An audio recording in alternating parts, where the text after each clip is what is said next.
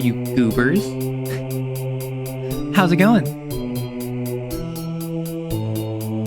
Well, welcome on in, Coyd and Celador and Frog. Hey, Frog. Maddie, Ori, everyone who's swinging on by. And Wolf, can't forget you. Hello, hello. Chat. I currently... I went to bed late. I should have waited to... I should not have stayed up this late. But in my defense, I did not realize how late it was. This was not me purposely staying up until 4 a.m. This was me accidentally staying up until 4 a.m. Oh, you got startled, so you accidentally shot someone? I did it, don't worry. Hey! Yeah, so the music you're currently hearing right now, I'm going to turn it down a little bit. I feel like it's a little bit loud in comparison to my vocals. So what are your thoughts on this? Hey, and Echo. Yeah, so all of my... Hey, Drake. My music production is almost entirely video game. Because I'm not someone who makes music. Like, music is not a passion of mine. Is it still loud? Me... Okay. This should be better. If it needs to go down even further, let me know. Because most of my other music I have at a reduction... I have a reduced gain on most of my music. This one, because I just added it, it doesn't really have it. Really, it doesn't need to be super loud. It just needs to be background noise. All is well.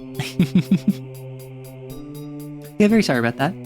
But, so I don't really make music. You made me have an existential crisis without even trying. What did I do? What did I do? Also, Coyd, thank you for swinging by, like, my entire past catalog of content. Oh my god, did my headphones just die instantly? Give me a moment.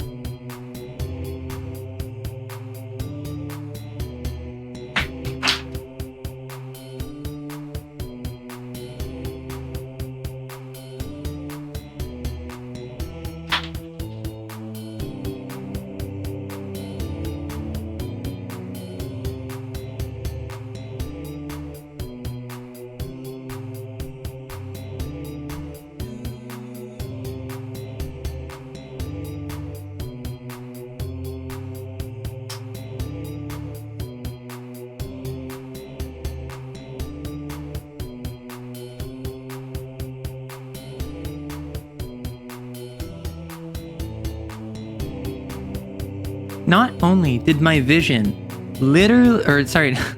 not only did my headphones literally instantly die because for whatever reason, I guess my AirPods charger wasn't charging. So,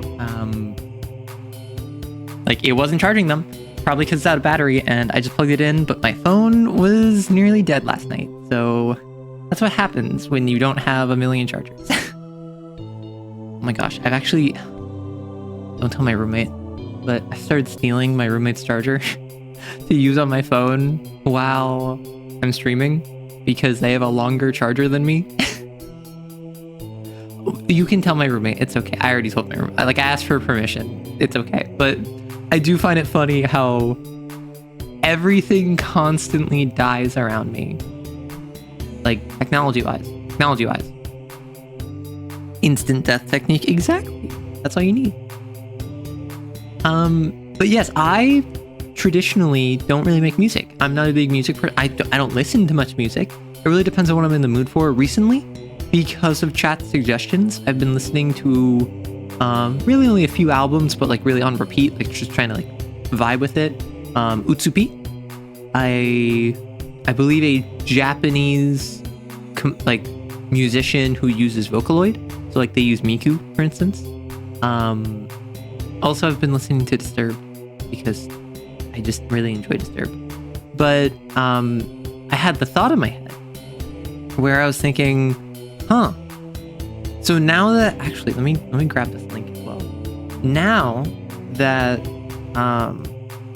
the Tom Bloom catalog is on 100% off for a couple days, which if you don't know, pick up Kane and some other cool TTRPGs for free on it.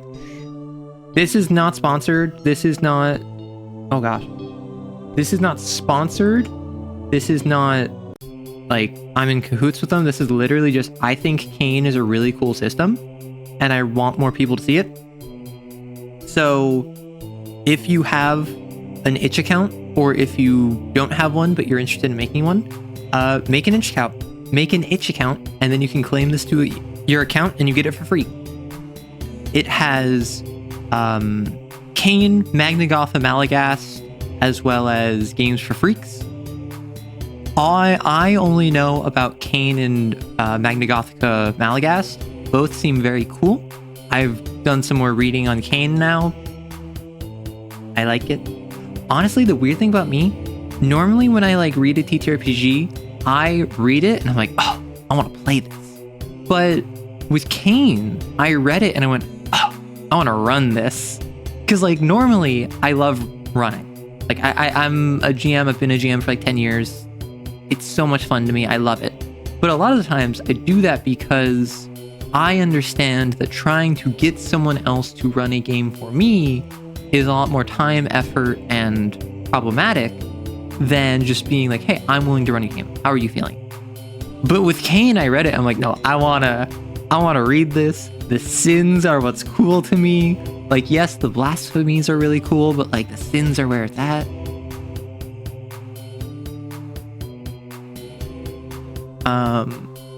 Wait, so real quick. You thought your vision was going, you just discovered you were colorblind or something because the emblem on my old tie, I'd swear it was magenta, teal, and white, to the point where I forgot what I was actually looking at in your backlog in the first place. And then on Twitch clip, it was white, pink, and blue. Well, have you considered that magenta is basically pink and teal is basically blue? I think you're fine. Also that, I can't believe what you said. For anyone who doesn't know, before I had this representation, like this, like I consider this like 1.5 model. A lot of VTubers will go like, oh, here's my 1.0, here's my 2.0. I consider this to be my 1.5 because this is fundamentally like the same outfit. This is the same model. It's just my hair is different and the neck piece I have is different. Also, my jacket is slightly different colored. But my old neck piece was like this weird like tie belt buckle, or this weird tie like backpack strap combo that had a little trans flag on it. Which I'm not gonna lie, I put the trans flag there not because I'm like, oh, let me show how trans I am, blah, blah, blah. I put it there literally to be like, people are gonna have questions about my voice, and I figured I would just be very upfront about that. I figured I would just kind of like stop any questions before they came, and it kind of worked. Like, not gonna lie. But like, so many people made so many out of pocket comments about that tie, because I thought it was a tie. I thought it was a tie. So then people are calling it like a harness. People are calling it a collar. People are calling it like a buckle, a leash. And I'm like, what is wrong with all of you? If trans flag was an ice cream flavor, I'd bet it would be baller. See, that's the thing. Like trans flag as an ice cream flavor would be like a Napoleon, because the Napoleon is strawberry, chocolate, and vanilla, like that combo. Or Neapolitan. I'm sorry. I thought it was the Napoleon for a second. But the trans flag, I imagine would be, the pink would be strawberry. The blue would probably be like a blue raspberry, like blue flavor, you know? And then the white would be chocolate, or the white would be vanilla. So I don't see myself actually liking that. I'm not gonna lie, because I'm a chocolate. I'm a chocolate enjoyer. I really like my chocolate ice cream, my chocolate, my candy, whatever. I'm not a huge fan of like fruity ice cream flavors, or like even candies. I'm more sour than a sweet kind of person. Blue equals birthday cake or cotton candy. There are also bubblegum. See, that's the thing, old man. I've had like bubblegum flavored ice cream and it's never good. It's like those popsicles that you pick up from the ice cream cart, which Question. I hear the ice cream cart, or the ice cream van, the ice cream truck, outside my house in the summer. Like, it drives around. I live in a neighborhood that has enough kids that it makes sense for the ice cream truck to come by. Who else had the experience of you would hear it every summer and your parents wouldn't let you get any ice cream because they're like, oh no, it's too expensive. Oh no, it's not worth it. We have ice cream at home. And I'm like, no, that's not the point. The point is that you run out, you chase after the ice cream truck, you stop them, then you pay like $3 for a popsicle, and then it's wonderful. So like the only time I ever really had a ice cream truck style popsicle is at like events where they had a ice cream truck that was like sat there for the entire event. And that was fun, but it's just not the same. Meet me at the ice cream truck, I'll buy you an ice cream. Oh no. I'm not too fond of bubblegum or cotton candy ice cream. Okay, you're not allowed to hate me.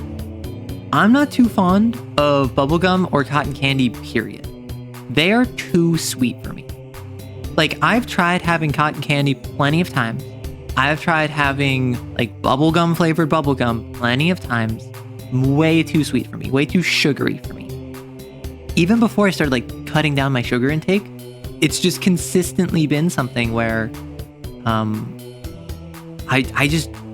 I have a sour tooth in the same way some people have a sweet tooth. Like, I love chocolate, but I love dark chocolate specifically, where it has that bitterness, that like bitter undertone.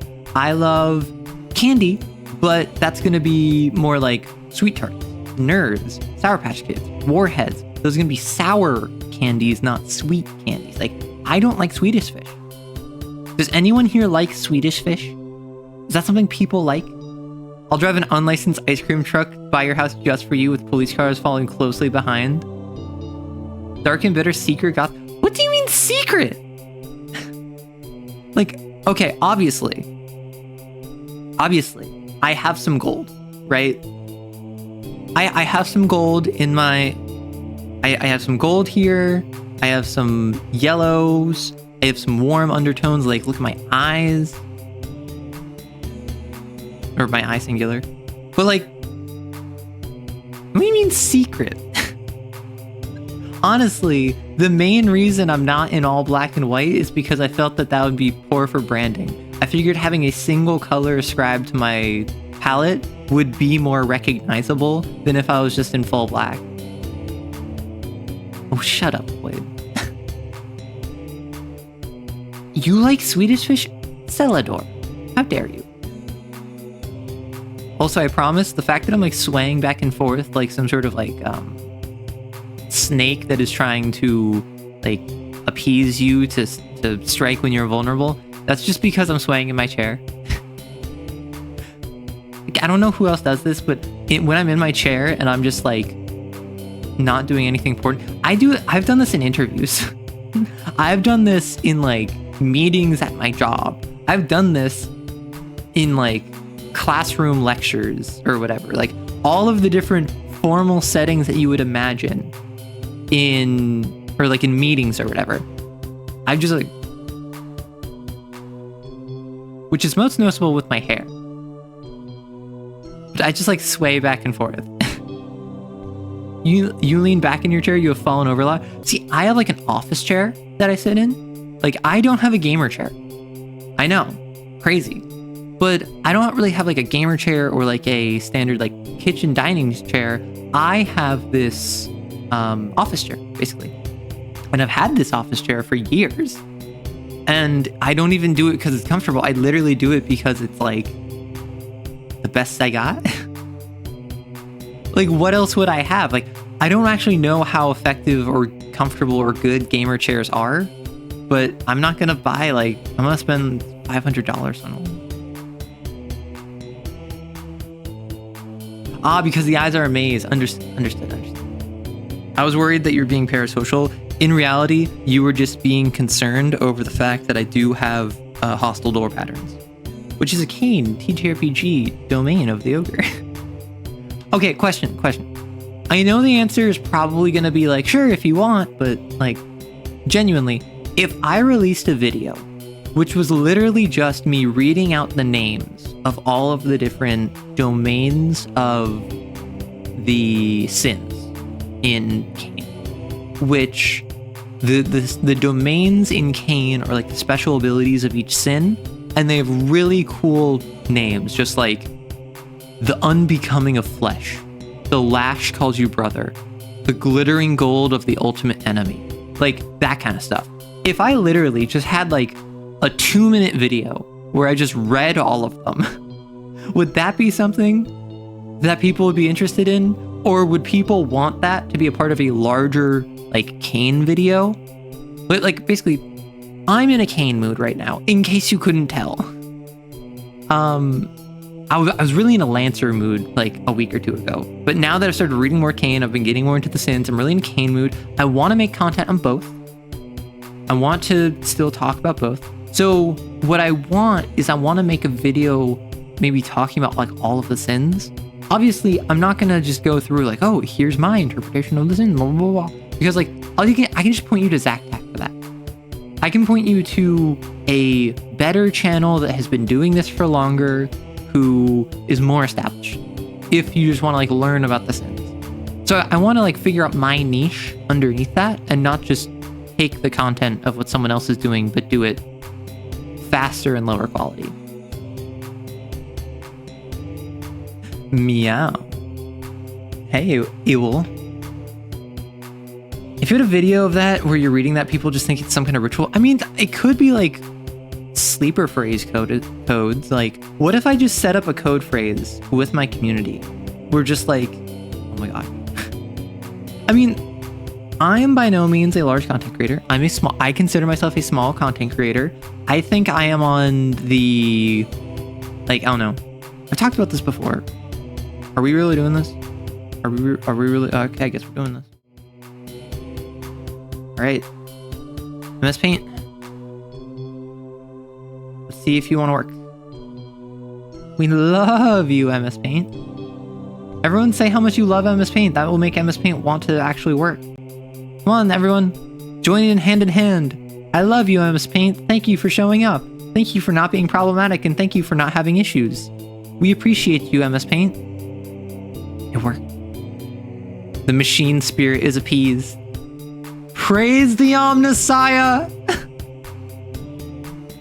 Okay, what was I saying? That's the issue. Once I start chanting, I get lost. Yeah, MS Paint and Jingle Keys. Oh, woke! Woke, why would you do that? I do believe in MS Paint. What was I gonna talk about? Oh, right. So I am of the opinion that I think that there's like, I mean, this is mostly for streamers, but I am of the opinion that I think that there's like tier 0. Oh gosh. I think they're like tier 0 streamers. I think there's tier 1 streamers. I think there's tier 2 streamers, 3 streamers, and then 4+ kind of stops mattering. I mean, there are more specific delineations, but like that doesn't really matter to me. Tier 0. This is your people who have like, let me widen this up a bit. These are your people who have like 1 CCV, or who like are struggling to hit affiliate, or who have just started and they don't have like more than 50 followers. Like, this is your realm of people who I think a lot of people think of when you say small content creator. This is the sort of person who they have effectively no audience, whether that is because they just haven't been doing it for a while, or because they're not very good at it, or their heart isn't in, or they're phoning it in, or whatever. Like, whatever the reason, this is what I consider a tier 0. And this is oftentimes one of the hardest steps to get to a tier 1. Like, this jump is one of the biggest jumps in content creation, I feel.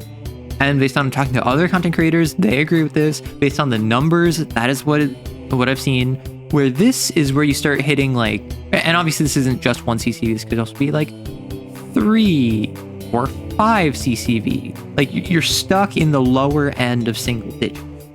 And like, you feel as though no one is watching. Then in tier 1, that's when you start to get to like double digit CCV. That's where you start to get to like, maybe you're breaching like 20.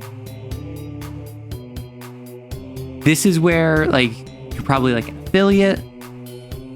This is where you probably have a small community. This is where I would consider myself. Hey, a feral. Ahoy. Rituals, niches, and activation kill phrases for arrow kissers. Exactly. That should be the name of, gosh. Who wrote it? Who was the one that was writing the annals of arrow kissing? Because remember, it was one of you sillies. It was one of your goobers. I just can't remember who it was. Okay, Feral, remember what I said. Because at this point, if you end up like purging the week too many times, I'm going to time you out. Just straight up, full warning, watch out. Because even after I've said pull back on the purging the week, you have done it enough times with enough consistently in enough different times where it was not appropriate that I'm going to start timing you out if you start spamming. Heads up. No, see, Koi, that's the thing. Someone was just like, like 2 weeks ago, they're like, I'm going to record the annals of like arrow kissing. And they were just like, they wrote it down and put it on the server. And I can't remember who it was. It was someone who's a regular. And I can't remember which person it was, which is why I feel very bad. But this I would consider to be a, like, this is what people say small content creator. I would consider this to be a small content creator. Right? Like, I think this is someone who is either just starting out or who is actively struggling to get a foothold. And this is someone who is either just starting out or they're struggling to get a foothold. And that is a different flavor of quote unquote like small content creator than someone who has a small established base. And like, this is where I think I am. Like, arrow. And then at like tier 2, this is where you start to get into like minimum 20 to like 50 CCV. This is where a lot of the folks I am, like I know, are at, where they have established audiences, they're affiliates, they have a crowd of people who regularly show up, they have a group of people who are loyal to them, probably they have like some degree of fan art or fan fiction or fan community independent of their direct input. And then this, I would say, is a upper, or I don't know, I think a lot of people would say this is a small content creator in comparison to me, in comparison to the vast majority of content creators. I would say this is more of like a small, medium content creator. And this is like is a great example, Archivist, another streamer I know. This is someone who generally in like the 40 to 50 range of content creation, various members of VHive, which is the stream team that I recently joined, also fit in here. This is like when you start hitting, okay, this is, I'm getting reasonable, consistent donations. I'm getting multiple follows per stream consistently. My low viewership never really dips beneath 20. That's where you start having like an established base. And then 3 is where this is like your near partners. This is like under 100, but over like 50. So this is when you're someone who is like, oh, it's Stunov. Yes, it was Stunov. Thank you. This is someone who, again, all of these are considered like small content creators. But there's different levels to it. There's a very big difference if you have like 1 CCV versus 10 CCV versus like 90 CCV, right? And then at 4+, this is where you start getting into like the 1 to like 500. This, I think, is still considered a small content creator. You can't really have a comfortable living off of 250 chatters. However, what you can do is you can have a thriving community. You can have active engagement. You can have enough donations that it is considered a reasonable side hustle, and it is probably more money for less effort than if you were to work like a part-time job. So this is where you start getting into the, okay, I can monetize this even if I can't make it my career. Over here is where there's like that ambiguity. A lot of people try at this point to monetize and like shift more fully into streaming. And personally, I think that that is not a stable decision. And I don't think a lot of people assume that's a stable decision. A lot of people take that risk. But personally, I would wait until I'm more in this area, which is why I don't expect to get to that point ever, really. I'm not doing this to pilot, like shoot myself up to super amounts of money. I'm doing this because I love it. And similarly, I would say that if you take CCV and just replace those CCVs with like, I don't know, like instead of CCV equals like 100 views, maybe, suddenly that's where you go like, oh, now as a YouTube content creator, I'm only getting 100 views, 300 views. That's like, you're small, you're struggling, you're whatever. In that same token, I'm in this second area where I'm getting between like, actually, I'm more in like tier 2 for YouTube, where it's just like, I'm getting like 2,000 to 5,000 on my shorts consistently, because they changed how shorts measure their views. I have no idea how well I'm doing because YouTube is silly because it wants to be more like TikTok and Instagram. But like, this and this are very different aspects than this. That's really what I was getting at. All that being said, I came on to MS Paint just so I could talk about that. However, what I want to say is that the music that you're listening to right now was inspired by Kane's idol. Does anyone know what the idol is in Kane? And for actual like music, like what made me think of what the music should be, that is Risei's theme in Persona 4, where it's that little like jaunty like nightclub music to start off, before you actually enter her dungeon, before you actually have the dungeon music playing. There's the little like interlude theme that all of the different characters have when you're confronting them for the first time or their shadow. So that was what it was, like the inspiration. So it was like Kane's idol, Risei theme, and also I wanted this to be a breakbeat. I wanted this to be like a choral breakbeat, which is why there's so much chorus and there's so much synth, but there's also like sections where it's very repetitive percussion. It's a track you could theoretically dance to. I don't think I would consider it a dance track. I don't think that it is focused enough to be a track that like you'd put on the club and like people would dance to, but it's something where you can dance to it. Yeah, I saw your Hammered Dulcimer content. Isn't Kane like a fast food chicken place in the South? We don't have those in Jersey. Listen, I'm saying Kane is in Cain. I sent you my Hammered Dulcimer, please respond. Well, listen. No. I don't want your Dulcimer. But basically, all of this comes together where the idol in Kane is a being of desire. Now, there's the obvious of just like, hey, it's Slaanesh, right? It is wanting things, it is excess, it is NSFW, it is illegal, it is illicit, it's all of that stuff. But it's also simply like, if you're someone who was never cared for by your parents, you might form an idol.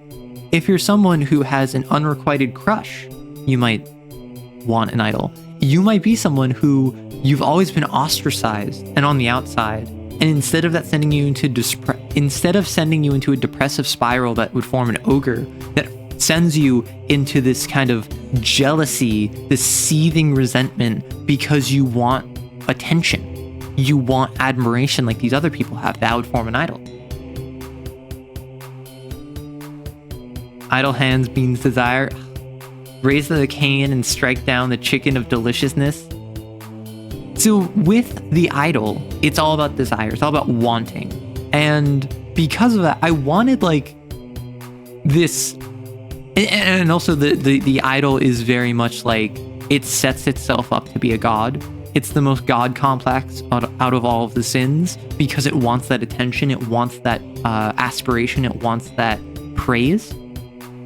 So I wanted to mix this weird like combination of what's music you could dance to and what's music that you could pray to. So then suddenly you have like choir, synths, but with a dark undertone. Most of the choir is distorted.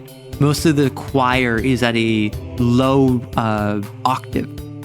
Whereas like the breakbeat's just normal because that's what they do to draw you in. They draw you in with the dancing, then they keep you there with the prayer. Sin of gluttony. So the sin of gluttony, I would say, is the toad. So basically, in Cain, there are 6 types of sins. I want y'all to guess. So you know the ogre, you know the idol, and I just mentioned the toad. Does anyone know the other sins? And I'm just curious if you have any guess. Like, what do they represent? So the ogre represents despair. The idol represents desire. The toad, you said gluttony. The book says indulgence. Personally, I would use avarice to describe it, like greed. Is goon one of them? No, goon is not one of them, unfortunately. You bet one of them is cheese? I mean, one of them could be Swiss cheese, depending on how the exorcists deal with it. Nah, toad represents Mario Party. Hello! Ah! Cow? No. So another one is the hound. And this represents rage. This represents vengeance. A hound, so basically an ogre forms when someone is beaten down by the world and they want the world to just go away. They want their problems to disappear. An ogre is a manifestation of depression. It is a manifestation of the pit that you have been pulled into and you are physically unable to escape from because you are holding yourself there. The idol is about the exact opposite. The idol is wanting the world. The idol is wanting everything. It is wanting people. It is wanting attention. It is wanting praise. It is wanting safe for work. It is wanting not safe for work. It is wanting the legal. It is wanting the illegal. It is wanting the excess of music, food, fabrics, even. Basically, think Slanesh 40K. The toad, meanwhile, and if you want a good comparison, like ogre kind of fits with Nurgle, if you want to stick with 40K theme. The toad represents indulgence. The toad is about material goods and wealth. If you have a toad, it is probably because you were struggling, you wanted, and now you are having. Maybe you constantly were food insecure. Maybe you were food insecure, so you form a toad, which will then grant you food. It will go out, steal food for you, and bring it back to you. If you had a need for drugs, for instance, it would go out, steal those drugs, bring it back to you. It could be you're obsessed with adrenaline and high-speed chases, and you're like a drag racer, and you always want the fastest car. It will go out and steal giant fast cars for you and bring them back to you. The hound, meanwhile, is unadulterated vengeance. It is, you wronged me, I am going to kill you because of that. It is not justice. It is not like bringing light to the dark. It is bringing the darkness to those that hide in it, right? It is bloody. It is unsubtle. And The Hound is actually the sin that is most likely to form. The Hound is the sin that is most likely to form post-mortem, because if you're a murder victim, you are most likely to be rageful and angry against whoever killed you more than anything else. Similarly, the Ogre is the least likely to form post-mortem, because if you're dead, you're not really depressed, but you could have like died from starvation and wanted indulgence. You could have died because no one cared about you, so you had this like lingering impact on the world, where you wanted attention, you wanted friends, and you wanted a community, or you wanted no one else to go through that. But with an Ogre, it's kind of, you need to sit in depression to allow it to stew. And even if you pass on for whatever reason, generally speaking, that malaise is less likely to stick around than the others. Cain, Wrath of Wraith the Oblivion crossover win. That would be an interesting crossover, I must say. Centipede is the one that makes me confused on what it means, since Hound is also Rage. So that's the thing. Batman is a Hound? Not quite. Is idol wanting to be needed? Like, if you want to be loved, would that be idol? Yes. An idol is, I want someone to love me. I want someone to care for me. I want attention. For instance, like most content creators, probably would form an idol. So the Centipede, and Thunder Dragon, that's a great point to bring up. The Centipede is hatred. Now you might think, what is the difference between rage and hatred? Rage is, I want to kill the people who wronged me. Mechanically, the Hound has a list. It is a list of people who wronged its host, and it will go down the list, kill them one by one, and then once its list is up, it will form a new list of people related to that first list. It will go down the list, kill everyone, form a new list. The Centipede is a hatred of all human life. The Centipede forms from... Question. Have any of you had a fantasy of what you would be like in a zombie apocalypse? Have any of you thought to yourself how convenient it would be if for instance, global pandemic came around and shut down your work so you didn't have to work anymore? Have you ever thought of, what if a meteor struck the world and like I didn't have to pay taxes anymore? That is what a centipede does.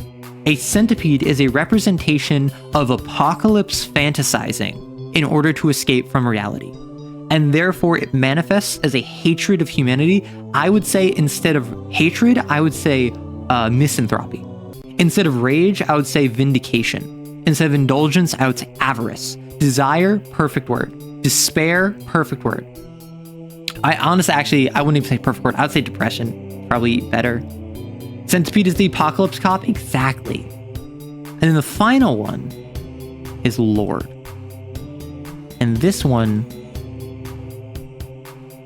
is formed out of loss. A Lord is what happens when you want to turn back the wheels of time. The Lord is the fascism route. The Lord is what happens when you have nostalgia, when you miss something or someone, and you want to just go back to how things were. You put on the rose-tinted glasses and everything is perfect. It doesn't matter what you did. It doesn't matter who you wronged. It doesn't matter who you've lost. You have a constructed pocket reality to perfectly mimic your fantasy of what the world was like before, regardless of how disconnected from reality that is or was. So the idea being is that if you are someone who, for instance, Mr. Dubois would probably have a Lord sin, because his whole deal is he wants to win her back. He wants to get back with her. And what the Lord would do is would construct a reality where, as Second Freighter Lieutenant Dubois is actively the preeminent member of the RCM. And also, he has this wife who loves him and would never leave him. And also, this guy named Kim randomly came to the 41st precinct and is now his best friend. And all of this stuff and all wonderful things, despite the fact that Dubois is an alcoholic, a drug abuser. Some would, based on certain dialogue, it is implied that he was also a physical abuser.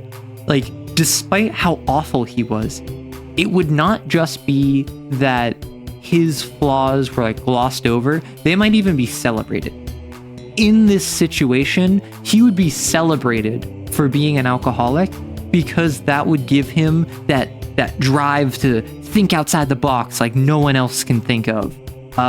His drug addiction would be celebrated because that gives him the energy to take on the bad guys. All of these negative aspects of him would be roped into this positive framing device purely as a coping mechanism. Is Lord Make America Great Again? No, so Make America Great Again is itself independent of the politics behind it, it is a very poor phrase. Well, so Make America Great Again itself is rhetoric meant to bring about nostalgia. But if you ask anyone who believes in like MAGA and like is a Republican or conservative or whoever wants to make America great again, you're going to find so many different answers of what that means. Because a lot of people don't have an idea of what a better America looks like. A lot of people just say, I don't like what things are happening right now. I don't like the trajectory things are going. I want to go back because obviously it used to be better than it is now. That's the core theming of this. So I would not say that MAGA would be a lord. I think if anything, it would be like an idol where the leader is the idol and has formed a following, because one of the core mechanics of the idol is it forms a cult. And physically, as the game progresses and the pressure increases, the tension grows, more and more NPCs join the cult. Like, they are magically or mundanely brought into the fold of the cult and loyal to the idol over the exorcists. It doesn't matter if this is someone you've known for 10 years. It doesn't matter if you just gave this person life-saving money to pay off their gambling debt. They will betray you before they even considered another option, because they have been consumed by the cult because you took too long. You took too long in taking out the idol. So its cult grew, which subsumed NPCs who could have helped you. And now the category of idol has increased. Its cult has become a mob. They are now forming a riot in the street that is overthrowing law enforcement. The local government officials were already indoctrinated months ago. It's out of hand. We need to do an orbital rail bombardment and send in the virtues. Great job making the answer as neutral as possible. I mean, that's what I try to do, right? Like, yeah, like, and thank you, Dipty. When it comes to politics, particularly American politics, I am of the belief, and this is just because I'm from the US, like, I believe that you should be able to hold your own beliefs so long as that does not infringe on the rights of others. And this is a very basic principle of American like legislative and political philosophy, because that's like the First Amendment, right? That is one of the core tenets of America. How well it's been upheld over the years? But this is what I believe. So that's why I'm of the opinion, like, I don't like Republican bashing. Despite the fact that I am queer, I think that it's not to anyone's benefit to just like rag on one political party or the other. Like, I think that both sides do a lot wrong, but I have my own political belief. I have my own personal beliefs based on what I have seen happening in the world. The only hard line I draw is that we are anti-fascist here. We do not support fascists. Like, that's just a no-go. And there are plenty of people who agree with that. And I think that's great. And if you don't agree with that, get out of my community, because we're at the point where, unless I make that very clear, people will think that I'm all right with that. I'm not. But outside of that, you do you. I don't care. Right? As long as you're not being a jerk, you do you and I'll do me. So, something else I want to talk about. I love this. Can I just talk about this real quick? Something in Kane. Oh my gosh. So I had the idea. Since I'm in a Kane mood, I kind of wanted like all of this week's videos to be about Kane because I'm dumb. But in Kane, one of the progression paths that you have access to is, I think it's lifestyle. Oh gosh. One of the upgrade paths that you can spend. So in Kane, when you level up, you get XP and you get script. Script is like money. And one of the upgrade paths that you can access in Kane by spending money that you get from missions, not experience, but money, is you can upgrade your lifestyle and career. And these choices, because in Kane, you are a weapon. You are legally not considered a human. You are legally not considered a human. You can do stuff like get a private room.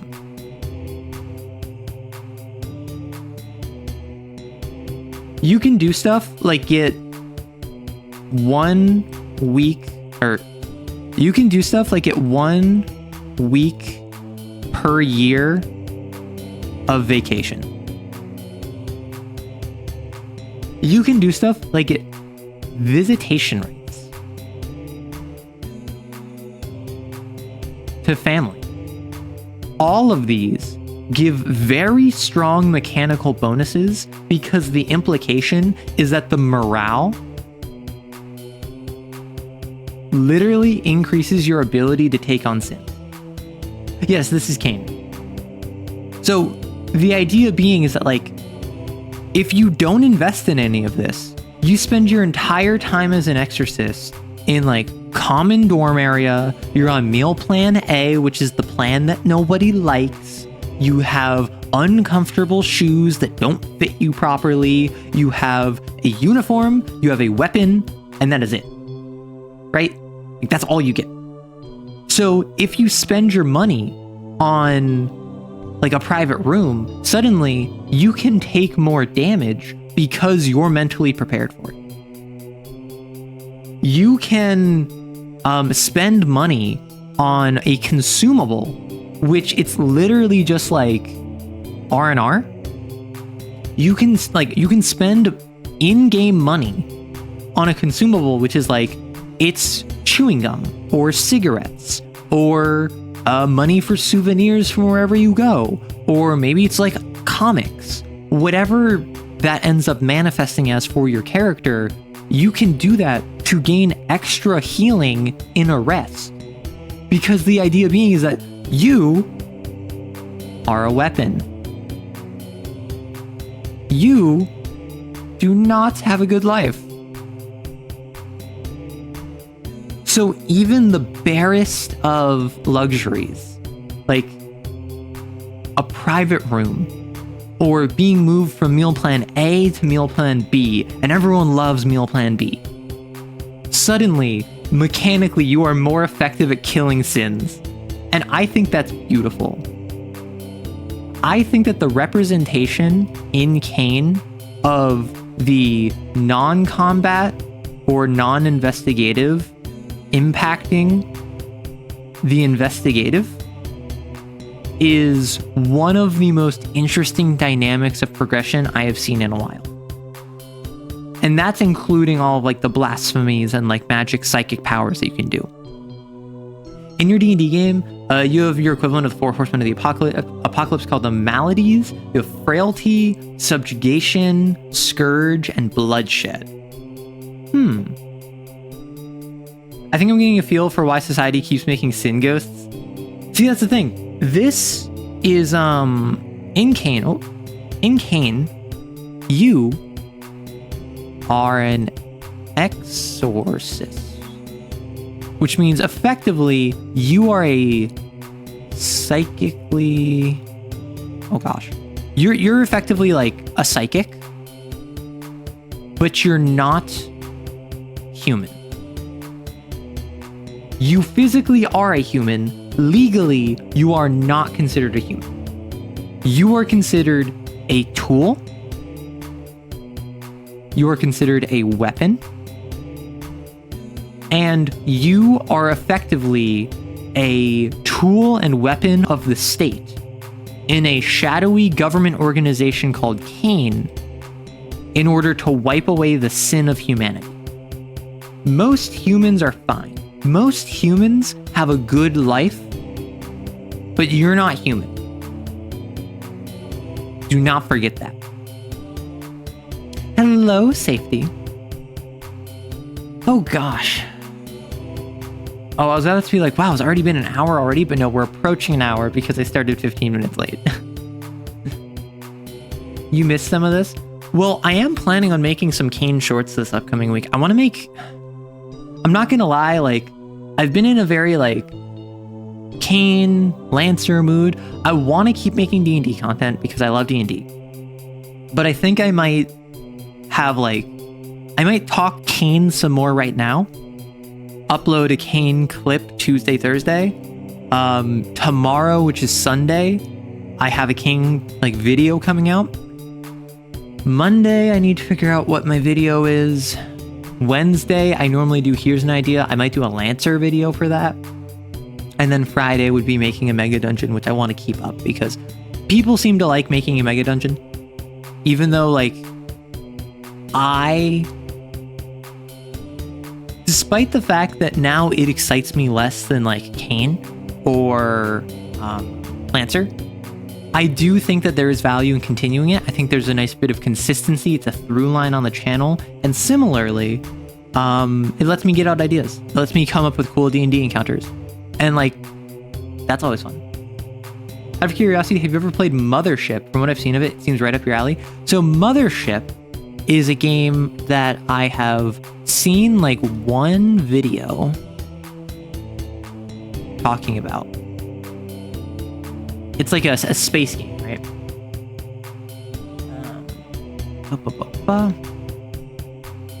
So I can destroy it and put it back together. You want to know about the setting? I could do a setting deep dive. I mean, I could do that on Monday if y'all really want. Like, if we really want, I could do a setting deep... I mean...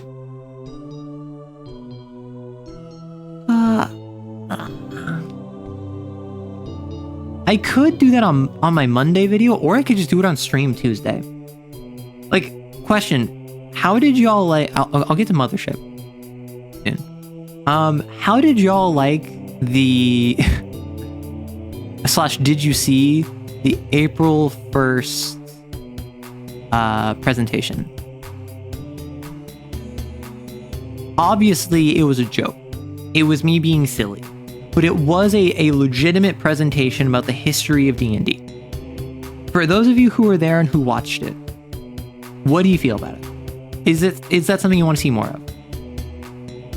Because I did this over on YouTube, and I just talked about the history of D&D from like 1974 up until the modern day, where my favorite edition of D&D, Pathfinder, got released, and then nothing important happened since then, so I just stopped there.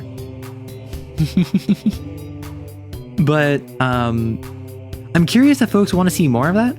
More like semi-structured content where it's half stream, half recorded video, because I just made that into a video pretty easily. Like, I made that a full length, like 12-minute video without much issue.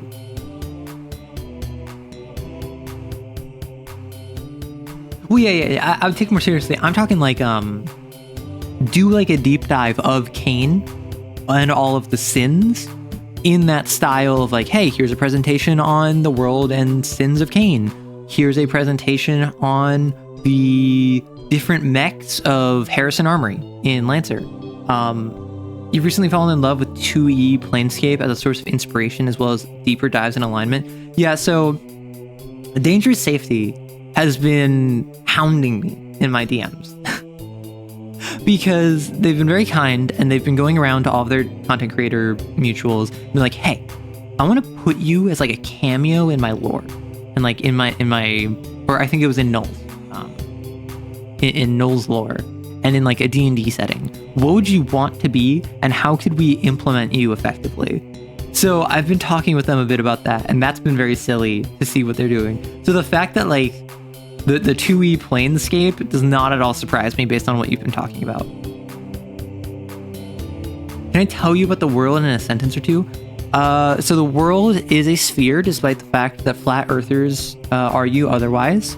And despite the fact that everything feels like it's going awful and like the stock market's crashing and we're on the verge of like World War III, things will get better.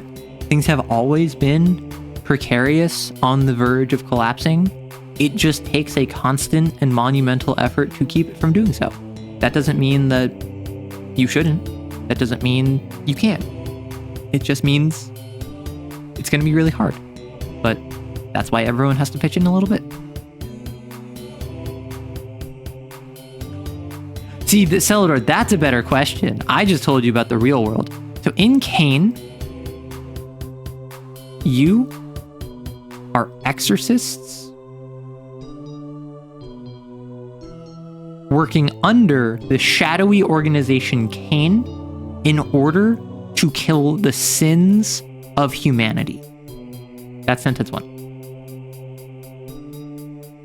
Existing in the world is a psychic sea, effectively a collective unconscious, where the minds, emotions, and feelings, potentially even souls of normal, everyday humans all go to. And from that psychic sea, the stain of humanity lingers. And via the trauma of psychically inclined humans who otherwise don't know anything about all of this, who can't see demons or sins or anything, may manifest as a sin, which is a failing of the organization Cain, because they were supposed to stop that from happening in the first place. That's sentence 2. So long and short, it's like exorcists under Cain to stop sins. Sins originate from the collective consciousness of all humanity via humanity's natural-born innate sin, and Cain is supposed to stop them from happening in the first place, but failing that sends in exorcists to kill them. That's the world of Cain, and I can even do you one better. Cain is SCP plus Chainsaw Man. This is the best descriptor for Cain, I would say, personally. Like, well, actually, Cain is SCP plus Chainsaw Man with a little bit of Persona. Yeah, so I was just describing the world of Cain for anyone who just came back from the ads. Cain is SCP plus Chainsaw Man with a little bit of Persona sprinkled in. And the reason I say that is not just because I was reading through Cain yesterday. Part of why I stayed up so late is because I spent a bunch of the day reading the Cain book. And one of the inspirations that Tom Bloom listed was Persona.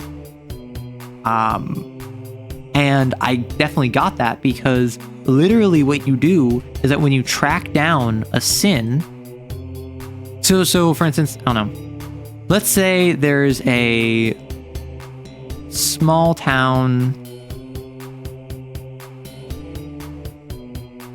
on a street, and like this is the investigation area, right?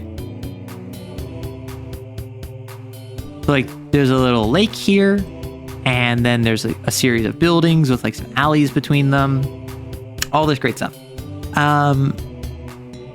This might be the investigation area, a single road that runs down it, and the sin would just kind of prowl around here. So maybe it's a toad, and one of the host of the sin is a drifter who is completely destitute, stuck in this small town, is homeless, has no job, has no prospects, so they manifest a toad because they want material wealth and comfort. So the toad will wander around, stealing as much valuables as possible before eventually returning to the palace. The palace, much like in Persona, is a place that is a physical manifestation of the frame of mind of the host.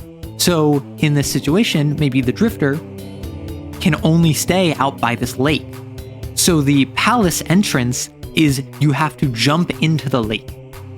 And then suddenly, like, jumping through a window, instead of hitting water, you break through glass, and then you find yourself standing in the foyer of a luxurious mansion where you just broke in the stained glass window of the front door, because that is the representation of this drifter who wants a home. Their main indulgence, their main desire, their main want and avarice and greed is for a home and for riches and for wealth. So then suddenly you have to find the sin, you have to find the palace, but also you have to figure out what its traumas are.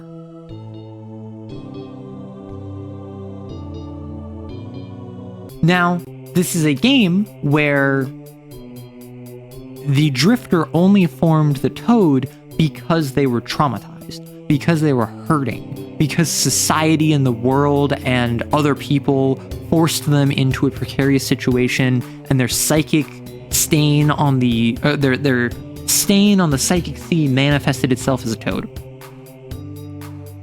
Every sin. Oh, I just realized that. Sorry, I just realized. Every sin has 3 trauma questions, which differs based off the sin. So an ogre's trauma questions will differ from an idol's, will differ from a hound's. The toad's trauma questions, I believe, is one is, I think it's, what do you want? What do you most desire? Like what is the indulgence that you're trying to indulge in? While you were starving, who was feasting? The idea of who has what you did. And 3 is what's a line you refuse to cross. Now, every single toad has an answer to these 3 questions. And it's expected that in the course of the investigation where you're hunting down, following the toad, you're finding the sin, you're finding the palace, you're also going to be getting hints or downright answers to these trauma questions.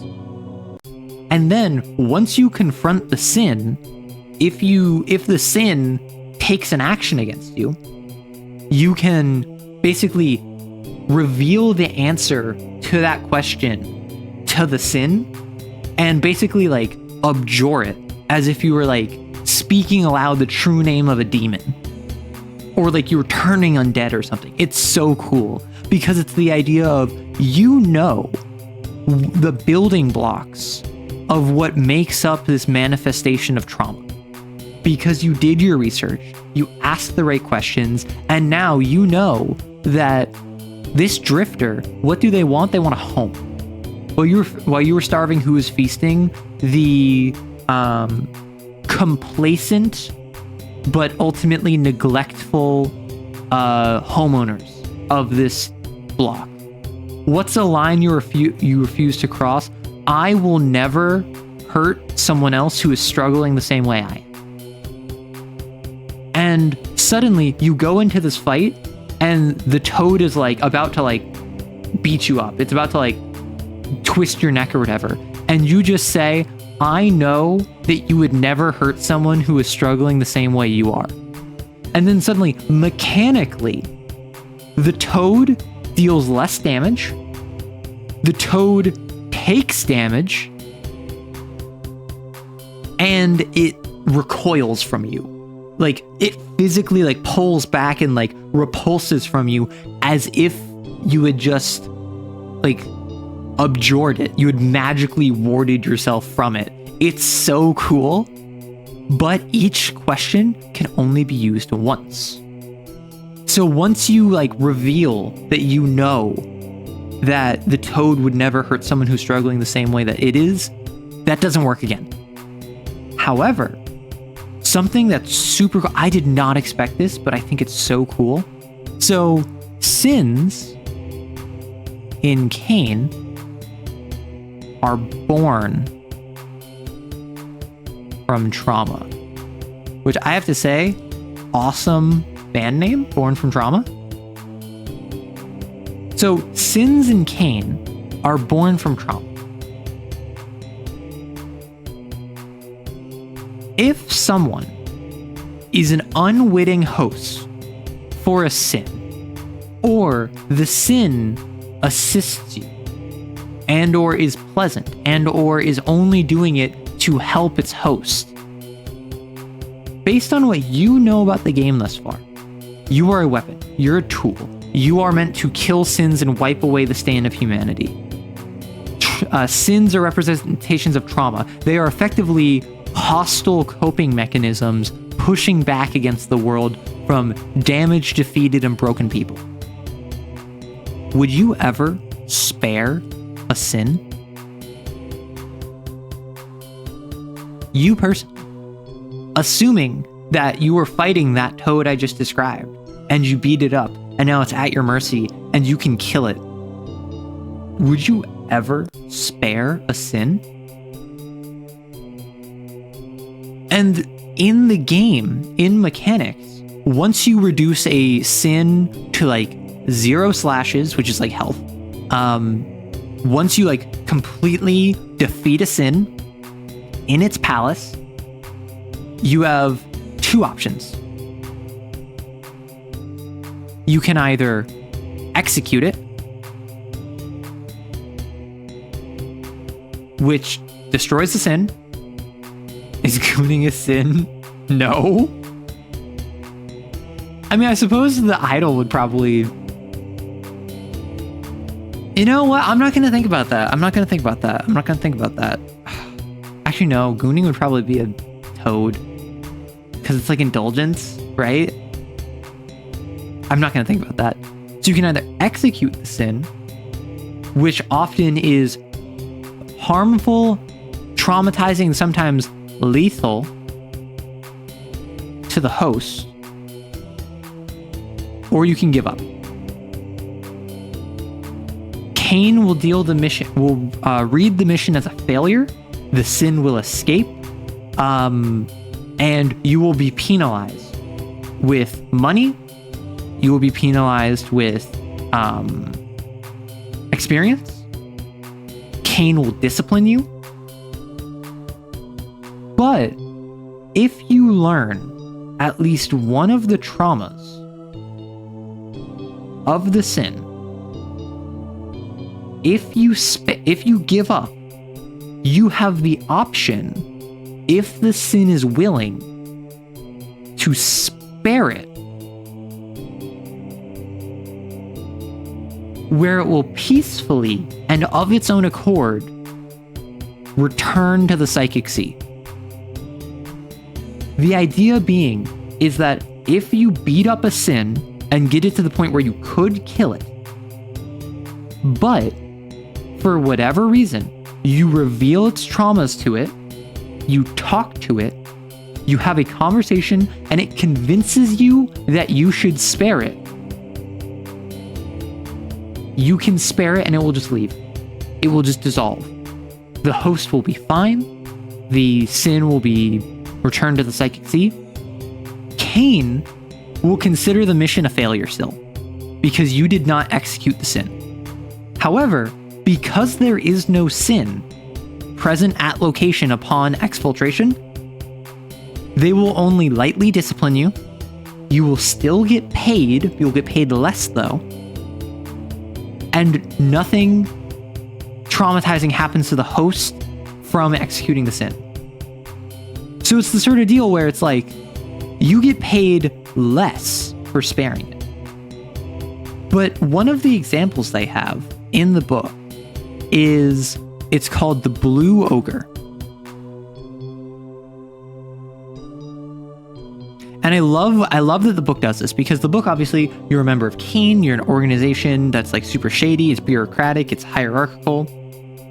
There are basically mission logs on other missions. How they know you didn't kill if it was gone? They have like sensors and detection. So basically, Cain has enough research and reconnaissance and information that they'll know if you killed it or not. And they will also know if it's there or not. Cain is the one sending you to locations because they have means of detecting sins. For instance, every mission is expected where like Cain will brief you and say like, hey, we're sending you to the heart of Seattle. We think in this apartment building, we see detections of miasma, which means that there's an ogre present. We don't know who the ogre is attached to, but we do know that recently there was a fire in the building that was localized to the lower floors, so it might have something to do with that. Also, we have reports of a witness who was out walking her dog who claims to have seen some kind of monster in the fog at night. Those are your leads. Don't die. As above, so below. So are you just a normal human with awareness of a secret world? Kind of. So first off, with the Blue Ogre, this is one of the example dossiers in the ogre section. Ogres, if you recall, are like despair. The Blue Ogre, which I actually have an image for this. Let me grab it. This is the Blue Ogre. Let me grab blue. It's the Blue Ogre. This was manifested after, and exorcists were sent to a high school after the death of 3 high school students. Upon discovery of the Blue Ogre as well as its host, they discovered that the host was a recent graduate of that high school who had failed to get into college, who had failed to get a job, who had no romantic and or platonic relationships in their life, and out of shame had hidden this from their family for multiple years. And this manifested a Blue Ogre.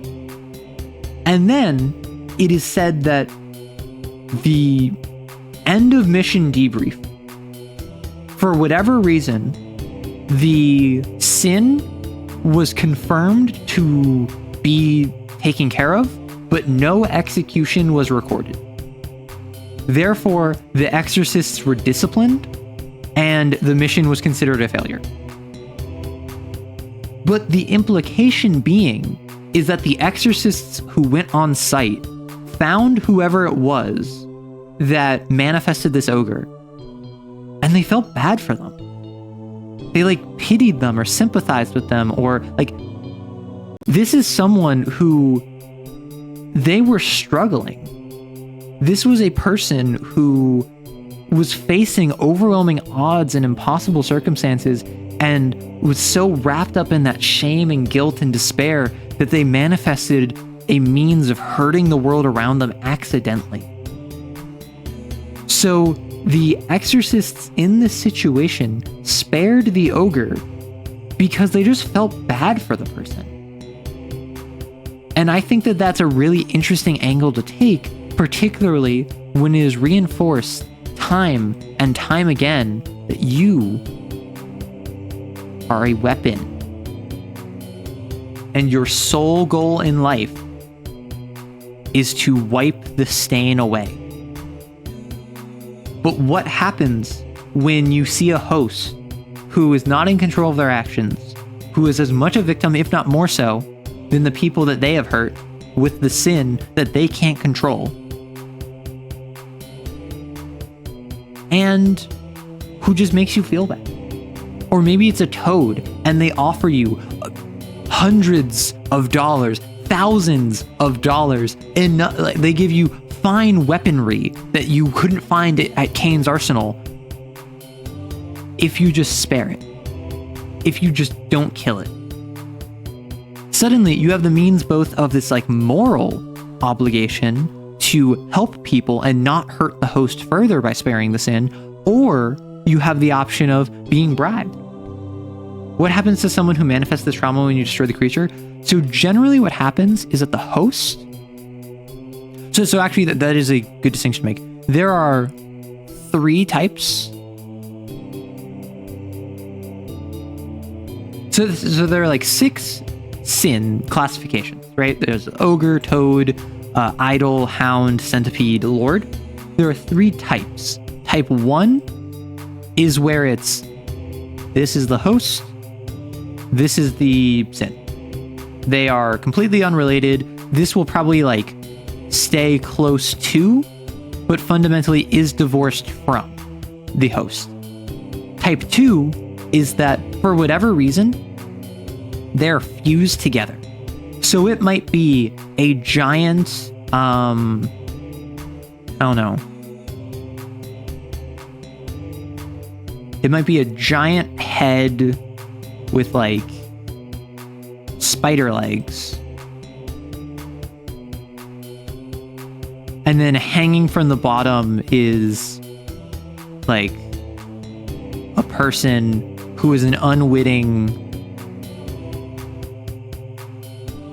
like trapped victim within this giant monster. That's a type 2. And then type 3 is where for whatever reason, either it's a subtype of either type 1 or type 2, where the host is physically in control of their sin. So what might happen is that if you're fighting a type 2, killing the sin might necessitate killing the host. Yeah, a fission monster, a fusion monster. Alternatively, if this is a situation where it's a type 3, where the host is controlling the sin, then it might be a situation where killing the sin basically renders a hostile actor without a means of causing harm. But if it's a type 1, it might just be like, oh, this person manifested an idol, you kill their idol, therefore their entire reality of like affirmations and appreciation crashes down around them. They go from being loved to being hated. They go from being adored to being ignored, independent of any psychic backlash from the manifestation of their trauma being slain. Literally just the whiplash of, I am the lord of my kingdom. I have a lord sin who is making me some kind of like ruler. Now my lord got destroyed. My kingdom immediately falls apart. I am pushed back into reality. That would mentally crack someone who is already not doing well because they manifested a sin in the first place. Can the sins look like whatever they want, like a sin and desire being extremely attractive succubus or an idealized version of stuff? Exactly. So what happens is that with these different types, each of them manifests in correlation with those 3 questions. So for instance, one of the ogre's questions is, what are you most ashamed of? And let's say this is a person who, they're very ashamed of their weight. They're very overweight. They struggle with weight loss. That is something that they get bullied for. That's something they get discriminated against for. That is a pain point for them that has caused them mental harm, right? So what would happen is that in a type 1, because the questions impact the form that the sin takes, in type 1, maybe it's a bloated, rotting whale to kind of represent the fact that this person gets like bullied and called a whale or whatever, like because of their weight. The sin that follows them around and crushes door frames that it walks through and can't even fit through hallways, and mirrors shatter when they reflect it, is a representation of that kind of insecurity that the host has. Similarly, in a type 2, where it's more of like a possession, the host will take on those worst aspects of themselves.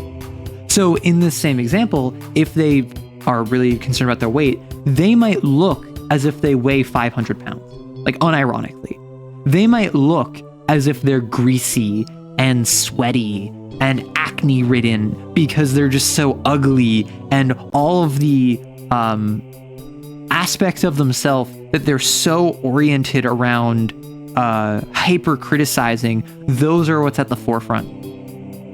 Similarly, for an idol who one of their questions is like, what do you want the most? It might be the exact opposite, where this might be the thing that they find most attractive, whether that is like aesthetically, or if it's they're like a punk and they really like alternative fashion and they really like the street scene, streetwear. Maybe it's just a really cool like motorcycle driving, leather coat wearing, bandana wearing, sunglass inside at 3 a.m. Aspiration that they have for themselves. Similarly, type 2, they just look hot. They just look cool.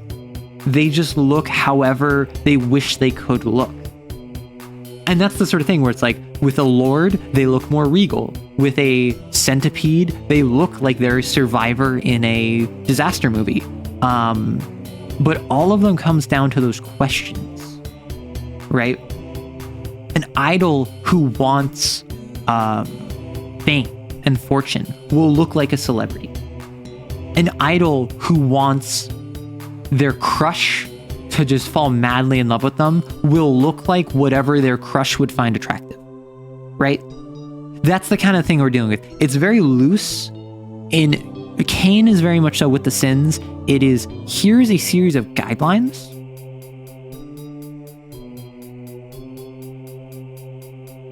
You can follow the guidelines if you want, or you can ignore them. But fundamentally, it's, here's a list of stuff underneath the guidelines that you can go with.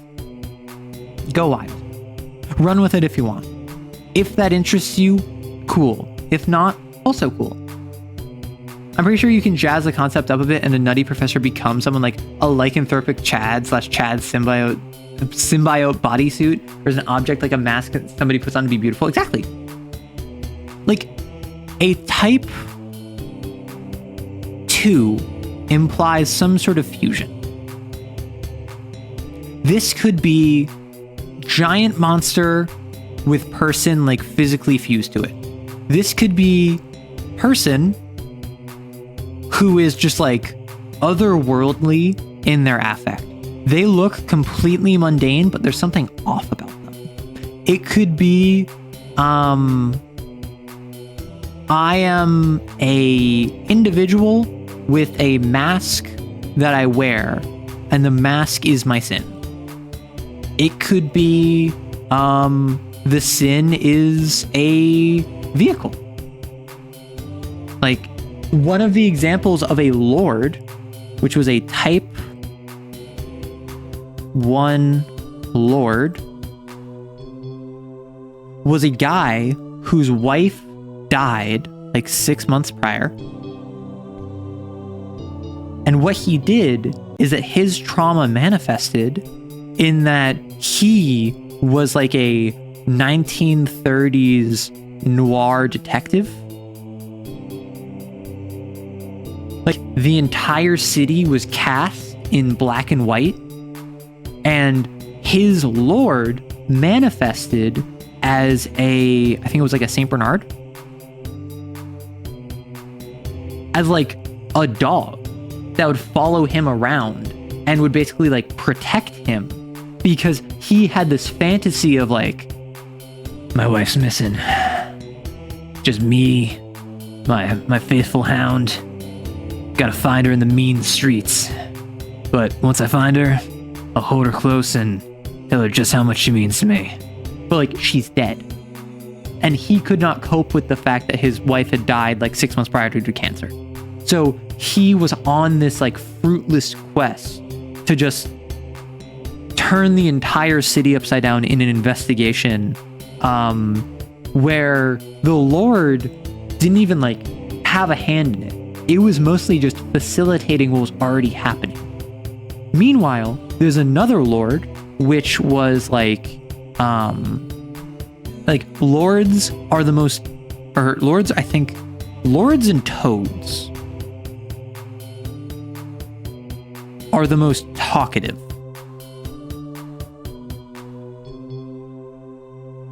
And this is like, lord is in like talking to like the king of a castle, and toad is in like talking to like a mob boss or a gangster. That's generally the different vibes you're going to go for. Because the lord is all about like, you're trying to assail the kingdom of my liege. Well, I shall die before I allow you to sully the hands of one so great as my host. On guard, bring your sword, and like strike you forward. And then the toad will be like, hey, what's good? I got a great business proposal for you. Hey, let's put that sword down. Like, no funny business. I could eat you, you could shoot me, we could do this the bad way, or we could do this the fun way. How about that? Like, that's the difference in what their style of talkative is. But like, for instance, a hound that talks is a very odd hound. A lord or a toad that attacks without first talking to you is a very odd lord or toad. Like, does that make sense? Like, it's not that they don't exist. It's not that they never do that.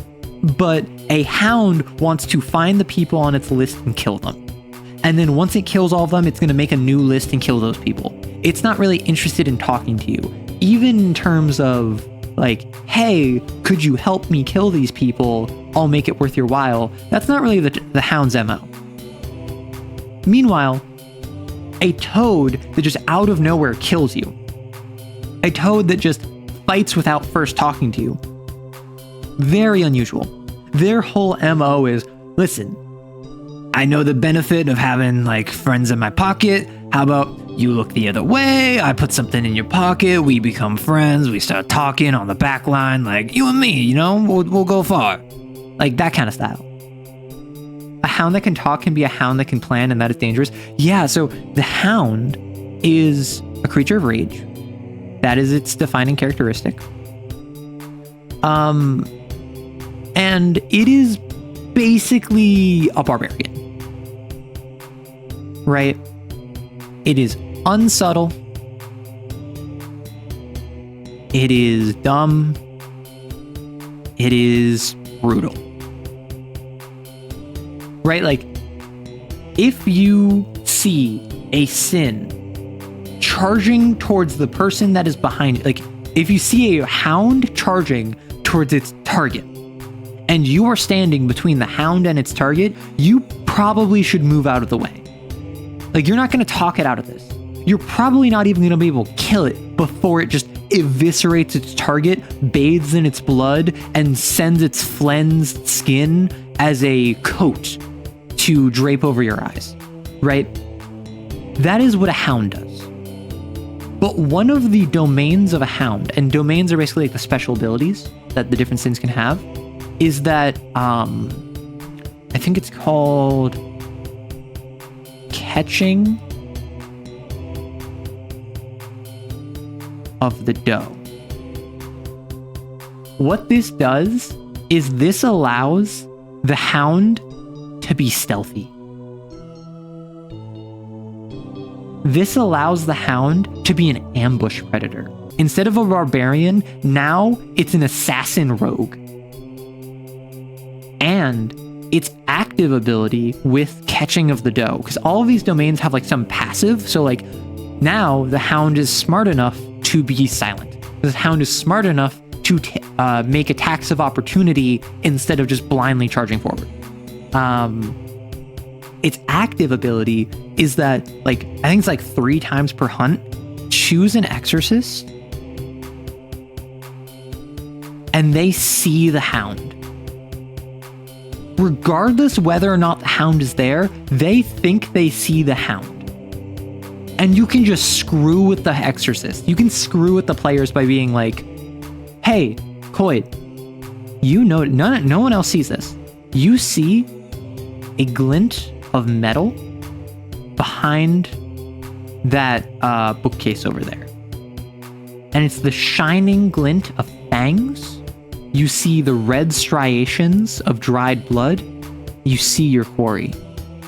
And then suddenly Coyd is like, everyone, we gotta fight. Let's go, blah, blah, blah, blah. And then you rush forward and there's nothing there. And then the actual hound, which was stalking you, jumps from the air vents and collapses upon you because you thought you saw it in a place where it wasn't. Yeah, my favorite hound ability is the one that makes you 1v1 it. Oh, yeah. Can these sins evolve? So, all sins, let me see if there's a chart for this. Kane, TTRPG, cat. Yes. So, there's a category system. And it is made clear that the parallel between a like natural disaster categorization and the sin categorization is intentional. But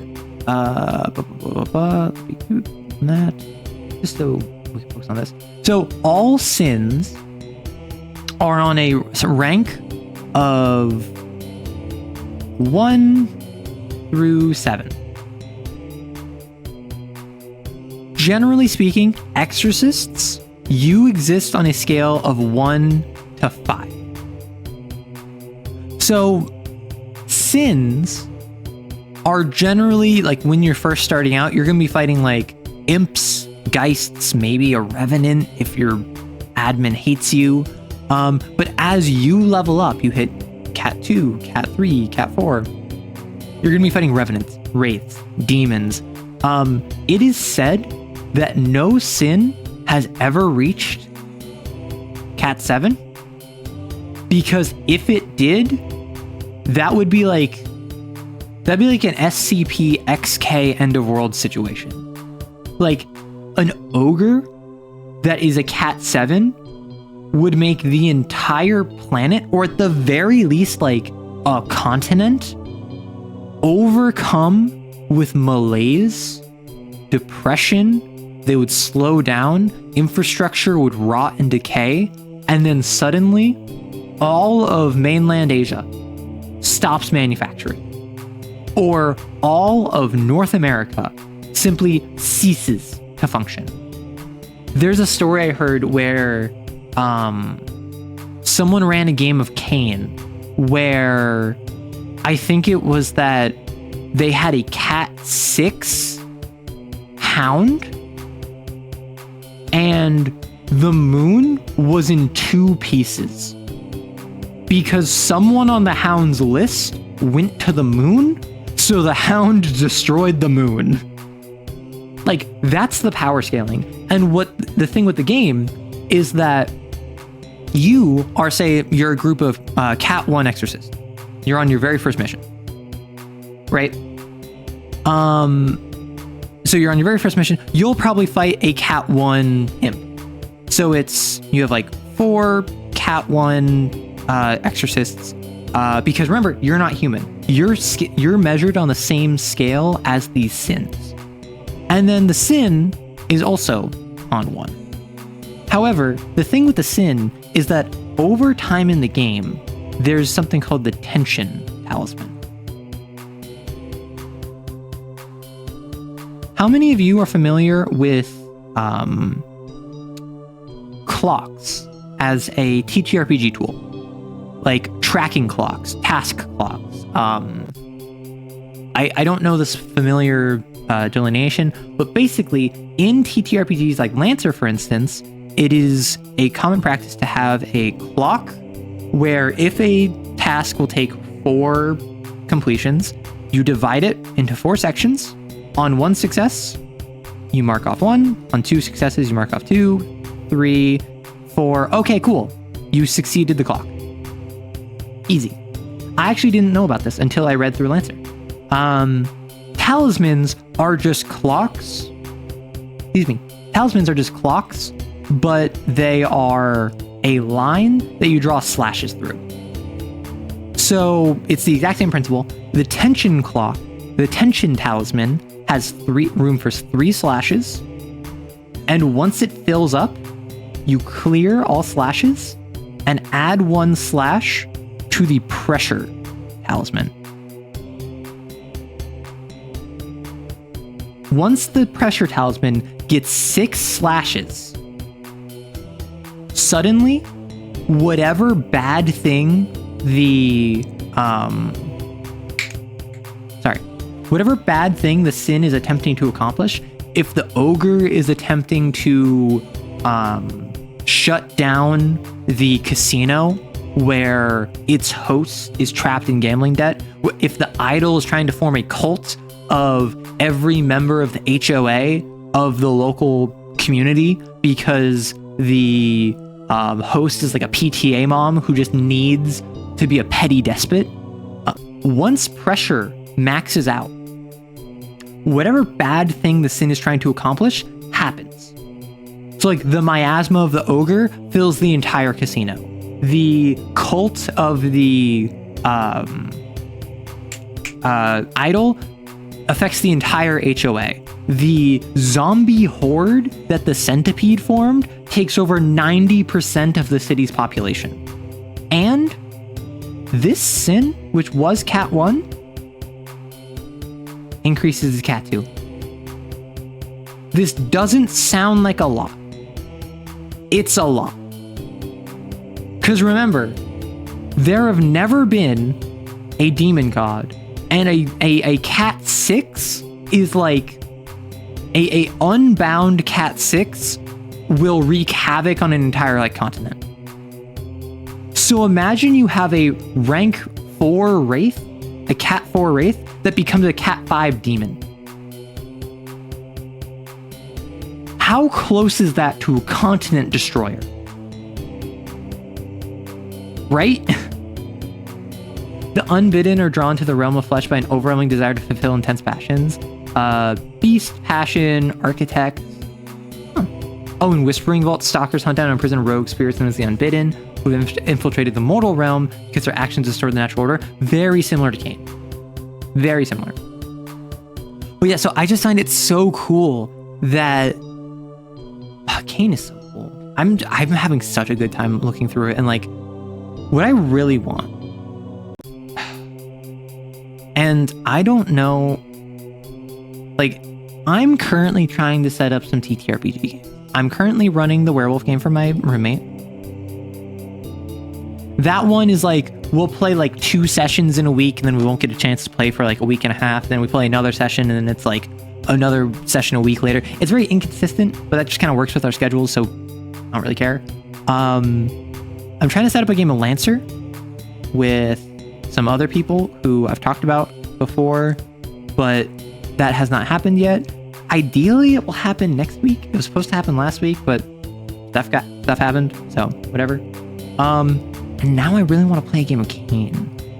And I brought it up to my buddy. Who's like my personal life friend, who he's like, Arrow, this is literally me. I will just play as myself. And I'm like, no, you'll die. And he's like, no, I'm built different.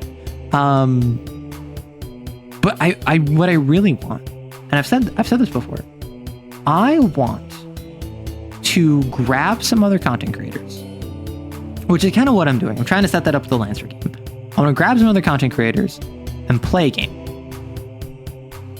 Not recorded, not actual play, just play a game. Play a TTRPG, play 4, 6, 8 sessions or whatever, and then see how we feel. And if it's a good group where we know each other and we get to like see how we play and all of that, I would probably want to play a second, also not streamed game to just kind of like further reinforce that, like, hey, here's what we do, here's how we're good at it, let's make sure we learn the system. And then after I have like a group of content creators who I've played a couple games with, could just be 4 sessions, could be 6 sessions, doesn't have to be a bunch. Then I would want to have an actual play series. I would want to stream a series with a group of other content creators who I have played with before. Because I feel as though the biggest weakness of actual plays is that they treat it like a game, not like a show. And I think, obviously, I love TTRPGs. I love TTRPGs as a game. I personally think if you're going to stream your game and you want any degree of success with it, you are going to need to have it be a show. It's going to need to have drama. It's going to need to have character interactions. It's going to need to have less combat than you might expect, less shopping episodes, less exploration, all of the things that are really fun for a player but really boring for a viewer. You need to, like, if not axe that, you need to cut it down substantially. That's why one of the best actual plays I have ever seen is LA by Night.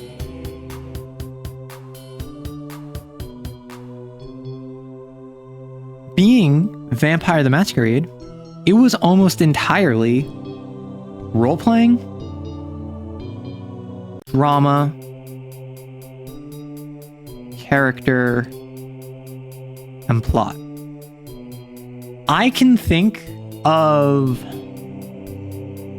probably across its, like, there's 5 seasons. Each season was like 8 to 10 episodes plus 4 epilogues.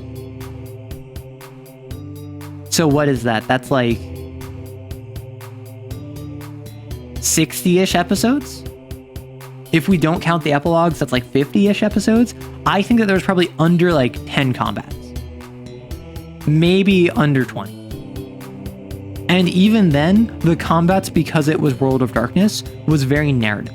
It was very story first. It was very, how are you avoiding this situation? Okay, you're doing this. They shoot at you. You take some damage. What are you doing in response to that? Okay, you're going to use potence to like break their arm. Got it? All right, combat's over. Boom. Like very like 15-minute combats. I told you that B-Dave Walters ran multiple sessions of Vampire the Masquerade for me. So you mentioned that he ran for you. You didn't say multiple sessions. That is cool though. Yeah, like LA by Night, I absolutely love this. I got my roommate into it, and then my roommate didn't watch it for like a year. Like watched a single session, watched a single season, and then didn't watch it for like a year. So I kept my mouth shut about all the spoilers just in case. And then they started watching it. And now they're like on season 4, like halfway through season 4. And I'm so happy because I love LA by Night. And NY by Night. I keep saying this. NY by Night. Season 3 is still in the works. Project Ghostlight confirmed that. And then also Project Ghostlight. I'm so happy. I haven't had a chance to watch it. I have way less time to watch actual play series now than I did before because most of my time, like most of my free time, I'm editing. Most of my free time, I'm recording, I'm editing, I'm writing. None of those which really conducive to listening to like an actual play series. That's why I've fallen behind on my podcast. I listen to a lot of Adeptus ridiculous. And I just have not been able to keep up with it recently. I've watched like one episode in the past month or two because I just don't have time. Like, it used to be that I would have things I was doing where I could listen to it in the background, but recently my schedule just has not really allowed that.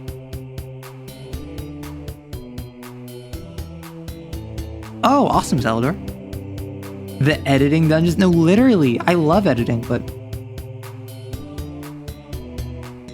it's just so much.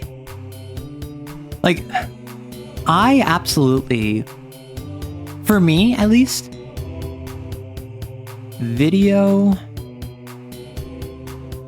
edit, I think, and it's kind of crazy, I think I prefer video editing to written editing. And I think the reason for that is because video editing is where I can express my creativity. Video editing is where I can be silly, I can be dumb, I can make jokes. Written editing is, let me clean up all of the creative content I already did. So video editing actually really works with my frame of mind because I like front loading the stuff I don't want to do. For instance, recording, slicing up the different takes that I'm using, captioning. Captioning takes so long. I hope you enjoy the captions I put on my shorts. The reason I don't put captions on my main videos is explicitly because it is so time consuming. Goodness gracious. We have an ad in like 5-ish minutes. So what I'm gonna do, I'm gonna start a poll right now. And what I'm gonna do, I'm going to see, do we want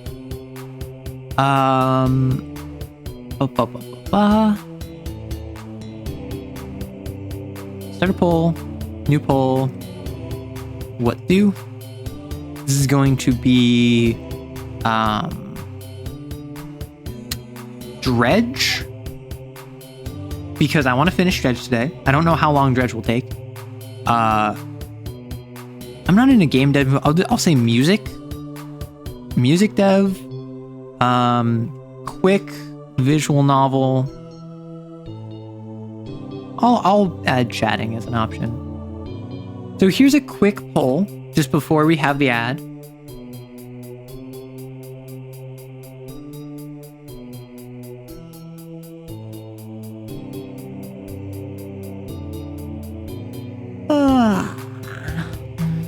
I'm sorry.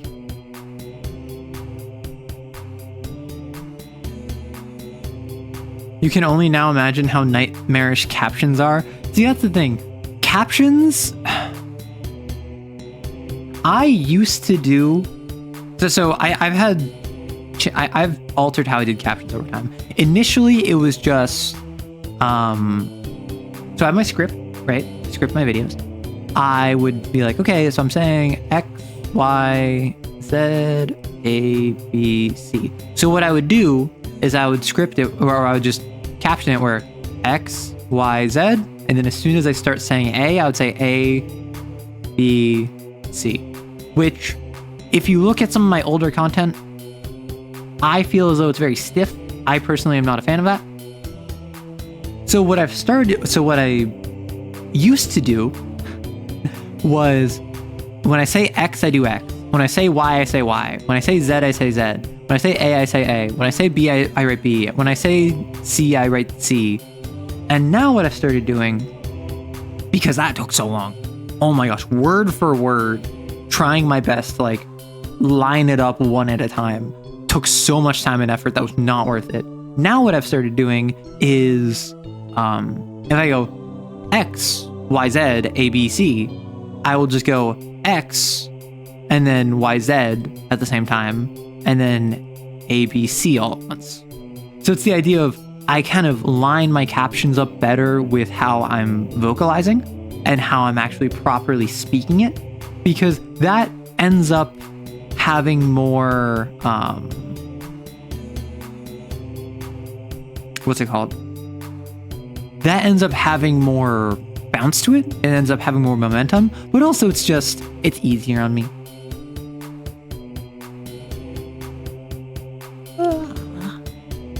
No, I am sorry for my yawns. I feel bad.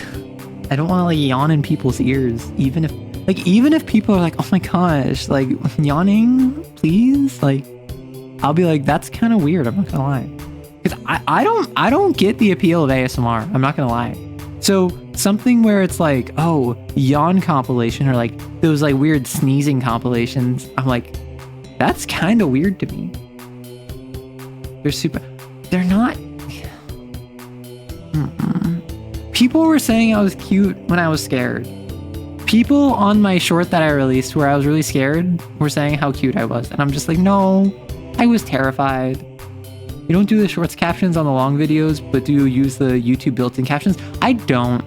I probably should, because I have a script that I can just upload, but I don't know how well it autofills. No, I was scared. Nope. No. Okay, so Dredge won the vote.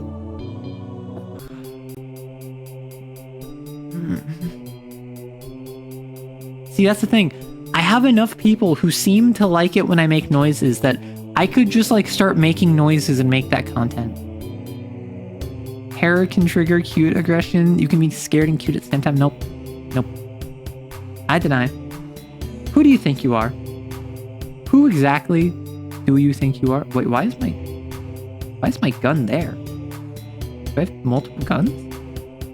What happened? Oh, my other gun is up here. Oh. Yeah, let's not go around saying such slander as like, oh, you're cute or whatever. Otherwise, I think you're gonna be meeting with my good friend, Mr. Gloctopus over here. There's good money to be made off those people. You just gotta stop yawning for free. See, that's the thing, like, unironically, I don't know, like yawning, for instance. If I had like a yawn compilation and people wanted that, I would not mind making that. Like, that doesn't make me uncomfortable, kind of deal. Something like sneezing or something, that's weirder. That's something I'm less cash money about. But like something like,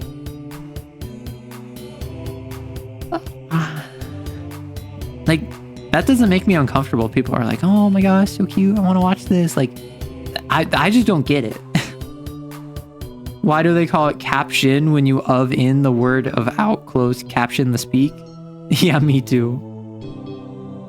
All right, I still need to workshop the gun of banishment, which is a woman holding a gun on the grip. That's so funny. Okay.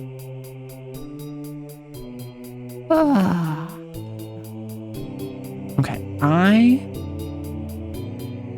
listen, I've gotten that a couple times. I disagree, but hey, that's just how it be, right? That's just how it is. Psychology is weird like that? What do you mean psychology is weird like that? Well, so we have an ad in 2 minutes, so I'm gonna let the ad run out and swap over to Dredge in the meantime. I don't actually know if... Do I need to go like take care of myself? I had some food before I started.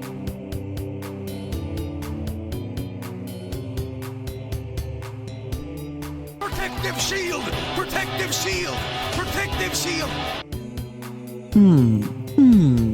So what sin would arrow denying my cuteness spawn? Well, so it depends on what you're talking about. Like, what sin would I form? Or what sin would be formed from my viewers when I deny them me being cute? Your gun doesn't scare me? Ah, yes, the protective shield shields you from my gun. Unfortunately, it does not protect you from much.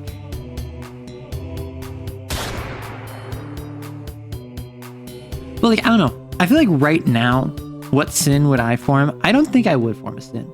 Like, I think I'm in a healthy enough place right now that I don't think...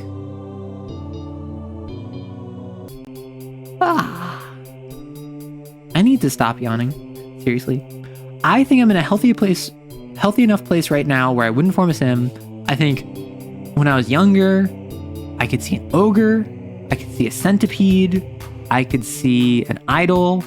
I could see a lord. I don't really see a hound or a toad. Like, I went through some dark periods of my life, definitely. I could see a hound, actually. I could see a hound. The only one I can't really see is a toad. Which, I suppose is because I'm fortunate enough to have never been, like, super food insecure or, like, without housing or whatever. I've been extremely fortunate for that. I'm definitely not liquid. I'm definitely not crazy rich or anything.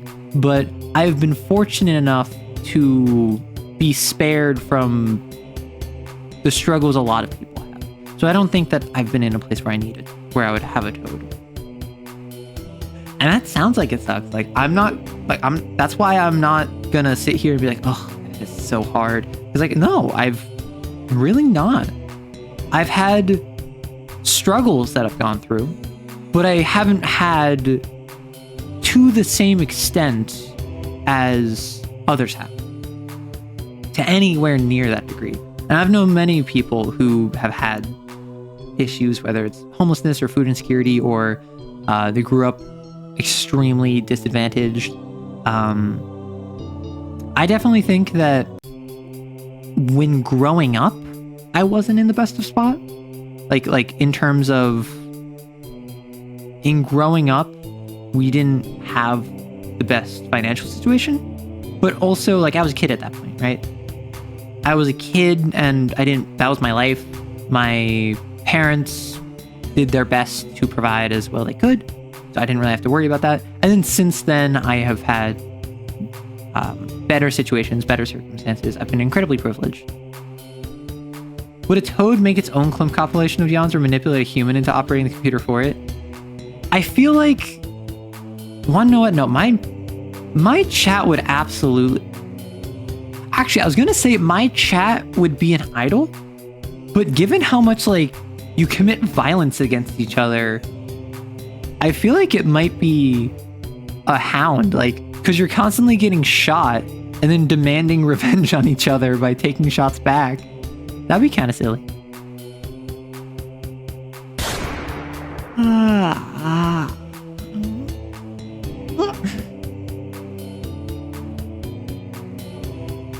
No, so a toad, I think...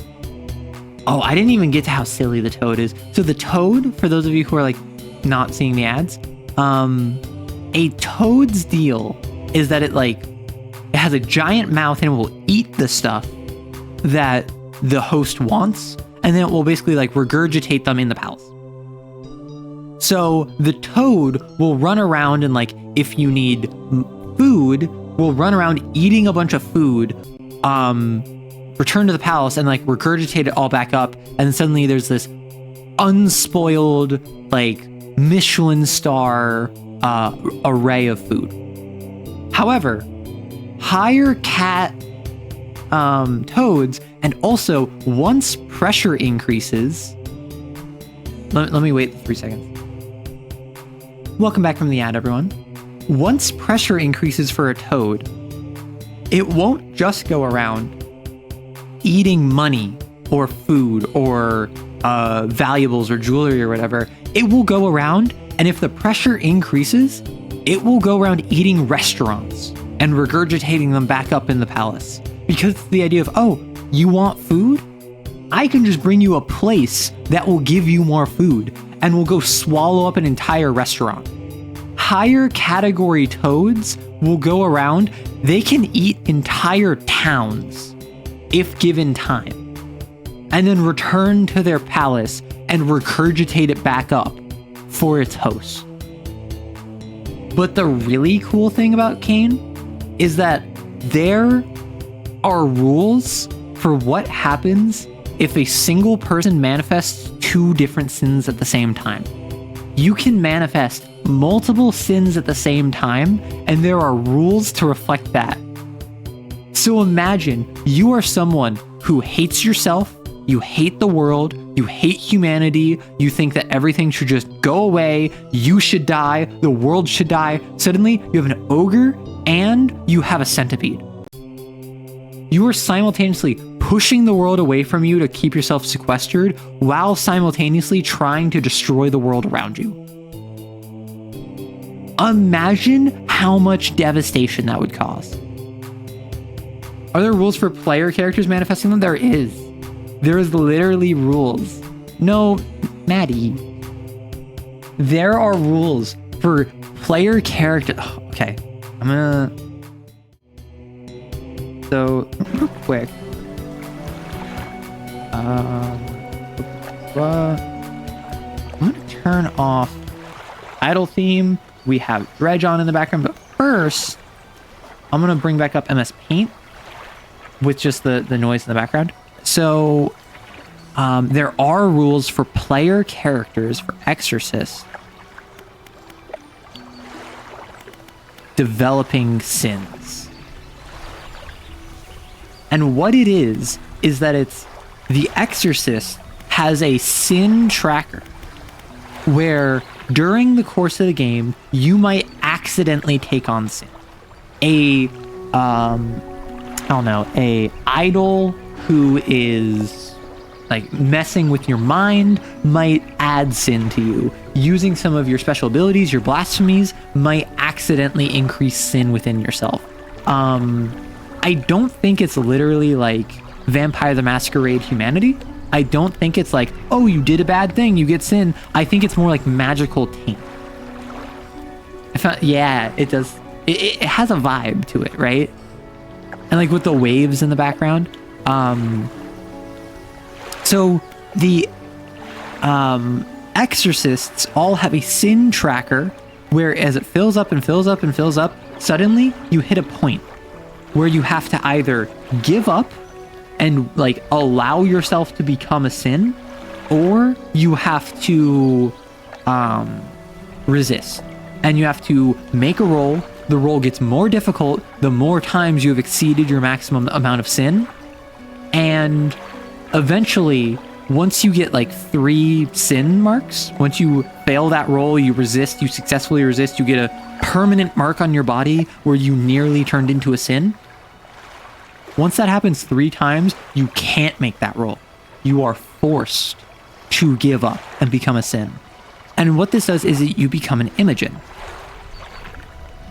which is basically a nascent sin. So it is weaker than a true sin, but its first instinct is run. And the game doesn't use this word, but I will, and pupate. The idea being is that I am an exorcist. I fill up on sin, I fail my roll, or I have too many sin marks, so I have to give up. Suddenly, an Imogen forms. All my friends are like, we gotta kill this like new sin. The Imogen runs away. They can't catch up with it. Turns out, when I turned into this Imogen, I hated Cain. I hated everyone else except my fellow exorcists. The only thing tying me to my humanity was my fellow exorcists, and then maybe one of them died, right? So now I'm just like, you know what? Screw humanity, screw the stain, screw wiping it all clean. I hate everything. Suddenly, my Imogen turns into a centipede. Because that's what my personality lends itself to. Alternatively, maybe I'm someone who really highly wants to go back to what my life was before Cain. Before I got taken in and like became a tool of the state. Before I was a living weapon. I would form a lord. Right? And generally, the Imogen is going to have characteristics of whatever that true sin is going to be. So if I, as an Imogen, am going to become a centipede, I will look as if I was a centipede, but like bipedal, and I will be humanoid and like a human extended into a sin that has centipede features. Or if I'm an ogre, I would look giant, bloated, disgusting, rotted, to represent the fact that I'm going to turn into an ogre. And something I really want to do, an idea I have that I think would be super cool to kind of keep with like the insect terminology, is to have a metamorphosis. And the idea that I have is the exorcists go on site. The exorcists are like, hey, you're hunting an ogre. The ogre, whatever reason, got bullied, got beaten down, depressed. You know the deal. You know how to deal with an ogre. They go fight an ogre. They're fighting this giant... They're in a hallway where all of the people are like, no, oh no. And then there's this giant monster that's like physically too big to fit in the hallway that is like trying to fight them, right? Classic ogre stuff. But imagine you're fighting this ogre and then suddenly blades tear out from its skull and crawling out from the ogre's mouth is a hound. Because in the time where it was depressed and trying to bring down everything around it and depress everything surrounding it, it turns out that there was a deep simmering rage within this individual. So it's not that there was both a hound and an ogre. It's that the ogre was the first manifestation, and then there's effectively a phase 2, where the ogre converts, metamorphosizes, goes through a metamorphosis into a hound, and suddenly, in the middle of a fight, you have to go from, okay, here are the traumas, here's how we can fight this, here's how we deal with an ogre, stay in the light, keep yourself warm, don't touch the mold, to, oh gosh, oh heck, where's my sword? I need a shield. Do not let it smell your blood. Like, that kind of stuff. Like, that's just so cool to me, the idea of you're fighting one threat, and then in the middle of nowhere, it just swaps over to a completely different one. Much like Shadow the Hedgehog into the Shadow the Hedgehog game. Let me swap over to Dredge. Nope. Category does not like swapping. Can you have more than one sin? So, strictly speaking, 2 sins can occupy the same palace. In my running of the game, absolutely, I would say a single individual who is traumatized in 2 very different ways could manifest 2 sin. The game has rules for this. I don't remember if it's one person has 2 sins or 2 people who are extremely close each have their own sin. I would say either way, whether it's one person with 2 or 2 with 2, there are rules for each of them is slightly easier to kill, and each of them is slightly easier to avoid damage from. And they share the same palace. So if you have a ogre and a centipede, is the example I gave before, a ogre's palace is going to be like disgusting. It is going to be dark, wet, falling apart. Meanwhile, a centipede's palace often is like a dungeon. It's often a prison. It's a place where the host is kept safe from the apocalypse that the centipede is bringing out, whether the host wants to be safe or not. So what you would have here is that suddenly the palace is a dark, wet, crumbling dungeon that is disgusting. It's filthy, it's moldy, but there are iron rusted bars blocking your passage from one hallway to another. Is there a dragon in the dungeon? There could be. Are the 2 big ogres actually physically constrained by the hallways, or is it sort of non-Euclidean geometry thing where it's too big but it's moving fine? That's the thing. It's moving fine. It's said in lore that ogres, like the palace of an ogre is never built for the ogre. The palace of an ogre is always uncomfortable. It might even be that like it's a butcher shop that has hooks surrounding it. Like random rusty hooks and blades and knives just randomly surrounding the walls. And the ogre is too big to avoid them. So every hallway it walks through, it's slashing off its flesh because it was not made for this environment. The ogre is an inflation dragon that can't accept it. Oh my gosh. So like an ogre might have a situation where it's being physically harmed by its environment, but it will move no slower than if it was in an open field.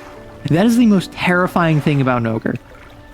Well, one of the most terrifying things. Another thing about the ogre is one of my favorite abilities of it because it's so cool. So the ogre's regional effects, it's wet, it's crumbling, it's dark, it's depressing, it's uncomfortable, it's muddy, it's moldy. One of its abilities is that water floods instantly. Quicksand forms randomly. Mud, like, it becomes the mud wizard, if anyone knows about that meme, where it's just like, it doesn't matter where you are. You could be at the top of a building. Somehow, the building will manage to flood so that you only have like 3 meters squared of space. Somehow, there will be quicksand forming underneath your feet, pulling you deeper into the water. And the worst of the water, the worst of this like quicksand, the ogre can enter one and exit another like a portal. It can basically dive into a pool of quicksand, of mud, of brackish, bloody water, and emerge half a mile away, right where you thought you were safe. It can teleport. Similarly, the ogre has an ability called, I think it's the unseeing of things. This ability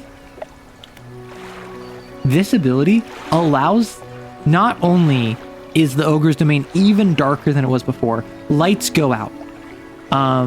Lights that are working are dimmer.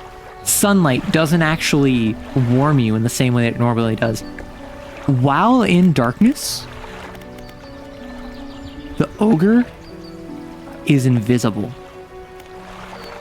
Straight up invisible. Not, oh, you can barely see it. Straight up, you cannot see it. Which you might think, oh, it's already in the darkness. That's not that. No, it is invisible. The giant monster that takes up an entire hallway, that can turn out lights, that can break electronics with its mind, is invisible. And you cannot fight it because you cannot see it. And then also, it has the active ability that I think it's thrice per hunt. The admin will look at a player and say, what do you see in the dark? And it's literally just, what does one of the exorcists see in the darkness that is just the manifestation of their fear of the dark? What creeps them out? What scares them? Independent of the ogre, which is just so cool. It sounds like a horror movie slasher. Yes! It's so cool! It sounds like ogres are one of the sins that want to actively make more people into hosts for more ogres. So, all of them do. But funny enough, ogres are the most emotionally tied to their hosts. The ogre, far and above, is the least likely to directly harm its host. An idol wants adoration for itself. It will help its host, but fundamentally, its host is one more of its admirers, and the more admirers its admirers have, boosts the ego of the idol. The centipede, the hound wants to just kill. The hound oftentimes manifests post-mortem, so it doesn't care about its host. It cares about killing. It cares about vengeance. It cares about revenge. The centipede, funny enough, also is not emotionally tied to its host, but the centipede is actually noted for it is one of the few sins that if it is allowed to just do what it wants, which is kill as many people as possible outside of its host, enact the disaster scenario that the host was fantasizing about. The centipede, for those of you who weren't here earlier, is the one where Apocalypse fantasizing, oh man, life would be so easy if this was just like a zombie apocalypse, because like I'd be a super survivor, or I wish the government would collapse so that I don't have to pay my taxes. Like those like apocalypse style fantasies is the manifestation of a centipede. If the centipede is allowed to just do its thing, it will kill every single human and destroy every single like representation of human civilization and society in its surrounding area, and then it will just dip. It will just dispel itself. It will return to the psychic sea as if you had spared it. Because the centipede hates its host. The centipede hates humanity. The centipede hates itself and the fact that it is a representation of hate. So once it does its job, it's just gonna leave. And then similarly, the Lord also is really invested in protecting its host, because the Lord sees the host as the rightful ruler of their kingdom. The Lord is fundamentally like the loyal vizier, the seneschal, the right-hand man. The Lord is, I am facilitating the rule of your rightful ruler. Maybe, and if the host is unwilling, if the host is like, I don't want this, like, I don't want to cause all this harm, the Lord will say, nonsense, I'll be your regent then. I will simply be your face and rule in your stead so that you don't have to worry about that. So all of these sins have this weird, like, affection, this weird relationship with their hosts, with the idea being that none of them want to actually hurt their host. The toad will just, like, do whatever it wants. If the host pays its toad, the toad will work with the host. The idol cares about itself more than it cares about its host. The hound wants to just kill. It doesn't care about its host. Too many cool RPGs, no time to play them all. Man, if only a meteor would crash into the office while I'm not there. No, like literally, like, Koi, that's exactly what a centipede would do. Actually, you mentioned one palace with 2 people. Is there a limit to that? Like a group of people all abused by the same person manifest one joint place? The rules only state two sins, 1 palace, the new shock video. I think it would be reasonable. For instance, like, I don't know, an awful abusive boss who is like terrible to like 4 of their employees and like beats them down and like makes them all depressed and they all hate themselves, they all hate the world. They would all probably collectively form a single ogre, would be my guess. Alternatively, if one, I don't know, ogre union. Yeah, it's the ogre of the union.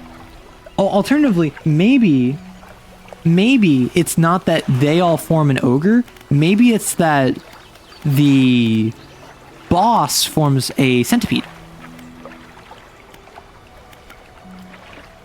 Maybe it's not that the workers are so downbeaten, they're so depressed, they're so trodden upon that they are sunken into a pit of despair. Maybe it's that the boss is so wrathful, the boss is so hateful that they form a centipede and these are victims, these are not hosts.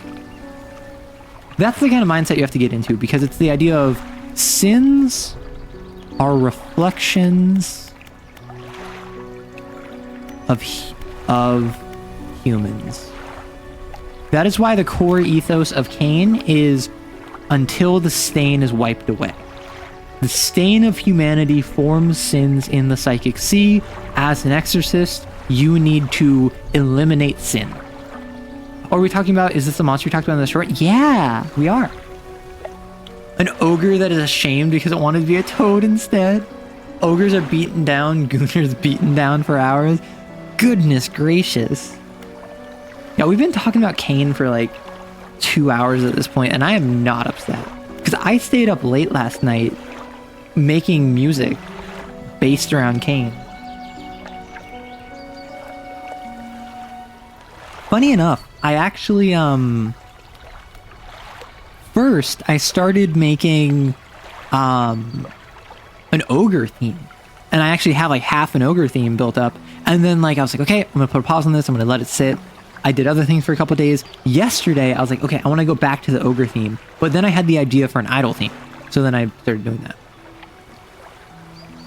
I'm curious now if there's other things in the Psychic Sea beyond just sins. There are. There are things called drifters.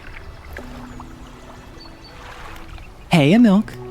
There are things called drifters, which are effectively like, they're like minor sins. So an Imogen, which I talked about earlier, this is what happens if a exorcist has like a sin overflow, if they take on too much sin and then they like can't resist it. This is like a baby sin, right? This will grow into a full toad or into a full hound, right? Minor sins, drifters, drift in and out of reality. They are beings of the psychic sea that aren't really sins, but they are manifestations of unreality in reality. Very much so, gosh, I can't remember. Does anyone remember who made Siren Head? The guy who made Siren Head also has like a whole collection of other monsters and whatever. Like, I can't remember his name, and I feel really bad about that. But like, he has a whole collection of like monsters he's made. Is it Trevor Henderson? It might be Trevor Henderson. The drifters are effectively like Trevor Henderson creation, where it's, oh, this is called a pest. This pest is a entity that will manifest in reality. It will cause technology to not work around it. It'll alter the emotions of humans who are around it. But fundamentally, it will just show up in reality. It's the equivalent, they call it the equivalent of fauna in the psychic sea. It's basically like a like an animal of sins, of psychic manifestations. It will do that. It'll cause a couple problems like passively, and then it will fade. But similarly, there's also like a poltergeist. A poltergeist manifests as a human, but something is off about them. Whatever it is, there's something wrong with them, and oftentimes because of that, they shroud themselves in complete darkness. They stay to completely dark areas. And much like a actual poltergeist, like the ghost, it will just kind of like haunt a space before moving on. But the neat thing about them is that if you are an exorcist, it might feed on you. Where what it does is that it deals like a decent amount of damage to you, like a lot of damage to you, but it actually removes the same amount of sin from you. Because of the idea being is that it feasts on the sin that you're carrying within you. Bye. Oh, bye, a driver. I'm so sorry. Any positive creatures from the Psychic Sea? None brought up in Kane, because I don't think that's the point of the game. The point of Kane is not here are positive creatures, but I absolutely think that there are positive creatures. For instance, there is an organization that does not exist. If you ask Kane would say it isn't real. Called Under Heaven. This is a group that is not real because Under Heaven doesn't exist, which is effectively rogue exorcists who want to utilize the psychic sea and specifically sins as the next evolution of humanity. I think it is absolutely reasonable to see Under Heaven utilizing non-sin psychic sea beings in order to facilitate evolution in a relatable, if not, or an understandable, if not relatable way. Because the way that it's currently framed, they're basically like a cult. They're basically evil. They're basically like, oh, we want to turn everyone into hounds and toads and ogres and blah, blah, blah. That's human evolution, blah, blah, blah. But I think what's more interesting is the idea of if they're trying to like, if there are sins, well, actually, virtues is a specific name in Cain where very high category exorcists are called virtues. And what happens is that if you become a virtue, you get cryo-frozen and you get airdropped if there's like a category like 5 sin. Which, need I remind you, a category 6 is like a continent destroyer.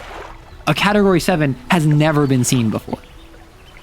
So like, if you're a virtue, you're probably a category 5 yourself and you're like taking out something that would destroy the entire Pacific Northwest of America, right? Are there hybrid sins? No. No sin is a hybrid outside of like an Imogen, which itself is basically just like a nascent sin. However, what I was talking about before with like a metamorphosis, I think that's something I came up with, but I could see hybrids. I could see someone who is so overcome with guilt and shame, but also wants to be desired. So instead of forming an ogre and an idol, they form some kind of like idolger, right? Where it is beautiful yet repugnant. It is wanting to pull you close into its embrace while simultaneously pushing you away. It is a creature of contradiction. So become the fire axe behind the glass break in case of emergency? Exactly. No, you don't become the fire extinguisher. You become the hose on the top of a fire truck. Like, a fire axe is what happens when you need to like get into a location so that you can save people, so you can put out a fire. You bring out the hose when you need to put out a burning building, right? Like, virtues are the hose. I would say exorcists are the fire axe. Okay, calm down, Coy. You're off to superfy your internet provider? Aw. Yeah, so there is no virtues in, like, sins. There's no, like, sin equivalent of a virtue, but I would say there are probably angels which manifest in the same way. Of like someone who is, I mean, I guess the opposite of trauma would be like privilege. The opposite of trauma would be comfort and complacency. So it's the idea of, oh, that'd be a really cool game. Like, if you're playing Cain and you go in like expecting to fight a lord, but it turns out it's like an angel of patience. Or it's like an angel of temperance. But because of that, like the angel of temperance forces asceticism upon everything in a realm, and it basically starves them out like famine.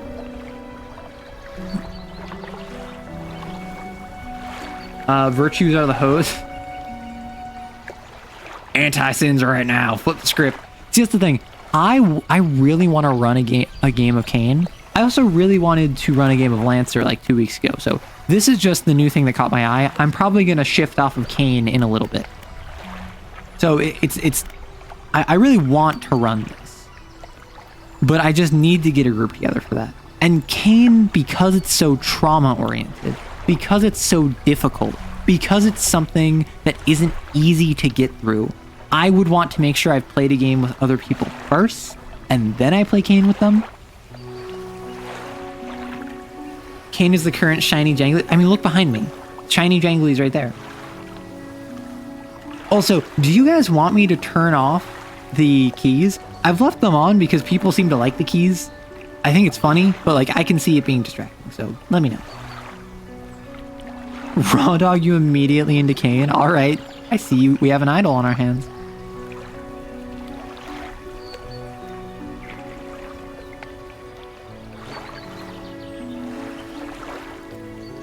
Okay, I think now is when we finally go back to Dredge. Because I want to beat this game today. The keys should have toggleables so they have more impact. Oh my gosh. How do I play Dredge? Right, I have crab pots. I have bait. I have... Oh gosh, I forgot how built up my storage locker was. I want 1 explosive.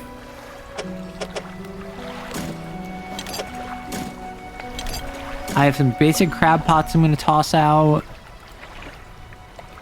Let's do some organization because I'm silly and that's important to me, despite the fact it doesn't actually matter.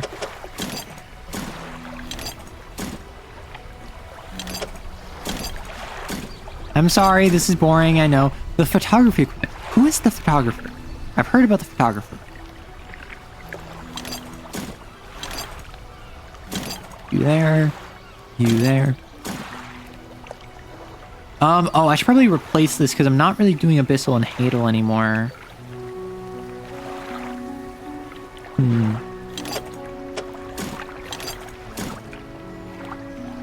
Let me do my crab pots first.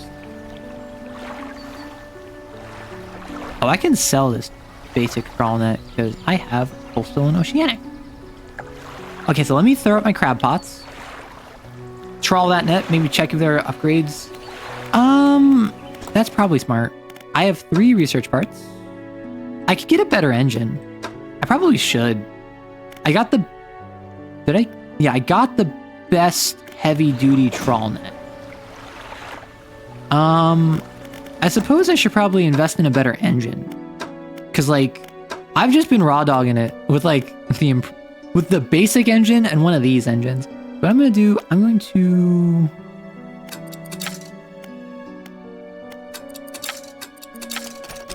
How much money? I have a ton of money, right? Yeah, I have over 3,000. Okay, let's do you there, you there.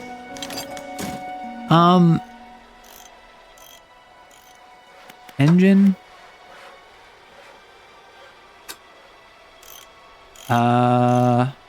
Interesting. I'm going to install you there. I can just, you know what? It's just a flat increase. I'm not going to complain about that. I should have doubled my speed right there. I have a net. I have lights. I could get more lights if I really wanted, but I like my storage space. So what I'm going to do... Oh! Oh my gosh! I'm too fast.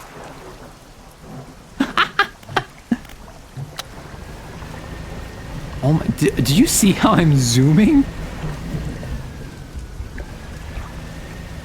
No promises.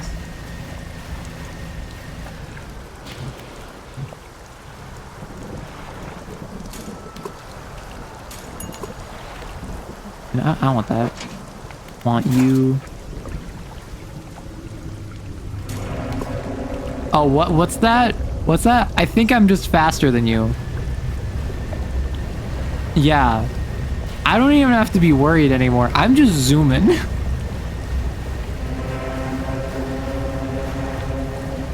Tokyo Drift.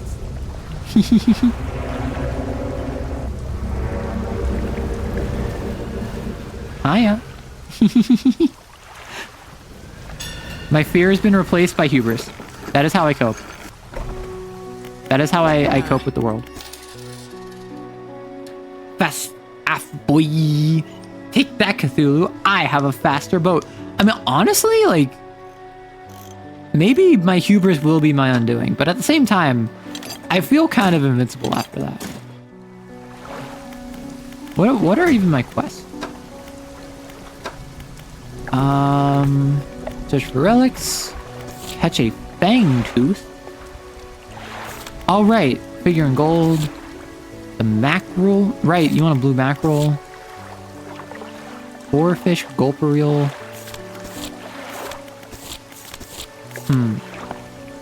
I kind of feel title car. Oh my gosh. I think I should probably swap out my fathomless winch for a more close to, like, I have this one. It's gonna take 6 hours. Yeah, takes that, and then put you there, and then I sleep until dawn just so that I get some shut-eye, and then I wake up and I'm going to go catch a blue mackerel for my friend in blue. Although it is kind of like absolutely ridiculous how fast I am now. Okay, blue mackerel. We also want a fang jaw, which I believe is abyssal, but I needed to catch that blue mackerel. Okay, so this is why it's good that I left out markers, because now I can just do this. Hubris by your own petard? Listen, there's been nothing of my own petard around here. Okay. Okay, fulfill the hunger. Give you that. More still empty. A tiger mackerel. Are there any tiger mackerels nearby? I don't think so. I think what I do now... I can't actually catch volcanic, though. So I need to swap that out. That's a loose jaw. That's money. Blue mackerel. Gulf flounder. Let me... oh! Wow! I got a sailfish in my net. Hog! There's a fang tooth. Not a loose jaw. A tiger mackerel. Huh. Does anyone know where a tiger mackerel is? That's a loose jaw, not a fang mouth. Let me check my encyclopedia. Have I seen any of these? Abyssal. Let me look at... Well... I can't search, can I? Blue mackerel. Okay, so tiger mackerel is in the day. Rod trawl by Gale Cliffs. Okay.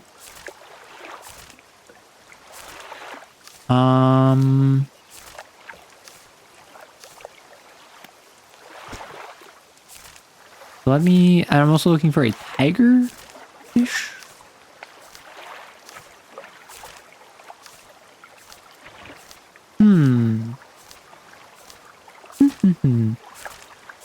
I don't think I've gotten a tigerfish. Okay, well, I guess I'm going over to Gale Cliffs.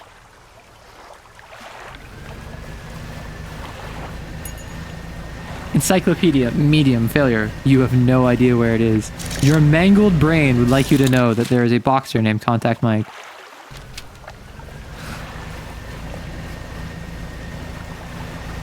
You know, I was so on board to be a Contact Mike stan, but Contact Mike let me down. Like, full stop, when I needed him most, Contact Mike vanished. And I will never forgive him. Because if you recall, Contact Mike did not work for restarting... Ah, dang it, I messed up the trophy. Sturgeon. I am a sturgeon. Oh, right, the monster is still over here. Haha. Oh, I haven't caught one of these.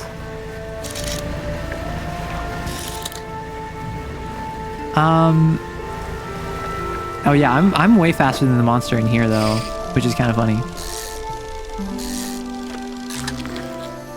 A wreckfish. Huh. What am I looking for? I'm looking for... I'm looking for a tiger mackerel.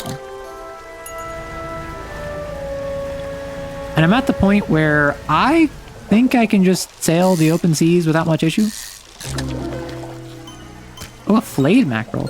Rended flesh with muscle and bone exposed. This gory mess of a fish can't have lived like this for long. Oh, I accidentally hit it twice. I accidentally missed. Don't yell at me. So I need to save the tiger mackerel. I'm going to sell this. And like, strictly speaking, there's like some eel here that they want, like that's rotted, that I'm not going to worry about. I'll just sell all of those. Because I want to save the tiger mackerel, but I'm going to stay here for like at least a bit of time. Oh my gosh, I'm so fast that I can't even... I was so fast that it took me too long. Oh. No, that's just Dredge. What is going on here? Swimming... You're swimming for the very... Like a sturgeon. Swimming for the very first time. I think I heard the Weird Al parody of that song before I heard it. Or like, at least when I think about that song, I think of the Weird Al parody immediately. A conger eel. That'd be in the center of Gale Cliffs.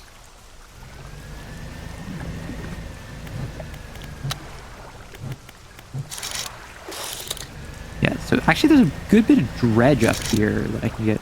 Oh, hey yo.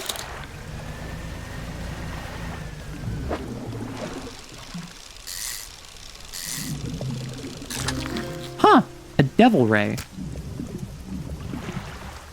Right, because I haven't really been in here during the night because I was worried about the monster, but now that I have explosive paths. This is the back end. That's wood.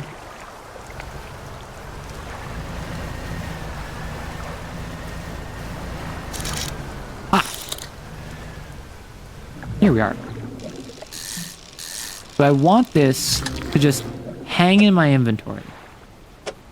Because someone wants it rotted. And you know what? I'm not one to judge. Okay, Arrow, what is your favorite Weird Al song?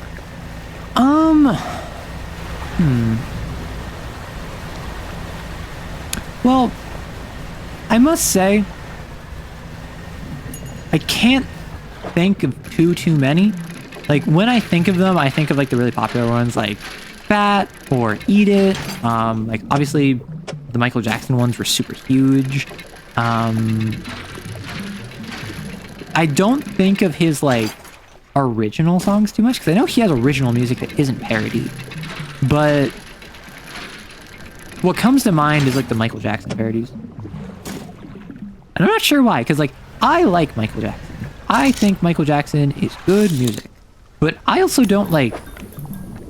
I wouldn't consider myself, like, a Michael Jackson, like, fan or anything. I don't know why that's the one that comes to mind. Let me... turn here. Oh, whoops. I'm crazy. Oh my gosh. Let me go here.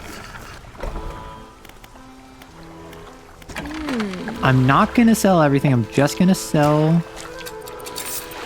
I sold everything. Whoops. Well, you know what? I could have just put it... Dang it. Aw, dang it. Aw, dang it. I need cloth. I forgot. Please ignore my incompetence. I know it's hard, but just bear with me. Let's just sleep for a little bit. Party in the CIA. Oh! I remember Party in the CIA. That one is good. If I... Encyclopedia. Hunger eel. Only at night. Okay. So I need to hang out around Gale Cliffs, put the conger eel in my storage, let it rot, leave. Might as probably Party in the CIA because it's funny and also seems like a real criticism of U.S. intervention around the world. I mean, that's the thing, is that I don't think... My assumption is that Weird Al probably doesn't consider himself, like, political in his music, but I do think that he's made, like, political music. I think that he's definitely made music with agendas. And I think that that's valid, because I think that when you create art, it is more than just whatever it is being consumed for. You are allowed to make art that has something to say. You're also allowed to make art that has nothing to say. I think that's a big, important thing that a lot of people don't like talking about, is because they want it to either be aligned with them or they want it to not be aligned with them. Tendons and sinews stretch over the fins of this blade predator. Powerful jaws are clad in exposed muscle.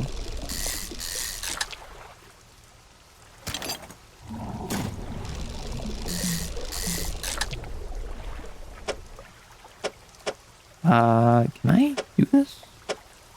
Can. Because I'm straight pogging. Let's investigate these islands. Shipwreck? Nice. Well, not nice.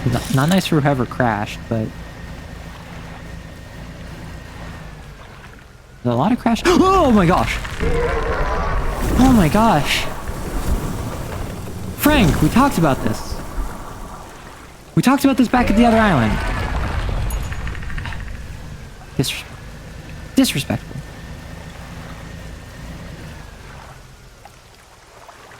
You're straight pogging. I'm ace pogging. We are not the same. A rotting chest peeked out from the skeleton of a wrecked ship. Money and wood. I will come back for you. Let me actually put this on my map. Treasure. I forgot I can do this. Or I didn't even realize I could do this until I first did it. I'm scared, but what happens if I just pick a direction and I start going, you know? What if I just, like, go out in this direction? Do you think a monster's gonna attack me?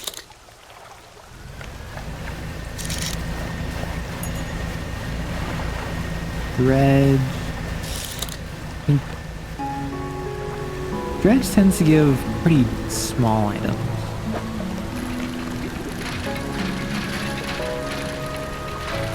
See, after this game ends, like after I do whatever is in this game, I can toss some chum. Yeah, I can toss some chum.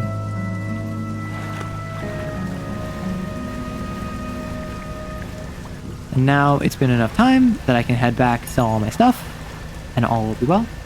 Arrow, my body is ready to be crushed by Emma Frost.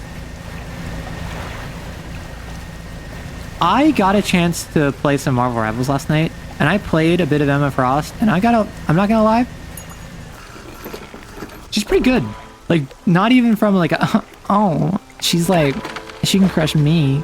Like, no, like actually, she's pretty good at the game. Like, her melee damage when she's in her crystal form, her diamond form, straight pogging.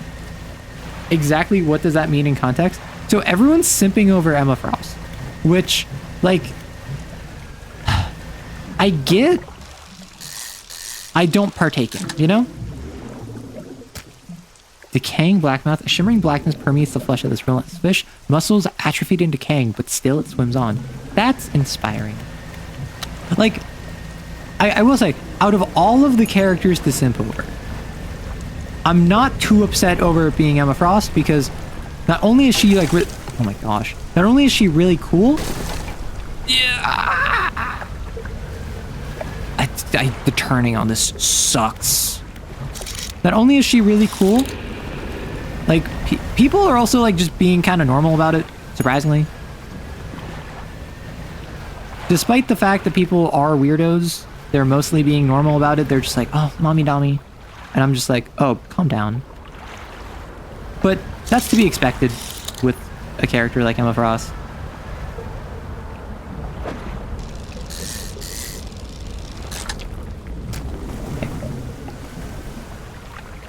Okay. I'm spending so much on repairs just because I'm too fast. The problem with being faster than light is that you always live in darkness. That's the reality I'm living in. So I need to bring this eel back to my storage, leave it in storage, let it rot, then come back up here at some point. Arrow thinks Frost is cool. Yeah, I do. I mean, also, she's just a really cool character. I'm so glad they made her a Vanguard. Like, I'm really glad because I feel like the game kind of fell into the trap of like, hey, all of our women are supports. Except for like Black Widow, Scarlet Witch, Squirrel Girl. I think like, and Magic, and Psylocke. Which, yeah, I did just say 5 people, but also there's like 39 duelists or something. Overwhelmingly, it feels as though most of the female characters just kind of got relegated to support, which I think was a bit silly, but okay, I'm gonna let you rot. Now I can sell my fish. I can repair. I need a single piece of cloth.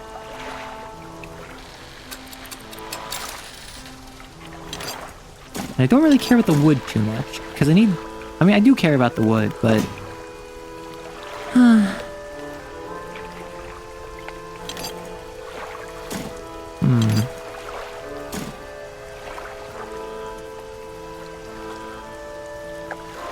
We have an incoming ad break. When the ad break comes by, I am going to pause for a bit. Straight pausing. Also, do not Google who is Rhea Ripley, but I'm just going to do a voice in your head, not a... Rhea? I don't know who that is.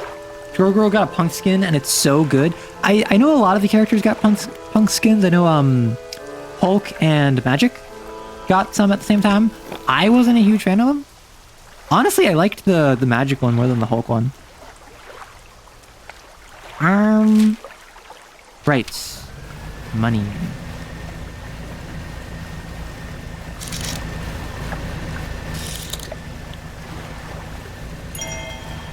Goofy. Ooh. Oops.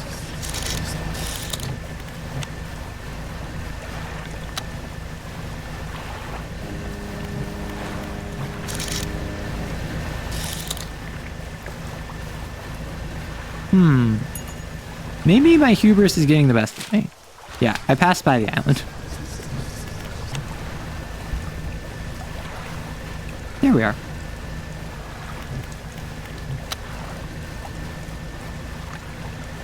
Punk Hulk? That math is not mathing? Yeah, I don't know why they went with that.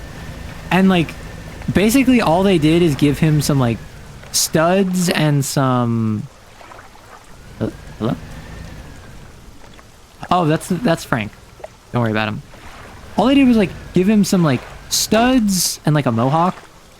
Okay, I truly do not like the handling in this game. Am I stuck? Did I somehow get stuck?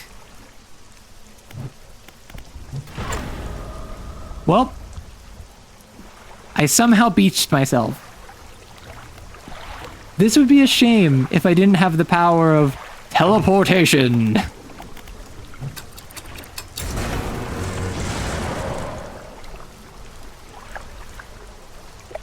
Okay. Well, that gives me time to kill for the Gale Cliffs, I guess, but... Oh, I took damage on my engine. That's why I'm slower.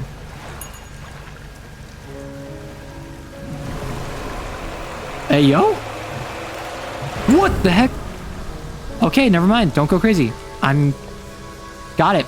Learned my lesson. When I go crazy, sharks attack me. I did not know this. Well, thank you for the follow, lots a lot. You join right as I get attacked by a giant sea creature. Curious. Almost as if you planned that. Arrow whales? No, I am not a whale. Nor do I whale. A whale. I do not whale, nor am I a whale. Make that very clear. You goober. Okay, we're about to have an ad. I'm going to take a very quick break during the ad. I'll probably go grab some food. I imagine I'll be like 5 minutes. So, keep yourselves entertained.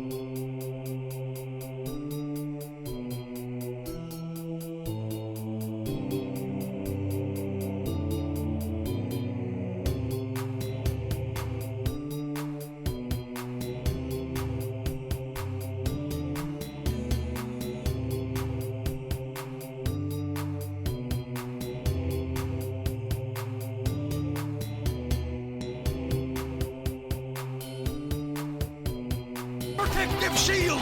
Protective shield! Protective shield!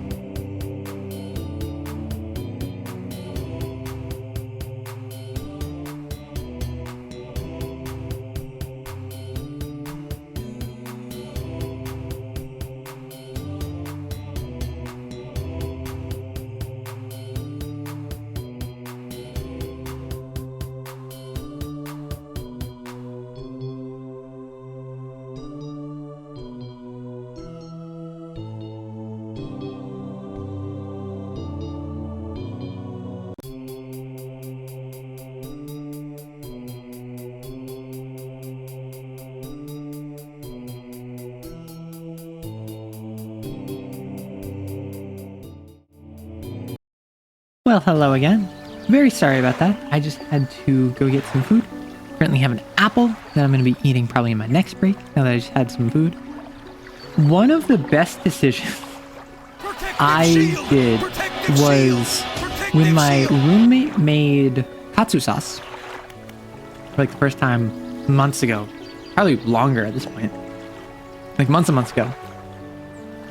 I need cloth. I was just like, hey, teach me how to do this. I want to learn how to do this. So now it's such a convenient and easy way to just make whatever quick meal I'm throwing together taste so much better. I just had, I forgot how fast. I just had like some like, microwave. Oh yes. Some microwave like vegetable rolls, which were absolutely goated purely because I just like in 30 seconds made some katsu sauce. Absolutely one of the best investments, I must say. Just learning how to quickly and cheaply make a sauce you like to just throw on rice or microwavable vegetable rolls or ramen or whatever. No, see, that's the thing. I have yet to take any sponsorships like that. A little bit because I don't know how much it would interest my audience, / how much my audience would be able to like afford it. Because I don't want to put my audience in a position where they feel obligated to do anything for me. Despite the fact that fundamentally it is a good business decision for me to push for something like that. Now I can free up my storage. Oh.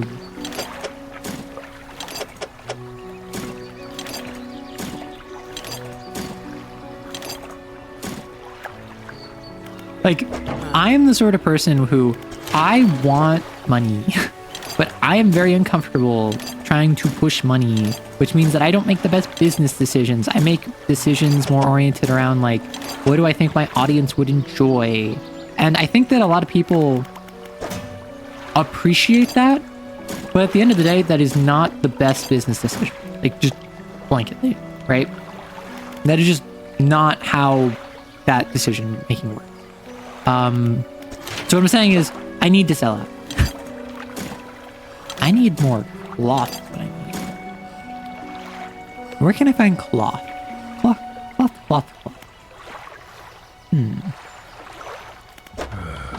Let's sell my fish.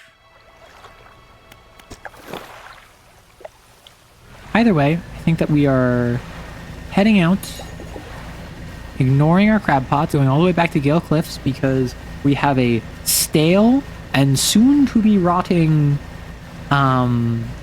eel. In addition to that, we have our moneymaker over there, Anchovy King. We have a shipwreck over there that we want to investigate. take a shot if Arrow forgets about the apple. See, you're not allowed to say that because one, that will probably happen, and I don't want anyone dying of alcohol poisoning. But at the same time, it's also, well, actually, so when I have my rice, right, like I need to put the bowl somewhere. So what I was doing with the rice is I would put it on the corner of the bed behind me, which meant I wasn't looking at it, right? That was my big issue. My big issue with the rice is that it was behind me. My apple is on the desk in front of me. That being said, it's hidden behind my microphone out of my field of view. So I will say I absolutely forgot about my apple until you brought it up. So how dare you? But also, like, you're absolutely valid. Like, please take care of yourself. I don't want anyone dying of alcohol poisoning due to taking a shot by my actions.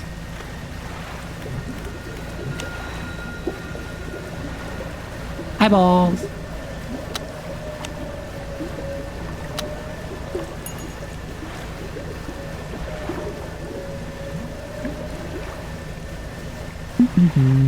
Yeah, I can get from any location, like from the Greater Marrows in the center of the map to any location in like half a day now because of my speed, which is kind of pog. I'm not gonna lie. Now my actually my storage is way more open now, but I'm gonna want to fill it up while I'm up here already. So this is rotting, so I can bring this over to you. Yeah, I assumed it would be pretty quick for it to rot. I just had to like physically wait. Let me go here. Here's the age conger. Small summon, thanks. Wow, $150. I'm not gonna turn my nose up at money, but at the same time, I'm like rich in compared to that. So that was definitely like an early game quest that I didn't do because I didn't know where to find the eel because I wasn't really exploring the Gale Cliffs. In the Gale Cliffs, I saw there was a giant monster. I avoided the giant monster. I did what I needed to do, and then I dipped. Because I went in there during the day, and the conger eels are only there during the night.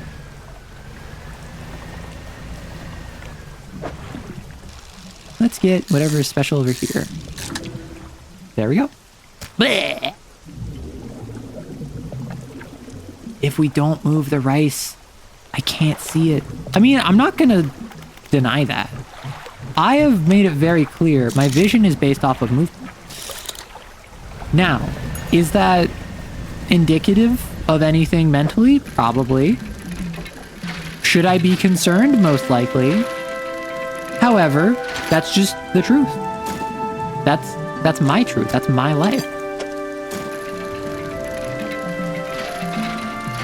I'm not going to sit here and pretend as though those of us who are like the mighty Tyrannosaur are weak just because of some sort of design flaw in our programming where we can't see things that aren't moving. See, you mentioned that you don't know if you have any alcohol in you right now. Like, I've mentioned this before. I am a little bit disappointed by the fact that because I don't drink, that means I can't do drinking streams. I think it would be very fun to do that.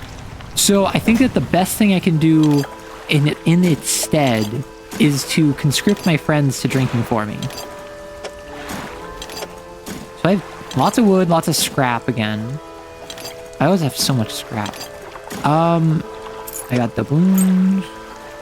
I need cloth, and I'm gonna need refined metal. So I know there's some refined metal over here. So I might as well grab it while I'm here, and then I'll just dip. Oh, the refined metal is right in there. Oh, I don't think it respawned. Never mind.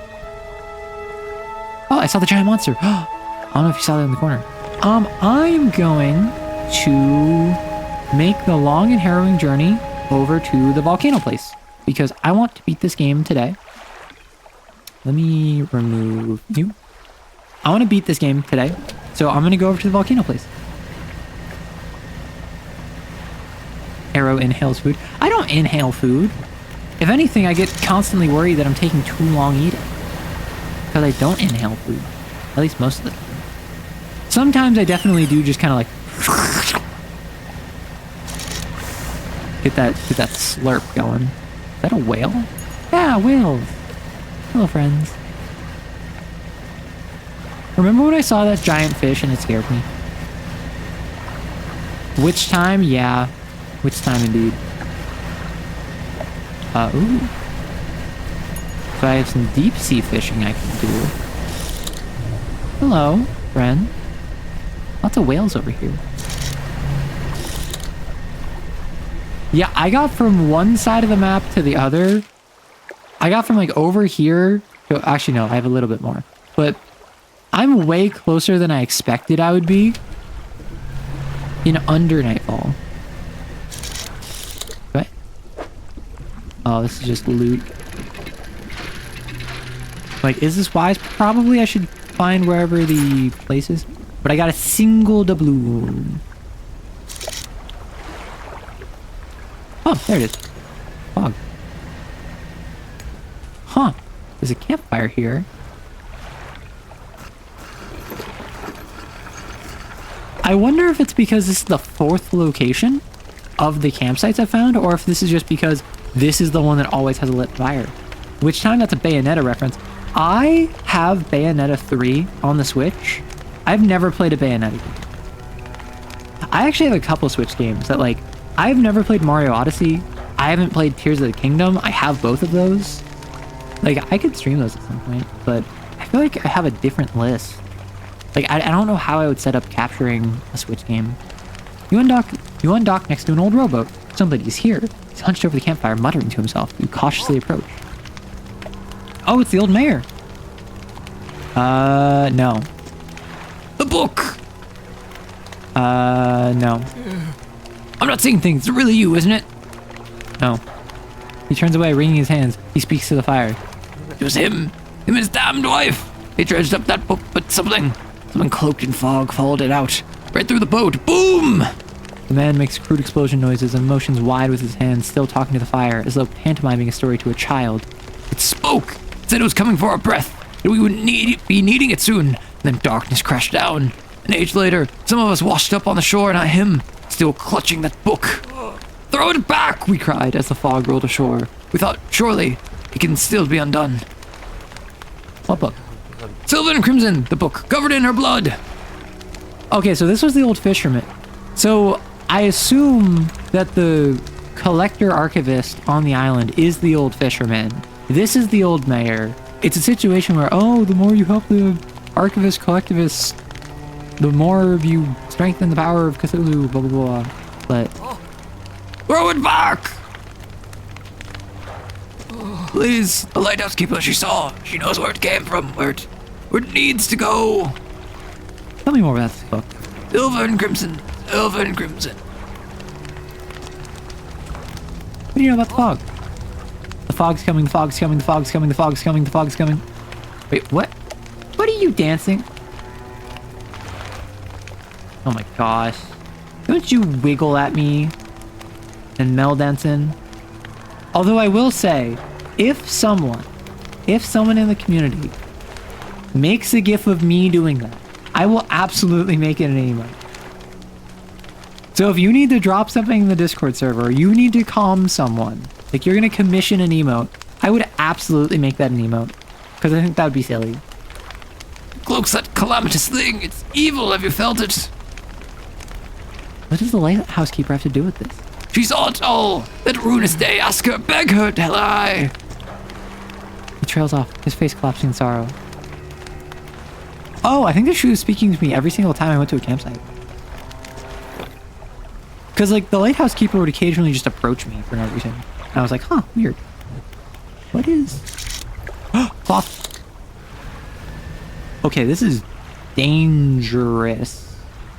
My friend, you'll need a mindset change for this. You cannot get away with playing safe with this. You want to get home, put it all on the line, get dangerous. Sorry. I'm too fast. I'm too fast in my boat that narrow passageways are kind of dangerous.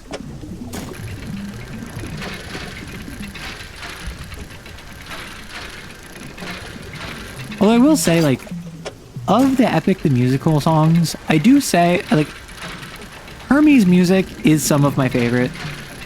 It's just so upbeat and just enjoyable to listen to.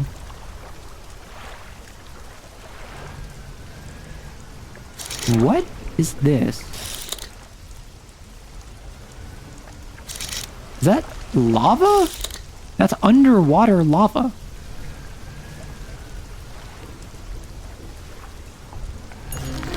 Oh, snake back. Hog. Okay, I don't see... Oh, I see some more Hadal stuff, so I need to swap around for that. Yeah, let's just go for it. We don't worry about nothing. Dodge. Too fast for you. 3 fast, 5 you. Oh, volcanic. Makes sense. Oh. Oh, never mind. I'm not 3 fast, 5 you. You were 4 fast, 6 me. That lava should be a city and I've played Minecraft before. Exactly. Merchant, why are you here? Give it to me straight. Oh wow, that's exactly what I needed. Hog. Oh, I have to repair first? I mean, that makes sense, but... Ooh. Why can't I just repair in that screen? Boo. Let me sell all my fish. Boo. New hole.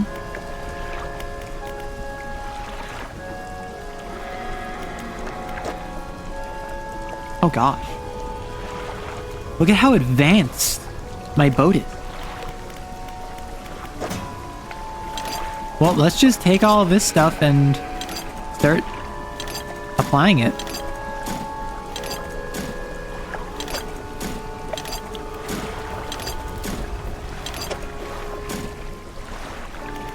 So first off, we want to go for the extra space. So we're gonna throw you, and you, and you, and you. We need wood, so you, and you, and you. This is quite expensive, but it's just a good resource drain on what we already have too much of. I guess then engine space, you, and you. Actually, we could just do this instantly. That'd be pretty paw. I'm not gonna lie. The light space and the engine space, probably? Like, ooh. Woof.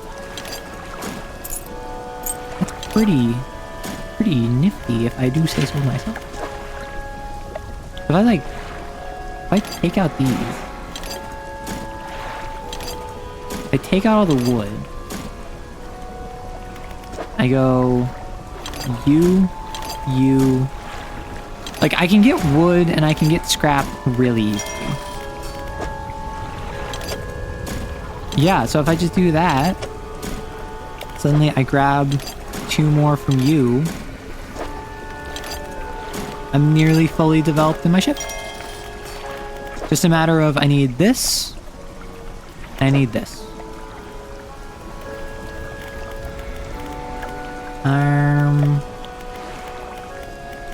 I think I should probably attach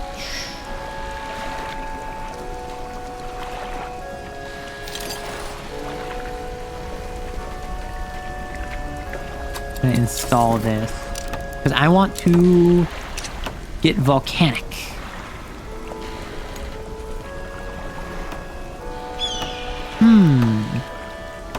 Take a bit of a nap. Okay, look at all the fish. Look at how beautiful this area is. Oh my gosh.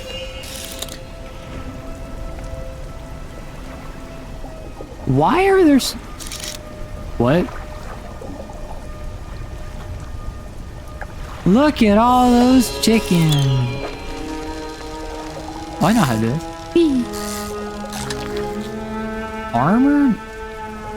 Armored sea rock.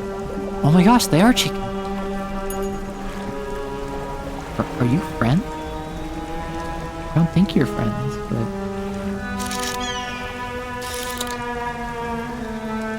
Like, I assume if I walk there, you'll bite me. Stop! Stop! Bad. Mean. Listen, some of these fish are just disrespectful. And I am all for disrespecting my surroundings, but these fish are just unreasonable. Oh, there's a big fish. Oh, it's a abyssal? Just put that away. Unpaw.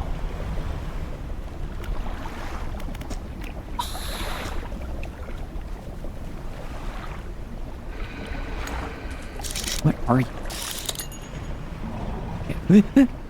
I'm too fast. Are you serious? I gently nuzzled. Raw XD nuzzle you styled. Wow, you are an aggressive little bugger. So I need to go pick up more explosives, buy more explosives, because it's a new area. I need to repair myself because I'm too fast. Hello? Oh. I'm too fast for this game's turning system.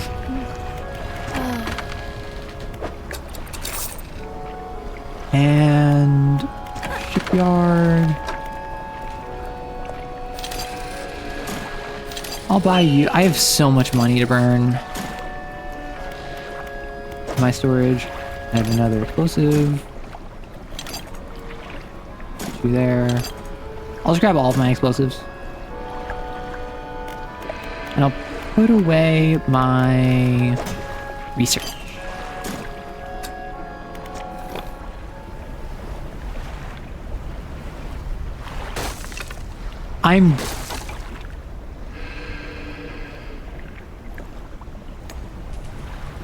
I enjoy this game. I do not enjoy this game so much that I'm willing to overlook how stupid the crashing mechanic is. This is more frustrating than the lack of inputs on Hexaroma, which, if you recall, that involved me physically not being able to play the game. And the only reason this is worse is because this is a longer form game that I'm more invested in and care more about. This is legitimately kind of tilting me, because I'm regularly taking damage from this, from crashing into stuff for no good reason. Goodness gracious. I'm sorry that I got all upset over that.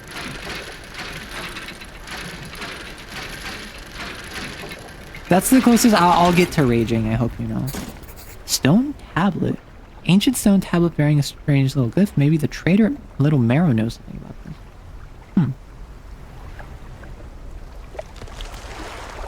Use explosives! Something tells me the volcano place was meant to be last. Purely due to the fact that it has so much explosive stuff. It has some Hadal stuff, which both involve other areas. I don't know what the chum gives me. A cusk eel. I thought that said a cuck eel. And got very concerned. Which, like, you do you, but I was concerned. Infernal eel, grown fat from countless corpses that rest in the deep, the harbinger of a sick mercy for lost souls.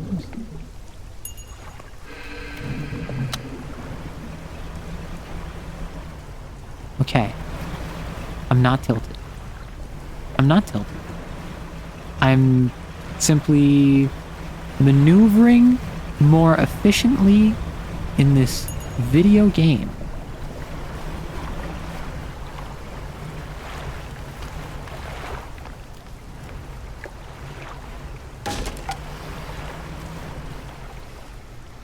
That's okay. That's okay. I'm not one to rage. I'm not one to raise my voice at a video game. I understand that it's trying its best, and sometimes it's user input. Sometimes it's user error. Sometimes it's on me. I don't think this is one of those points. I think that the turning in this game is horrendous, but sometimes it's on me, and that's okay. This is where we give ourselves affirmations, but instead of affirming ourselves, we just blame ourselves for the problems of others. And then we become an ogre.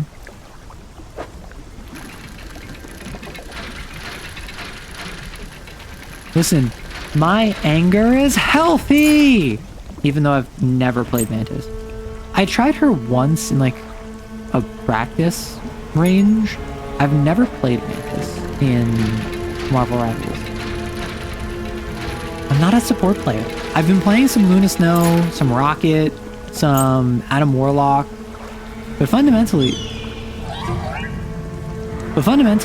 I stick to Vanguard primarily.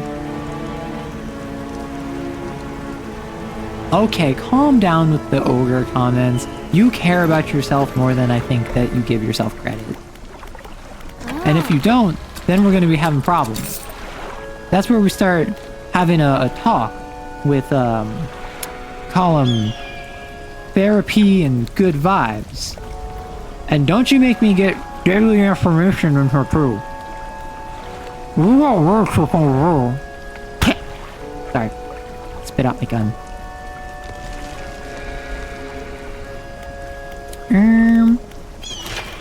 So, okay. Good progress, good progress. We have all of the cloth we need. Now, we just need wood, and we need scrap, which are two things that historically have been very easy to get. So certainly, I'm not going to run into a situation where as soon as I need them, I can't find them. Right? Right? Oh my god. Equipment broken? What the heck? I didn't even realize my equipment was broken. Also, these anglerfish, they've reached me, but they aren't dealing damage. I am concerned about what that means. I'm assuming it's like, if I get 2 or more of them on me at one point, I'll take damage. That's my guess. So let me put my valuables away. I need to go to the trader with a bunch of this.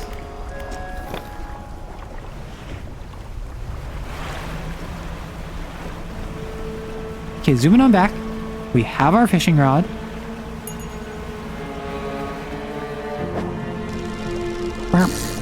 Also, I just heard like the music and I thought that a fish was approaching, like one of those angler fish, and I'm like, I thought they don't approach. I thought they don't approach during the day.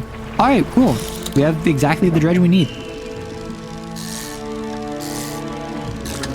Dang, I couldn't get the freaking trophy.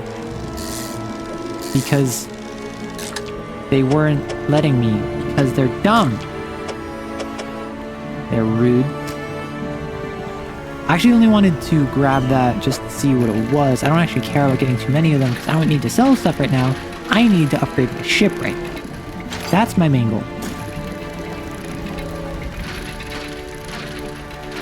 I am considering how much I want to invest in the new season of Marvel Rivals though, because I did get to Plat 3, which I was very proud of myself, because as someone who regularly does not play like competitive shooters, to get to Plat 3, I was hoping to get to Gold 3. And I ended up doing that and then surpassing that by a whole rank. So I was very happy with myself getting to Plat 3.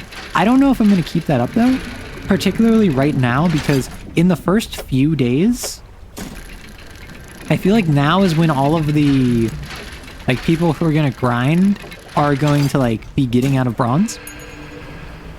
So I don't want to play a bunch of games where I'm just like up against people who are like grandmasters thrown in bronze at the end of the season. You have not touched ranked even once. I generally don't, but I was like, I want to try it. I want to see how it goes. And then it ended up going quite well for me.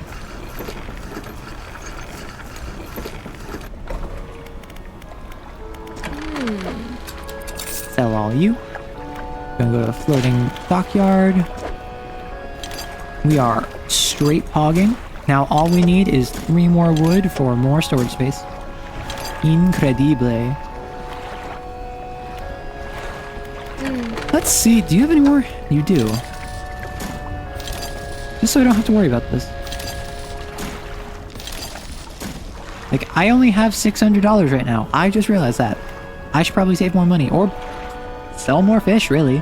I haven't really focused on fishing in a while. That's probably what it is, but at this point, I have some research parts, some explosives, I have some stuff to sell at the trader.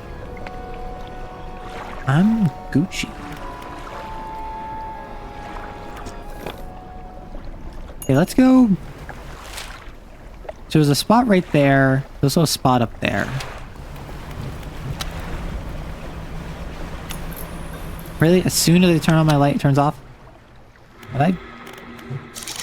Yeah, it should be. Yeah, so this is the central location, I imagine. This is where I want to go.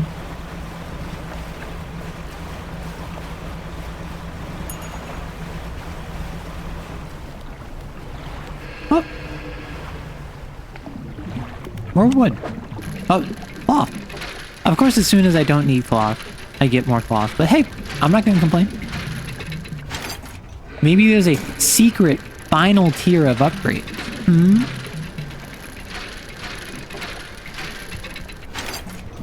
Also, I am curious what exactly shape, like what shape this cloth is in, because like I'm assuming, given that this is for ship parts, it's like water resistant.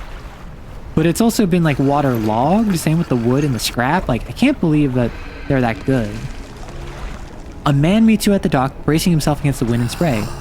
Oh, rapturous day! A fresh disciple carried to me atop the waves. Come ashore, weak thing, and rest your weary soul. Alright. Your arrival is providence from the deep itself. I've been calling, and now you are the answer. The rite of purification is almost at hand, and you ought to be my replacement. I'm listening.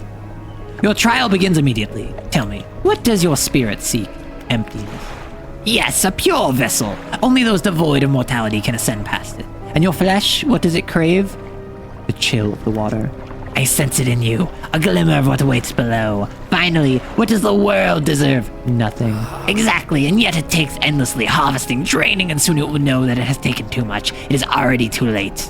The trial is concluded. You still have much to learn, but that knowledge will be delivered to you in time. Now, your role as my initiate is to act as herald of the purge, just as I was for the one before me. The nearby spires blaze with eternal fire, yet the stone hearts of these 3 idols lies barren and void. Retrieve 3 fathomless flames from the crags behind us, and ignite the crucibles. Visit the shrines of the deep, I will mark them. They will offer further guidance, and I must provide no more. Okay. Left. Listen, I'm just gonna tell this guy what he wants to hear, because I don't think he's listening to me anyway. I just want to sell fish. Exactly. The swarm of small creatures. The carving shows a swarm of small creatures surrounding a boat. The ravenous children, alone they are nothing, together they summon her. Oh, that's the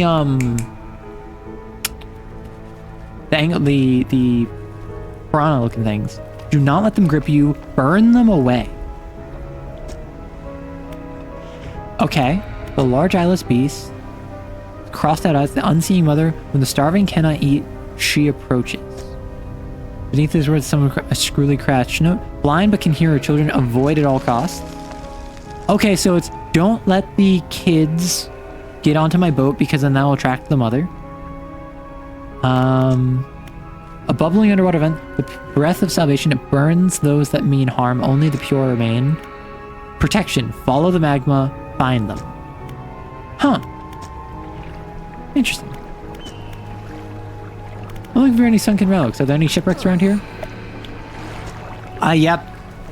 There he goes. He has the pocket watch. You're drawn to it too, I see. I found it during my rite of proving myself as I scavenged for creatures of power.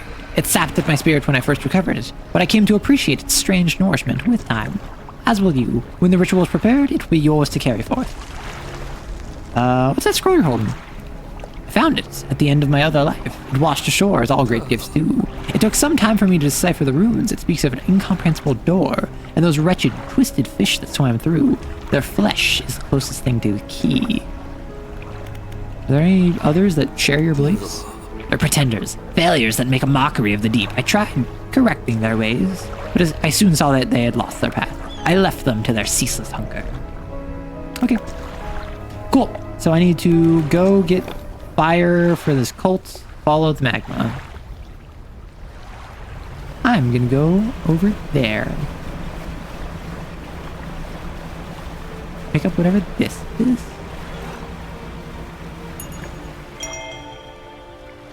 I'm not gonna lie, I'm not super invested in reading like the lore segments. Normally I'll check them out, but it doesn't really grip me that much. It doesn't really send me to Grippy Sakyo. Okay, well I have to find...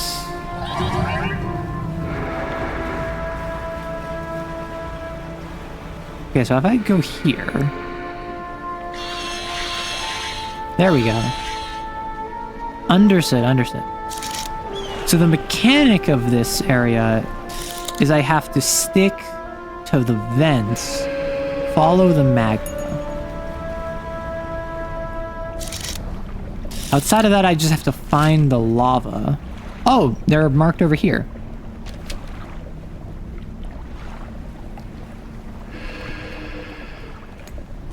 Oh. Wait, look at these little guys. They got little faces. You see this? I think it's because I'm crazy.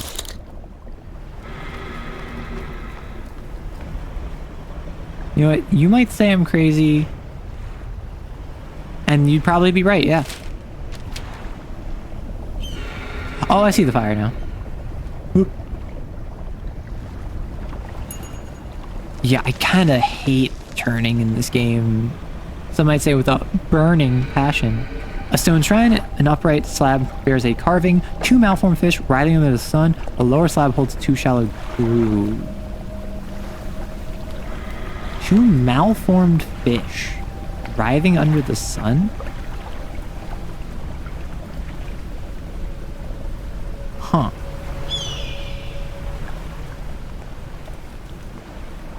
What would be the malformed fish is my question. Huh. Crazy, I was crazy once. Put me in a room with rats, rubber rats. It's not the pale skated. I mean, I assume what I need to do is... So, like every area in this game, I think it's just I need to fish up the local fish. So I don't know what specific fish go where, but I do know I'll probably need at least a couple of each.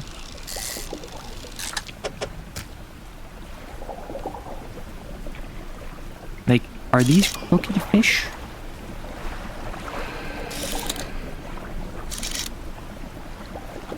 Like, the armored sea robin seems to be like the common of this area.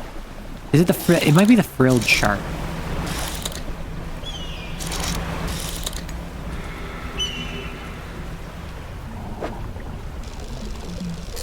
Like, this is kind of like a crooked fish.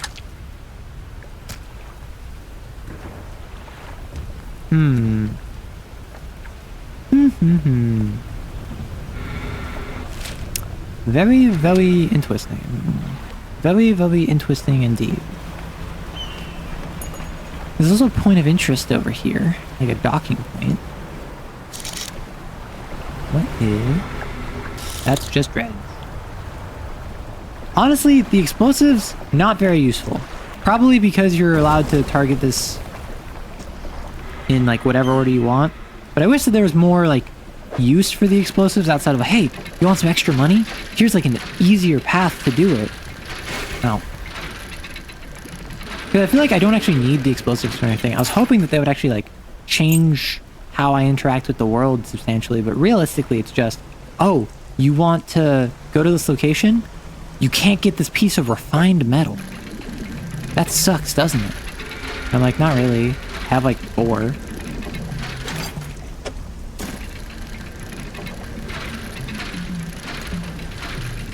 Oh gosh, my lack of sleep is catching up with me. My eyes are kind of hurting. I need to wrap up soon. Dock. Okay. Ancient lighthouse and a cave. In the dim light of the cave, you can make out some paintings on both walls. Check the left wall. These paintings depict the birth of a civilization. A great beacon of light is shown repelling a tentacled figure emerging from the sea. In the dim light of the cave, you can make out some paintings on both walls. The fall of a civilization. A volcanic eruption tears through a tall lighthouse. Monster shapes devour people as buildings turn to ruin. Okay, so the lighthouse is the key. Climb many steps leading up to the ancient lighthouse. At its base is a solid stone door. You can't see a handle, but there's a large socket. Huh. Something tells me I'm gonna need to go around and find whatever it is to open that door, and then that's my kind of way to make this place easier.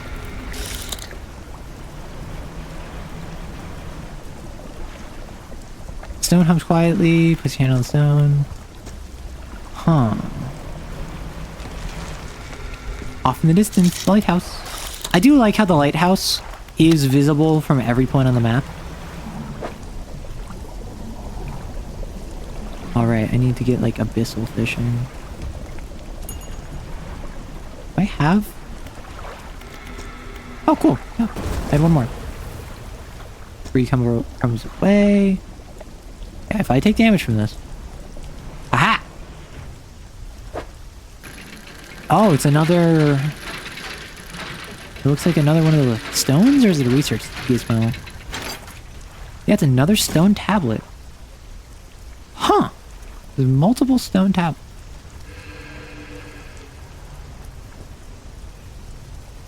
I'm too fast for my own good. Where are you? Assume just more loot? Yeah. I mean, loot tends to be small inventory space. It's just a matter of... It's not super valuable. It takes up one spot and it's like, hey, here's worth like $20. And I'm like, wow. Thanks. Maybe I'm just like used to having like $2,000.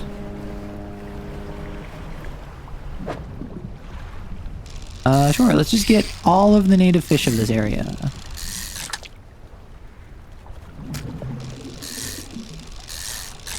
I assume that's what I need to do. I assume just like the other areas, it's just a matter of getting the fish.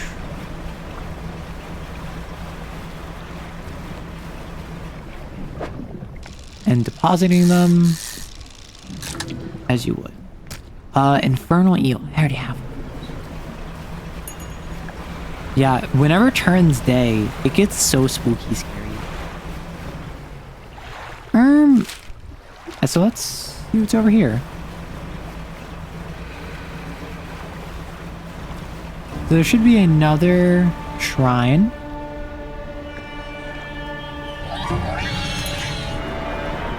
Which, I do find it kind of weird that in the volcano area, the way to avoid... Oh, wow.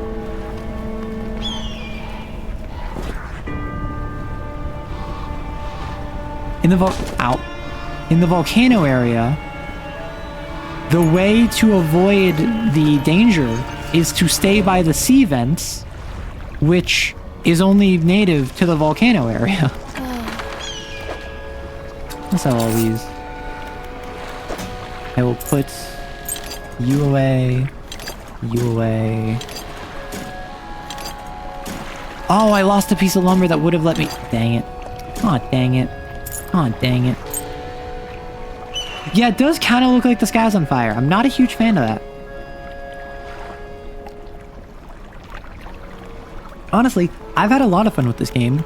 It's just that when I leave port and consistently I take multiple points of damage because I tap into something and then I back up and then I try to turn, and in turning I hit into that same wall a second time and I lose like half my hull of damage. It's really frustrating. And this is not like the first time this has happened. This is a pretty consistent feature, it feels though. So back there. But I looked at that one, I looked at that one, I looked at that one. Or I need to look at that one. I mean, it's really annoying, but it's also like, it's not a huge deal. It's just frustrating, you know? I will also say the different regions, I've mentioned this before, they look distinct. And they have different mechanics, but fundamentally they're not like crazy different. I would like a little bit more variety, I guess.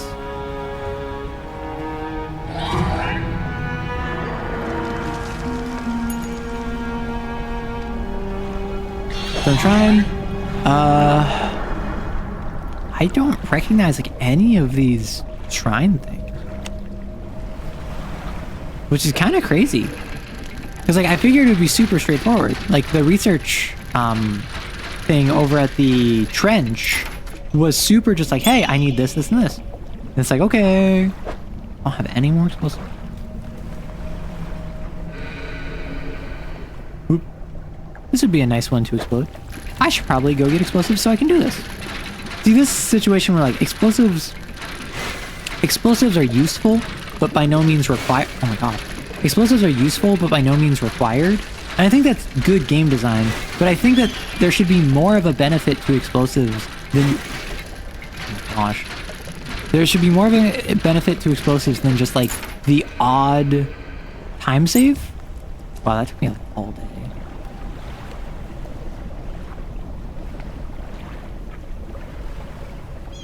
And then the occasional like reward of refined metal, right? That's really all I get. So I don't see anything in those that I can get from volcanic outside of like whatever the crooked, whatever these crooked fish are. I want to know what? I need crab pots. I need crab pots, that's what it is.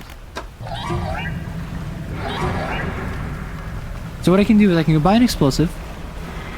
I can buy a complex crab pot because those look like crabs. In the fish market, sell complex crab pot. I'm going to 3 pieces of wood. I'm going to put some stuff in storage. Real quick, I am just going to go over here and just start fishing. Ooh, trophy fish.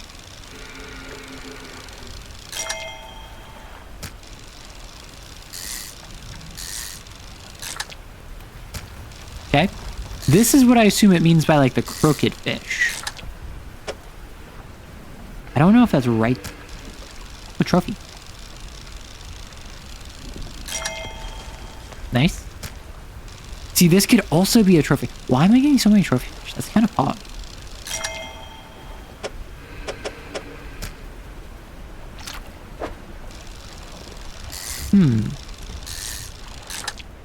Like, I'm not sure what I need to do here. I'm not gonna lie. Because normally it's very straightforward. What's... Oh, I need one of these. Dang it. I need one of these. For... Oh, I didn't buy an explosive. That's what I was... Right. My mistake. That's why they're called that? Oh, no, they're not criminals. They're just misguided youth. How dare you? How dare you ascribe such a nasty term to them? As if you know their life. As if you know their story. Shameful, really. Okay, I'm gonna go over here. I'm gonna explode something. I think I swap out my net, not my net, my rod for an abyssal rod because there's some Hadal stuff here. Yeah, like that's Hadal. Serpentine Mac. Guess like I can go here, load this up. You're sorry. glad. I'm glad. But I'm not the one you should be apologizing to. Oh, there's a whole thing over there.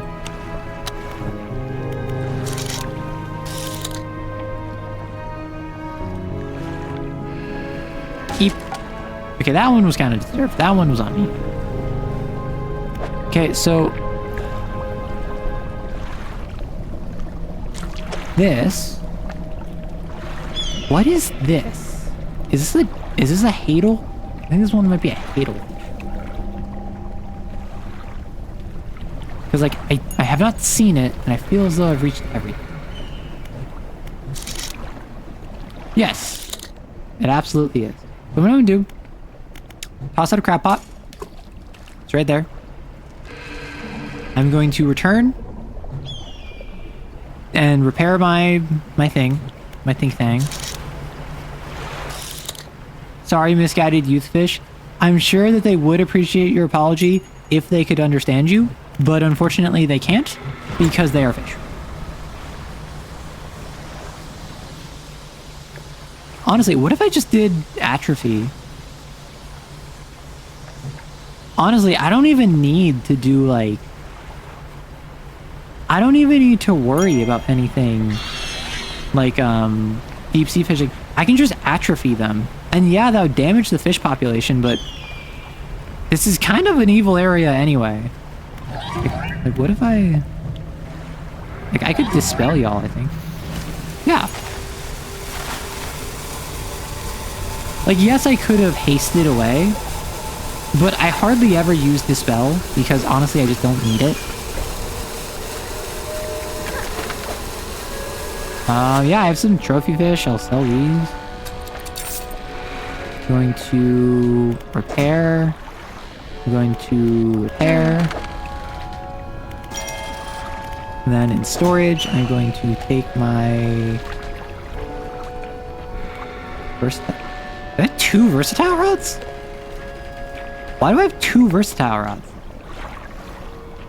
Huh.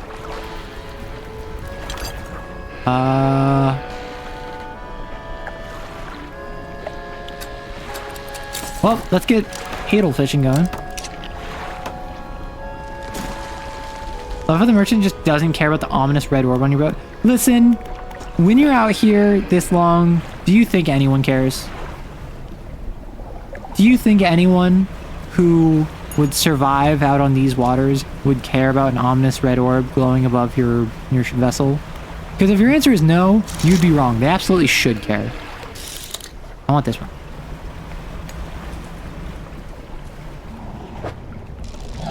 Yeah.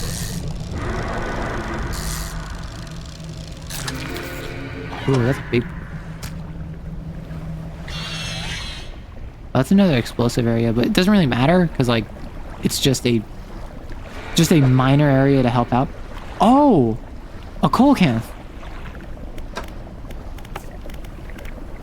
Catch rare fish. That's kind of pog. I'm not gonna lie. Oh, there's probably 1 rare fish in every area, and I just missed the others. And it's probably like a single iteration of each of them would be my guess. So it's like super rare to actually get them, and you have to be in the right place and spot. Oh, I'm sorry. We're currently in an ad break. Let me... Oh, that was actually super useful. To have the crab pot. Oh my gosh. I lost a ghost shark? Oh.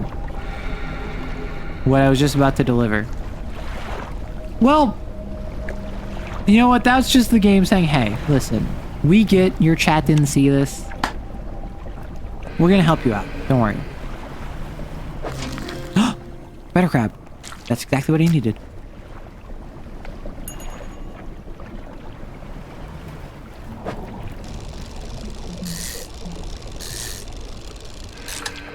Cool.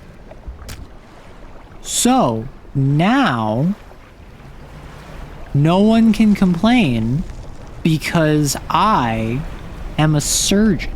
I'm gonna drink some water.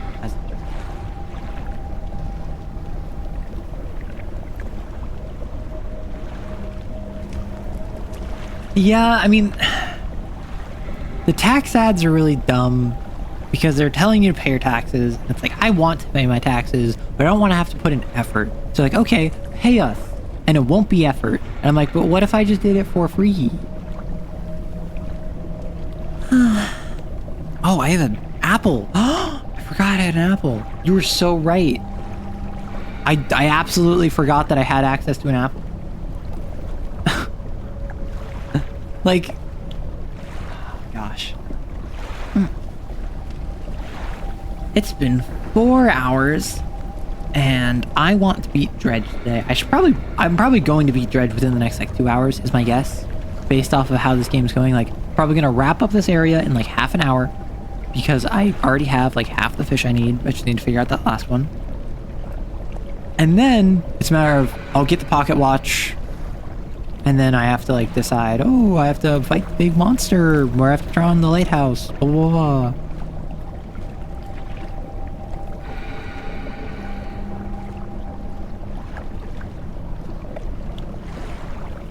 So we just have an ad break in 3, 2, 1.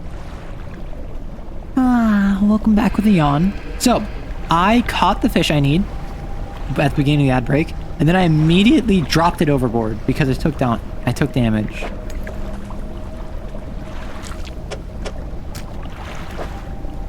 Oh. Wow. Oh. It actually gives me like good stuff. Cool. Now I'm going to return.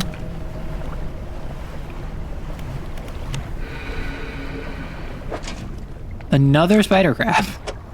Not really what I needed, but hey, I'm not gonna argue. I'm just gonna leave. I'm gonna pick you up because I'm gonna return back. I'm gonna return back to the traveling merchant. And I'm gonna drop it closer to the traveling merchant. Because I don't need to drop it all the way back there. What I need is to... Oh wow, those are glowing. Little glowers.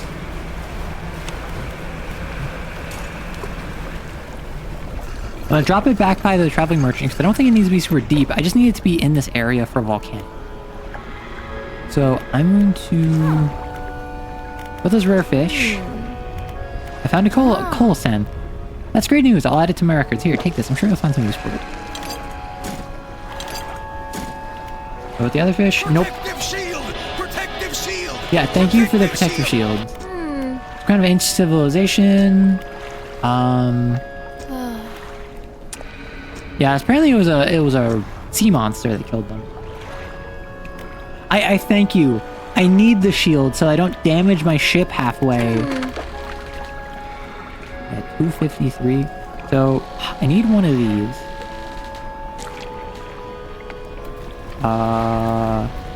No. I guess I'm selling the Colosan.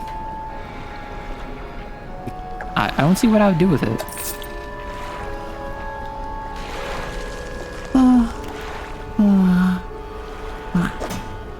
Sorry. I'm tired. I warned you. I was very upfront about the fact that I stayed up too late. Honestly, I probably should... I actually need to repair my ship.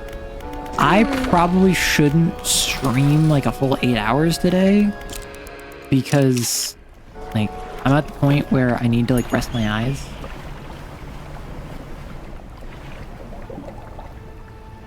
But that's the coward talking.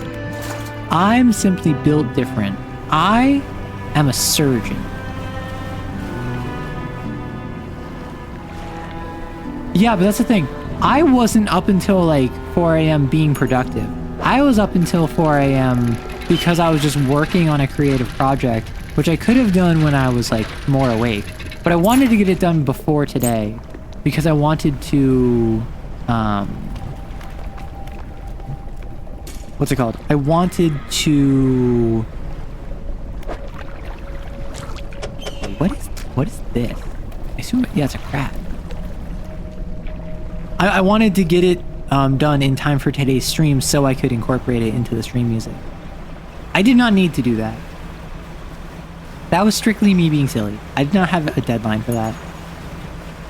Then any consolation, you were up until 6, you went to bed at 3, then remained painfully awake for 3 more hours. I can't believe you're woke. Safety, I can't believe you're woke like that. Real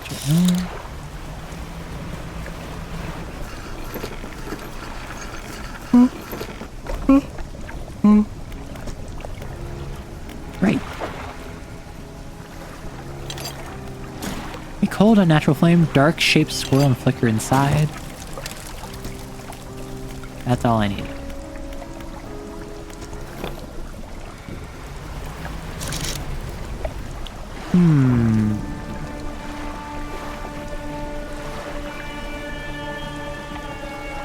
Dredge, I don't really need to. Got the woke mind virus. Listen, I can't believe you're out here making a non-binary fuss.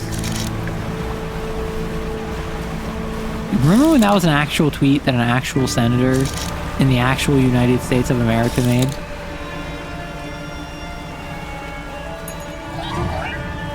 Because, like, sometimes you hear something and you're just like, aha, that's so silly. Then you're like, no. Someone actually, literally, really said that. And thought they were being clever or otherwise profound. And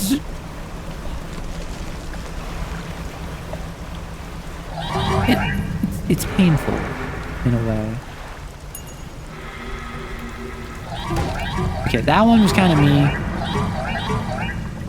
Oh no.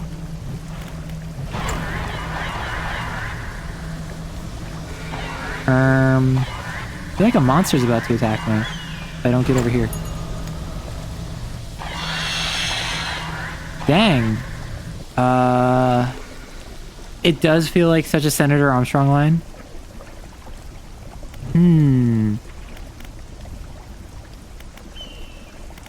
What if I just use atrophy? What if I use the evil powers bestowed upon me? Also, I hate it when my engine gets damaged and I go back down to... Oh no, that was partially because the guppies were on me. The little boys, the little goobers. I think they were physically slowing me down. Which does make sense, but it also was not expected. Okay, this is another situation where like an explosive would be helpful, but it's not necessary. So what was over here? Stone shines, 2 malformed fish writhing under the sun. Given that it's purple,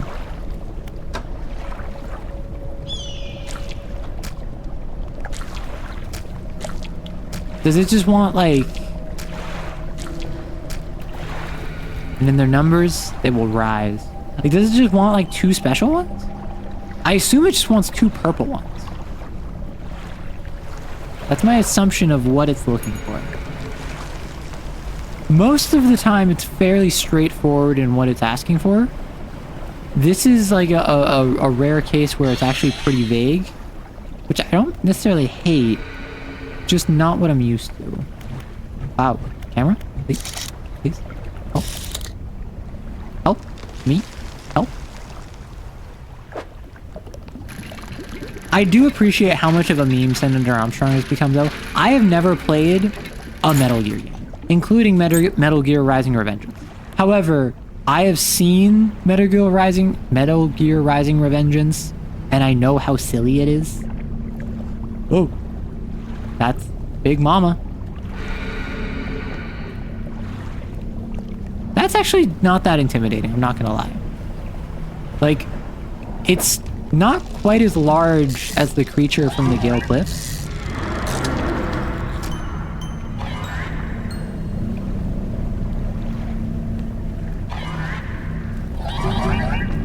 Okay, you know what? Screw this. I'm just manifesting. Ow. Yeah, like, screw that. I'm not dealing with that. I'm going home.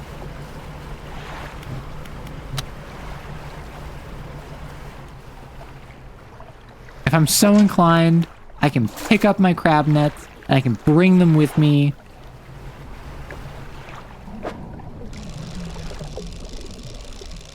Oh, whoops. You know what? I just teleported across the map, and that's all I need.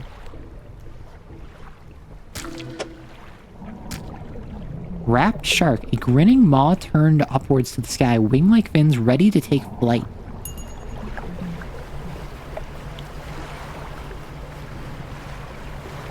All right, I can talk to the lighthouse keeper. Right, I'm back here. I have like artifacts I can do. This was a great decision. I love the edit of, yeah. That's the thing. When I think of that meme, when I think of the non-binary fest, I think of Senator Armstrong. I think of him being silly like that.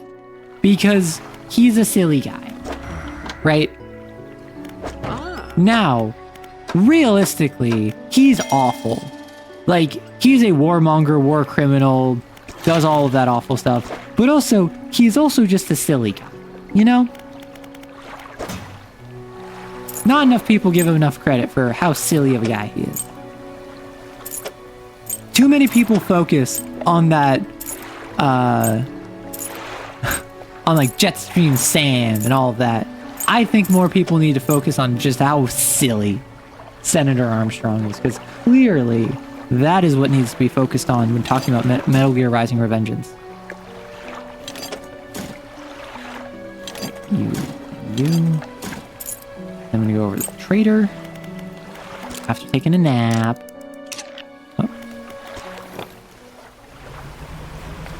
I'm so fast whenever I'm not damaged. So many crab pots too. All right, Senator. I have a proposal. Trader. Show him the stone tablet. Takes the tablet. Remarkable. Yes, I do believe this is a fragment of a larger arrangement. He reaches up to a high shelf and brings down a similar looking stone, albeit one covered with more dust. Some years ago, I acquired this other piece. You found this near the ruins in Devil's Spine, didn't you? Yes. Well, I suppose there will be more out there. I'll hold on to this now and study it for a while you search for other fragments. Oh, you've got another? Wonderful, please. Judging by the age and the shape, they are part of the same set. I'll keep this one for now. There's one more to find. And let's sell all of these. Cool. So what I'm going to do, I'm going to go back up to Devil's Spine, gonna find that final art. So that's why there's so much dredge up there. Got it. I'm going to grab some wood real quick. I also need to talk to the lighthouse keeper. I forgot about that. I'm probably not going to talk to the guy with the book. I don't think that's going to be very helpful. I don't think I'll be able to bring it up to him. But like the very obvious bad guy of the guy with the book who knows all about this evil nonsense. Wow. Turns out he's not a good guy. Crazy. No. I've seen the cutscenes. Don't you worry.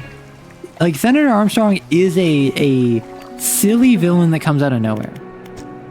She shudders at the very mention of the book. You're really asking me after all this time? You know it must be returned. Took with deep pity. You have to move on, for her sake as well as yours. Take control. Be rid of that thing once and for all. Am I the old fisherman? What happened to the last fisherman? Huh.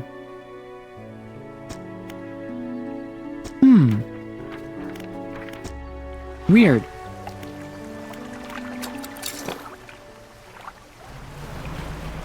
So talking to you did nothing. I could worry about my crab pots. I don't really care.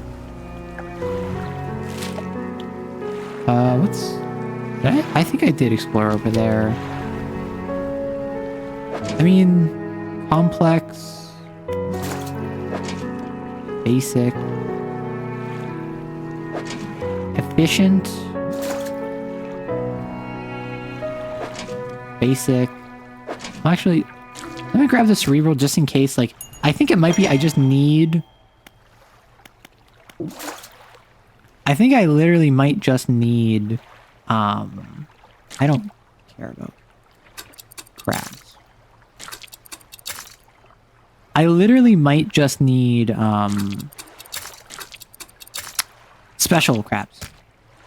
But like special fish. That might literally be the only requirement for that one.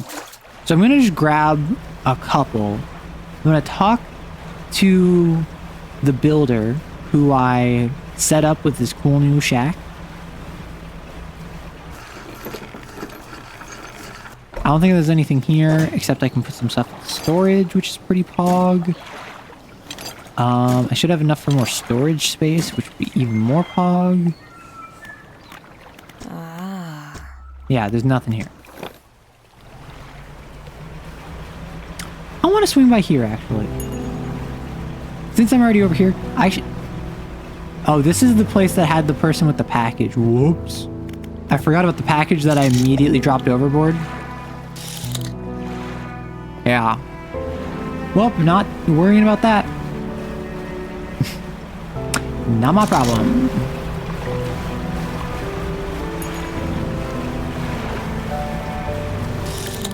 Did I ever give the tiger mackerel to that one dude?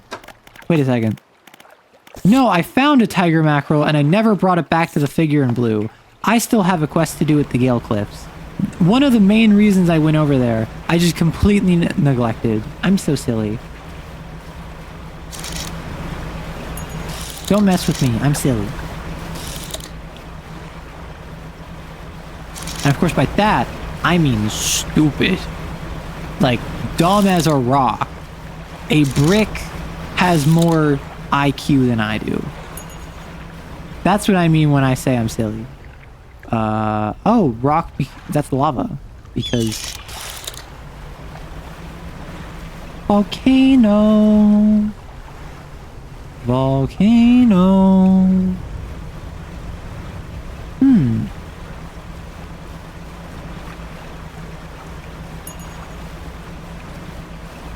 You know, it does kind of surprise me that the... Oh, wow. I just realized that there's like an outer bounds, it looks like. So like, am I able to go all the way like over here and then it's as soon as I go over, like that's when the Kraken kills me or something? Weird. I do find it weird that the very marshy area is next to the volcano area. I assume they would have been opposites. Where like... The cliffs and the trench strike me as closer to a volcano than like a swampy jungle. Doesn't really matter, just something that I was thinking about.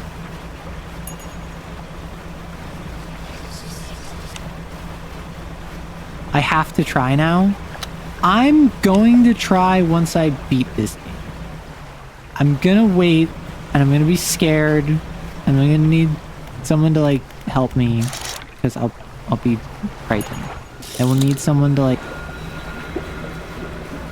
What? Oh no, that's just scary noise. That's not actual monsters. I will need someone to like promise to be with me, and if not, hold my hand, like mentally be there for me. Is that acceptable? Do I have I didn't pick up an explosive, did I? So I need to buy a couple. Where are you? Come on.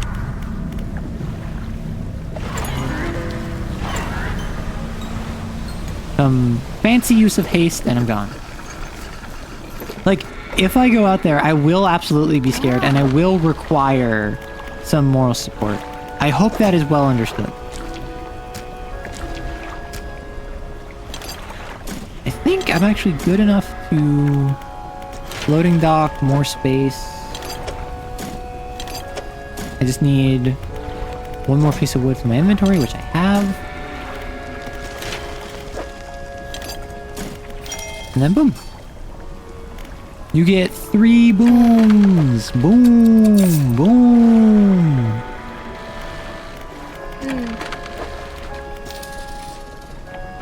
Okay, let's see if we got...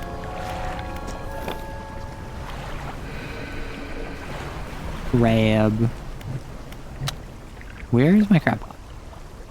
Oh, did I pick it up with me? I think I may have.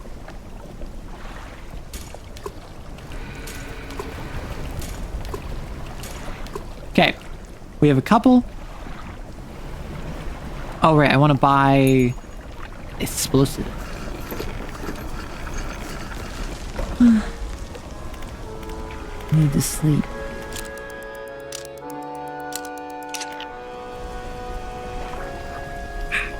Sorry, I need to drink water as well.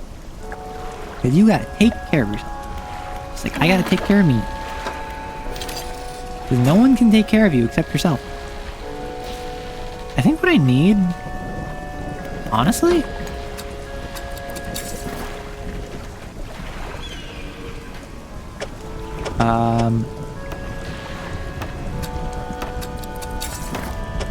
I think to remove all of that, we're gonna go into research because we have 6 parts.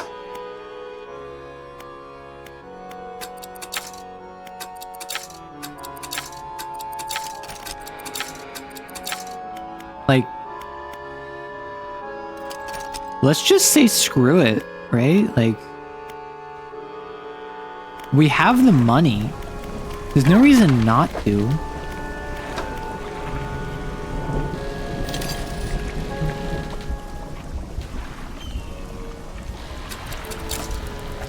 Oh, I didn't even need to delete all of them. Whoops. And if I go in storage, and I put the...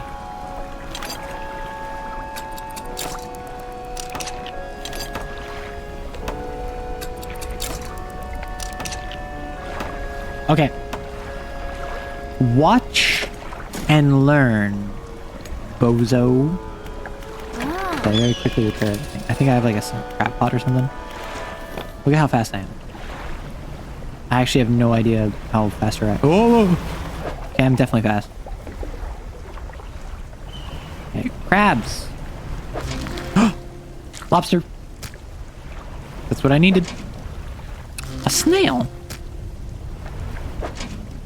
And another lobster.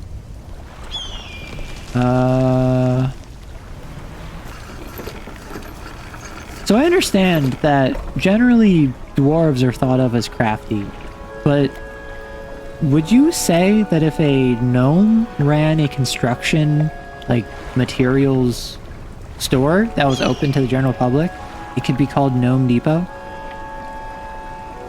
Because I don't know why the jingle of, like, Home Depot is just in my head. Then I thought of Gnome Depot. What was I doing? I do not remember what I was doing. I was purchasing it. Sure, I was purchasing explosives. Oh, I was getting my... Oh no, that was my net that I was repairing earlier. I was getting my funky little dudes because I actually don't know if I need them. I was getting some chum. Meow.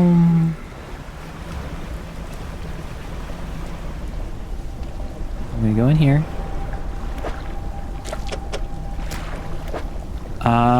Paw?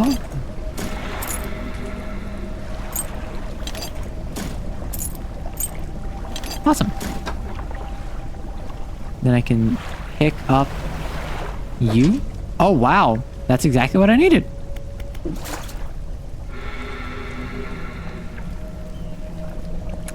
Let's just go back. No, we will...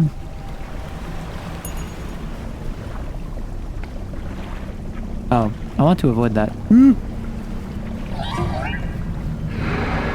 Never mind. I'm dipping.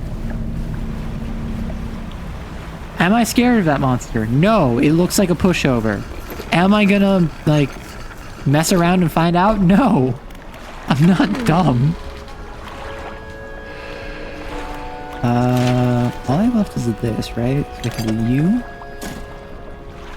That's the only, like, material I have on hand. So what I can also do is I can invest in you. Because why not? Storage.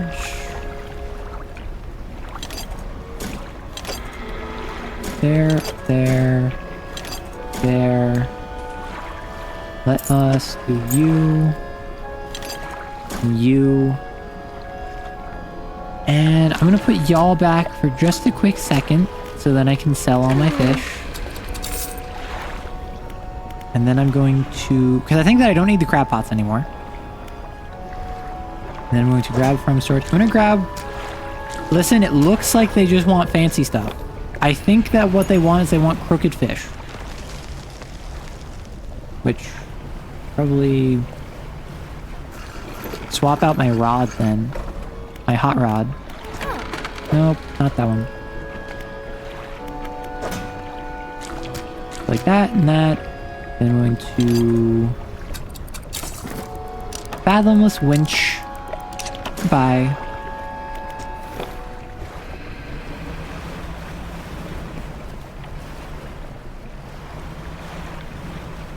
Okay. I'm trying to think, what are... Oh my gosh.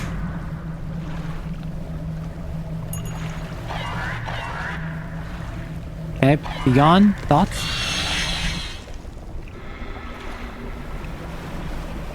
What are some fish that I haven't provided to the shrines yet?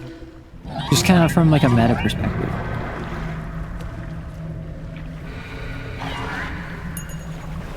Be gone, thoughts. Like I'm trying to fish here. The special thing went away. Dang. Oh, dang it. Oh, dang. Beep. Oh, dang it.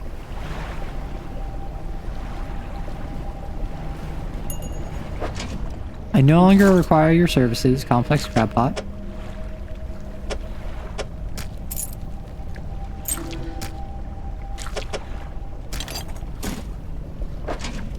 Pick you up.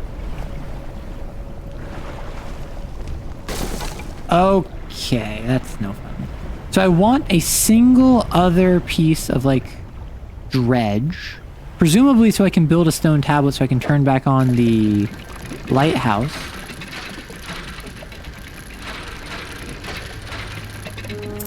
And it's made pretty clear whenever I'm gonna dredge those up. So I don't need to look for it too hard. I just need to like take in my surrounding. Like it could be there.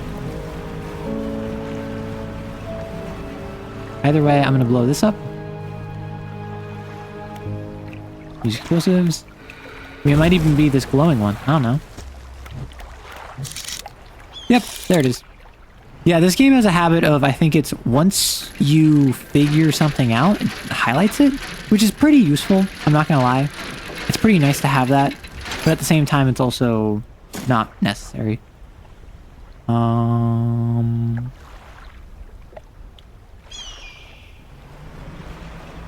Where is that final shrine? Up here.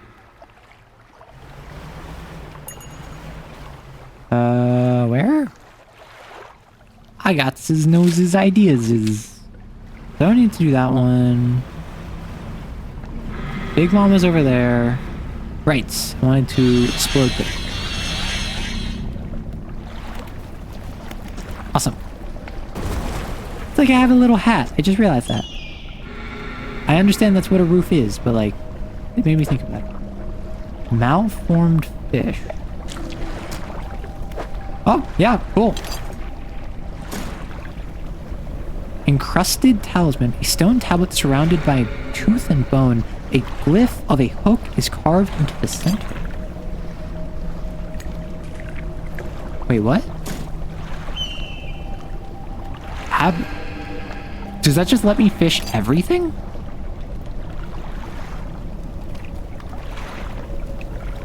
Huh.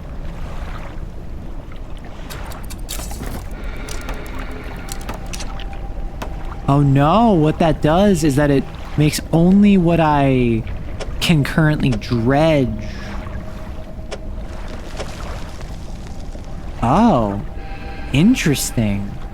So if I don't have a net, that makes me super powered.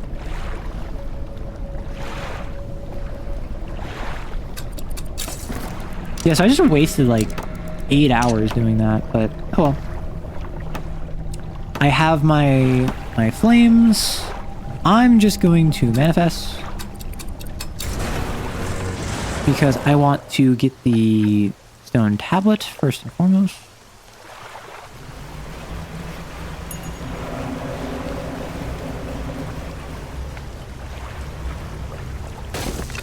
Ow.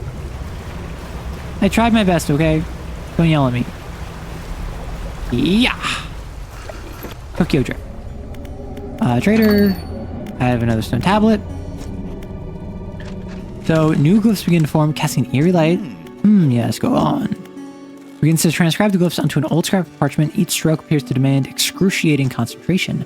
For a few minutes, he puts down his pen and reads aloud. When the sky mistakes the stars, and the air grows thick with night, the deep will open its scars, protect us, O guiding light. I only know of one guiding light, but these tablets predate the lighthouse at Great Marrow by centuries.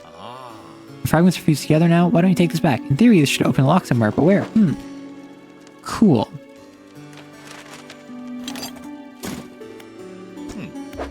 Yes, I do. Cool. So now what I can do is I can head back up there. I can activate the lighthouse. I don't know if I need to do that first or second. Actually, before I do that, I could go get the tiger mackerel over at Gale Cliff. I think I'll do that. Just because I want to get that done. That's something to do, you know? So I'll sell all this. I'll put in storage. This. Yeah, so like, the encrusted talisman seems like something that you have a main fishing line, and then this in addition, but I really like my trawl. My trawl has put in so much effort. Oh. Prop. Then we are going to repair. I'm also going to put the fire in storage, because I don't know what happens if I lose this. I don't think I can, but just in case. Actually, no, we should probably nap. Much like I should. Okay. And now we head out into the great blue yonder. If I hit that, I was going to be so upset. That was 10.6. That sucks. But I don't really care enough. I'm going out here into the great blue yonder, the unknown. Nothing but glinting lights in the distance. Not even lights on my ship.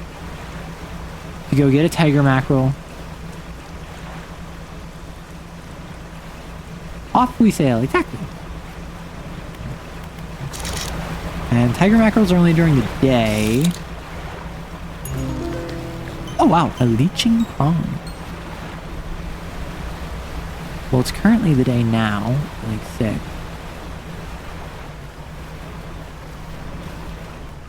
See, I think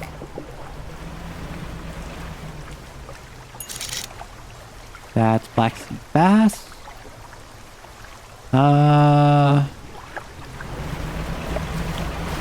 6 is when it shifts. There's tiger mackerel. Yell at me if you think that there's a tiger mackerel here. There's scrap, salmon, wreckfish. I guess I'll nap for a bit, just to pass some time. Also, because I do not sleep enough in this game. Or in real life. Which is not healthy. You should not do that. You should take care of yourself.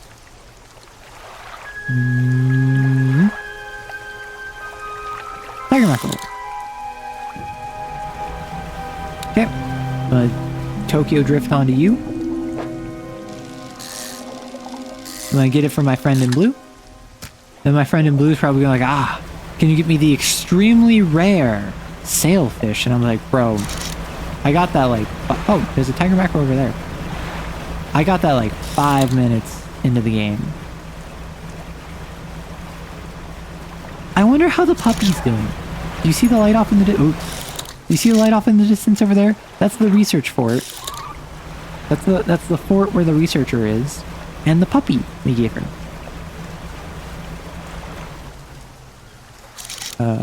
Yes. Over here. More still empty. It's consumed as quickly as first. Almost fulfilled. Snake mackerel. Where do I find a snake mackerel? I'm sure I have that. Encyclopedia. That's a serpentine mackerel. Aberration of snake mackerel. Caught in devil's spine. Right up where I'm going. Log. I also require... What is it? A loose jaw? These tiny parasites rasp away the flesh of whatever attaches to its hooked legs, ensuring an enduring grip. I have such a well-diversified portfolio in my... I don't have the right equipment? Why do I not have the right equipment? Oh, no, ocean. That's why. That's just a well-diversified trawl net. Hello, whale. You're not spooky, you're fun. It's when I found a giant spined fish that was terrifying. That's what's spooky.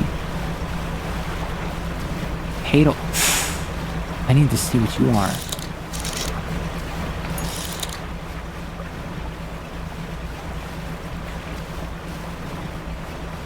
Hello, friend. Cutie.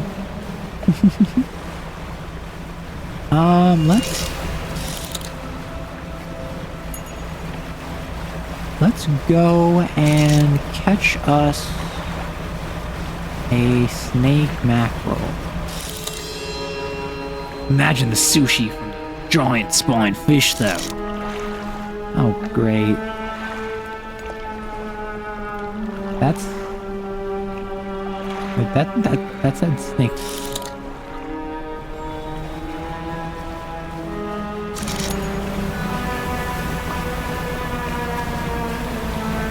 I need to swap back in my fetal fish. See whatever this is. Don't know. Snake mackerel. Do I hear dolphin? Oh, hello dolphins.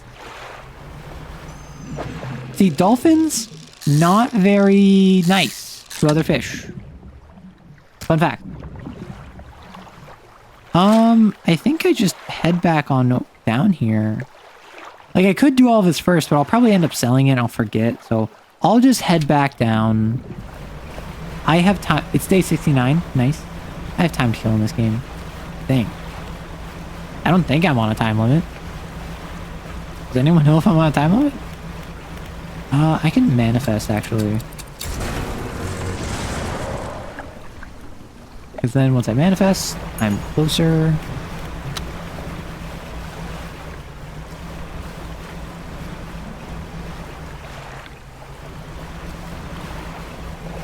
Okay. And then I can just do a quick little on over. And I'm skipping all the aberrations, not because I don't want the aberrations. I think the aberrations are really cool. But one, I think I've already gotten most of them. And two, I don't currently have my ocean gear equipped. I just have the trawling. Heart is extracted and devoured. Take a book and hand it over. Hunger sated, now I wait. Cool, new book. That's probably going to give me more money, but don't really need to worry about that.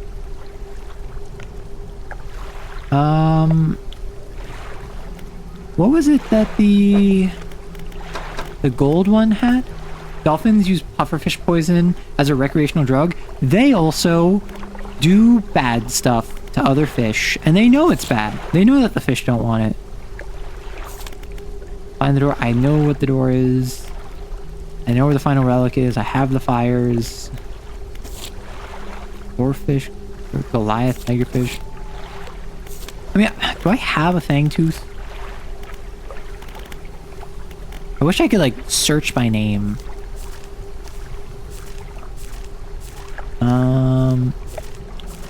That's a loose jaw. I imagine it would probably be in, like... I'm looking for a fang tooth.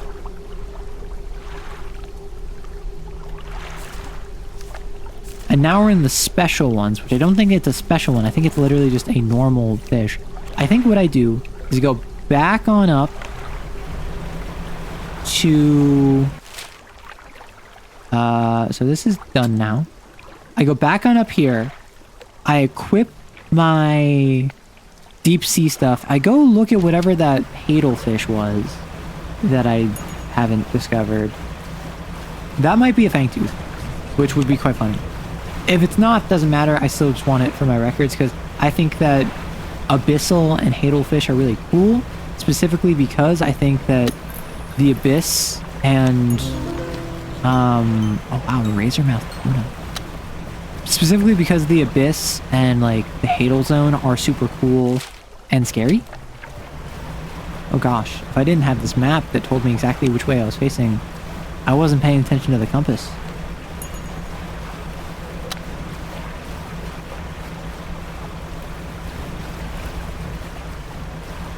What is here? Oh, is this more snake mackerels? Yeah. Silly.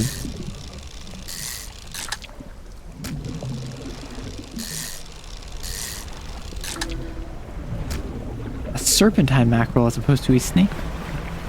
How similar, yet distinct. Dodge. What? I can't stick around. I gotta go over to here.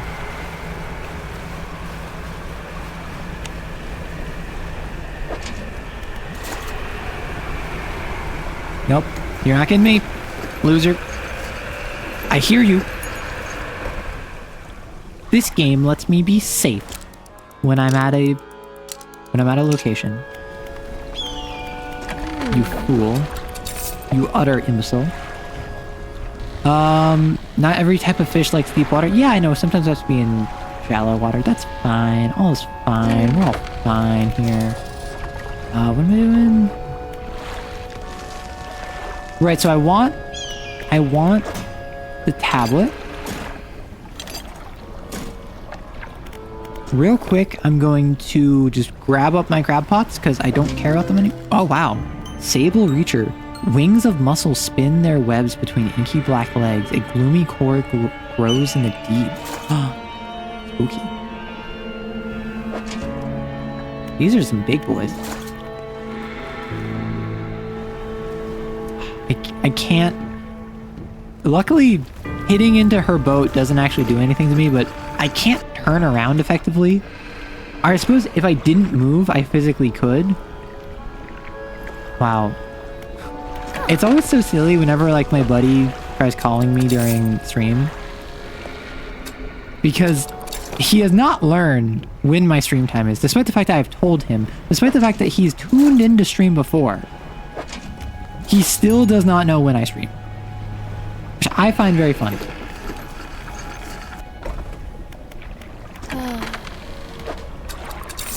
So I'm not going to sell all my crab pots, but I am going to put them in storage after repairing them. Because I don't need them. I don't really care about keeping track of them anymore. I have enough money and I have enough upgrades. Where I think, speaking of upgrades, I think what I need is do I need anything?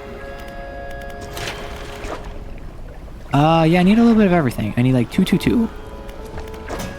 So if I do you, and you, and I go you, and you. Yeah, I just need 2 scrap, 2 wood. I should be able to find that pretty easily. I just need to actually like grab it instead of ignoring it. Because I've been ignoring it a whole bunch. Because it's just convenient to ignore it. Right, and I also want the hadal stuff. That's cloth, which I don't currently need.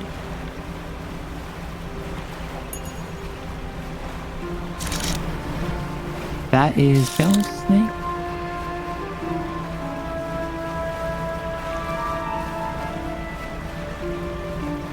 Oh, there's 2 explosives here. Interesting. I did not realize. That's armored. That's Dredge. Honestly, the dredge is nice, but it's not really worth it most of the time. It's just simply not enough money. Huh. Oh, there's a hot thing there. Nice. Yeah, what is the dredge here? Is this like another tablet? I thought that there was only 4.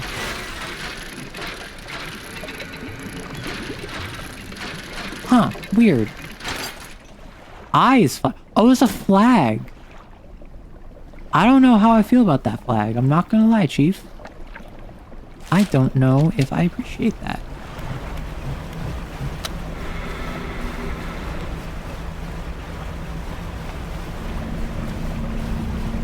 A Big Mama.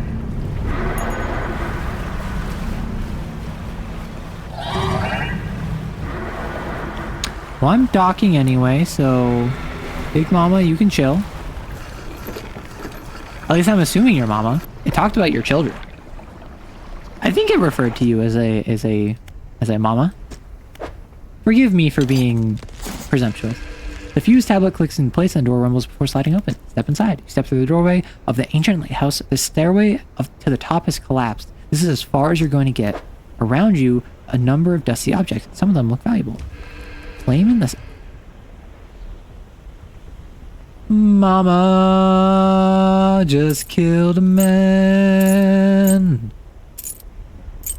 Interesting. So this is 2100, 3500. Impossibly bright for such a compact design, the delicately faceted crystal lenses focus a perpetually shining flame.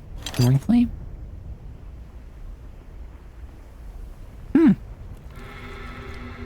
Also, I just realized one of the light upgrades you can buy doesn't fit. It's a 4x1, and I have the most light upgrades that I can get, and it just doesn't. Yeah, like, I can't do that, so, weird. Take everything from the room? Oh, wow, that was it. I thought that would, like, feature into, like, avoiding the monster or whatever. I guess I'm just... Well, hello. Welcome on in. Everyone who's a regular, can you show them how we greet raiders? Can you just show them real quick? Well, thank you for the follow. Let me real quick... shout you out.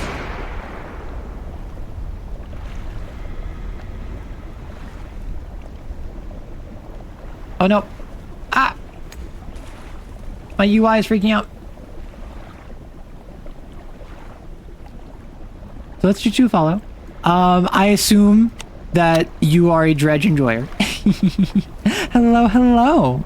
Thank you for the raid. For those of you who don't know, I am Arrow. Arrow, right? I'm primarily on YouTube, where I talk about TTRPGs like D&D, Kane, Lancer, Call of Cthulhu. Right now I'm playing Dredge here on stream. We have currently gone through every single island chain in this entire area. And right now we're in this volcano section, and we're about to reach the end of the game, I feel like. The goal is to beat the game today. I don't know how reasonable that is. I just kind of assumed it was. But I was the most scared I've ever been on stream last time I played this game, so that's the sort of game I'm playing. How was your stream? What went on with you? And would you like an infernal eel? Because apparently, that's what you get when you raid my stream. Because the real answer... Oh, so there's tons of dredge here. It's the name of the game. This is what the game does. Nothing happens when I touch the stone. Oh, you played Sable. Let me know more about it. Because I'm actually not familiar with Sable. But I'm always down for hearing more about games that I don't know about. So if you let me know more about Sable, I'd love to check it out, because I'm not familiar with it. Like, obviously this is entirely just because it's a single word and it rhymes with Fable, but my first thought was like, Fable? Which is also a game I have never played. That's a lie. I played it at a friend's place once, but I'm not super familiar with what's Sable. Also, I just used the power of knowledge to read a book. And I, at the very end of the game, right after everything else, got a 5% better pricing on selling and buying. I say, let's go commit heresy. Let us purchase with our flesh and our soul the wonder that is being a member of a cult. We're gonna go join a cult. Do you want to join us? So it's a beautiful game about being a nomad and flying around. Ooh, so I don't know. Maybe that's just me like hearing nomad and immediately thinking journey, but like, does it give journey vibes? Like, is it like real calm, collected, enjoyed? Also, Celador, why are you raiding? I thought you were watching the stream. You goober. Right, I need some wood and I need some steel. Yeah, Celador was a part of the raid. You actually almost played Journey today? I have yet to play Journey, and I'm a little bit worried because I feel like I ruined the experience by watching a playthrough. It feels like the sort of experience that you play without any knowledge going into it, and that's like the best outcome for you. Ow. At least for me, I'm happy to play a game where like I know the outcome. I just like, I don't know. I always feel bad because I'm just like, well, what if you want to see someone new playing the game and I'm not new? I technically know about this game. You always trust Celador? Oh, you should not trust Celador. I give Celador full reins to just yap about D&D on my server and also in chat. And in the exchange, Celador goes out and acquires cool new people to be like, hey, you should talk to Arrow. That's the arrangement we have. Celador didn't know about this arrangement, mind you. This was entirely that I set this up without Celador even realizing, because I'm an evil genius. That's what you need to know about me. Heads up. But no, thank you so much for the raid. And obviously, if you need to like take care of yourself, if you need to swing by post-raid, self-care, post-stream self-care, you do that. Take care of yourself. Celador does have randomly interesting information. It's so fun, because I'll just like be living my life. I'll be doing a stream that's just like, hey, did you know there is a hero called the Human Torch independent of Johnny Storm? And I'm like, what?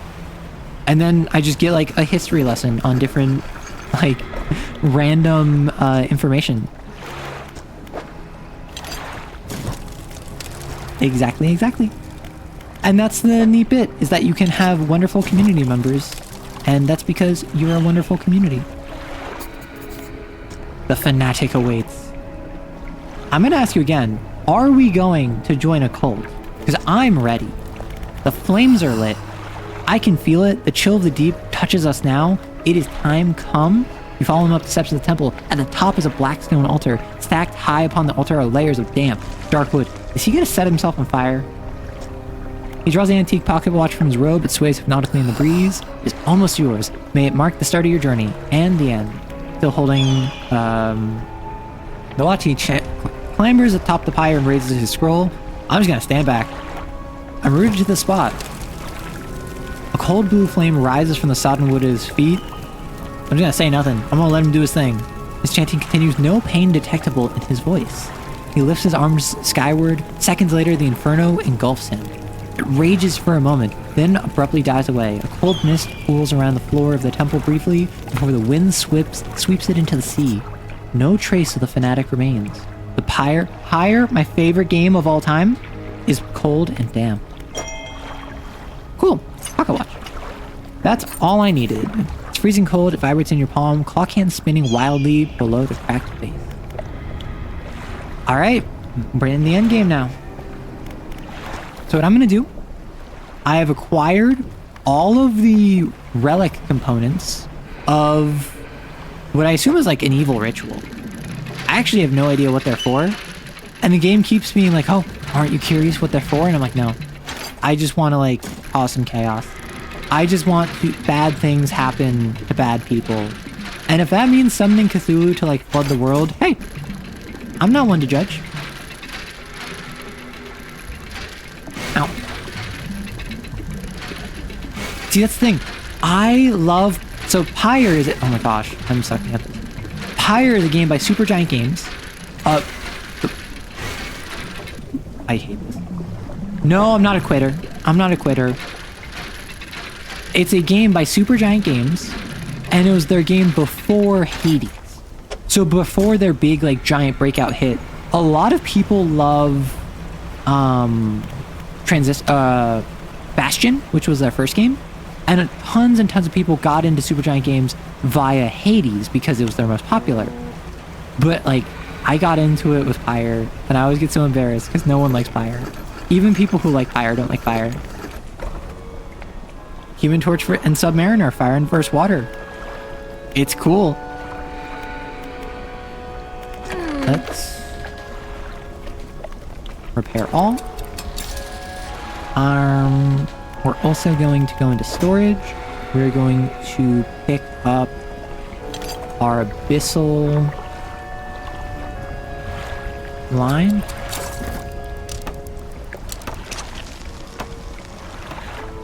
We're going to store everything.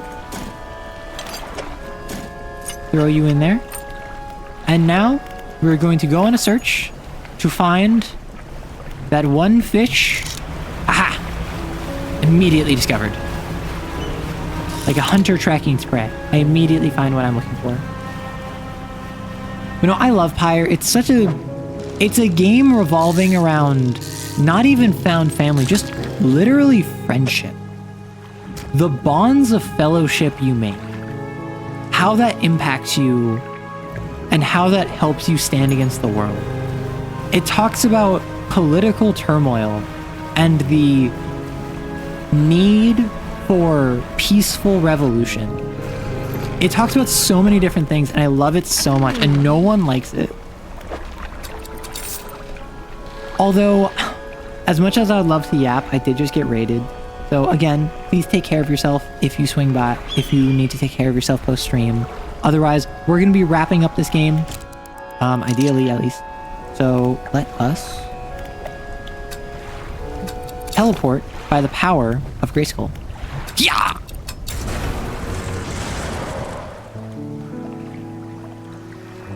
And now what we can do, we can give this artifact that we have acquired to our friend, who is definitely not evil. The waves swelling and crashing against the basalt columns that surround you. You pause before crossing the threshold. He approaches, drawing closer with an incessant ticking. You have the pocket watch. You take out the watch. Its once frozen hands are now inexplicably twitching in a rhythmic struggle, trying but failing to move forwards. You place it in front of the collector. Though it has been some decades since I last laid eyes upon this, the sound of its mechanism has grown no less unpleasant. Alright, so we have the ad currently. I'm gonna wait. Goodness gracious. I have an apple that I got 2 hours ago, and I was gonna eat an hour ago, and I never did.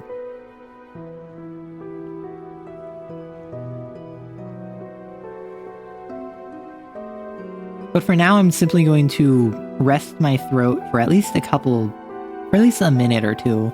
Because I've been yapping nonstop for like 5 hours, and I think you can hear it. I might actually need to wrap up after like only 6 hours.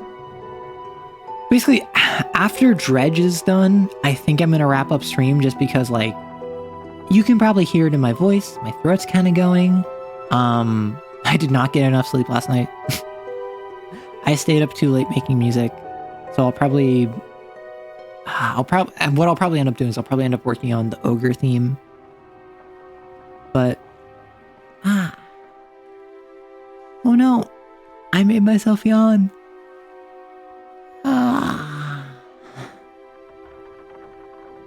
But yes, I hope everyone is currently having a lovely day today. I hope that you're enjoying yourself, whether it is your day, evening, night, or morning. I'm curious where everyone's located, because generally speaking, I have a pretty East Coast centric audience, but I also have a lot of like European time zone. Safeties, you're doing all right? Good, good.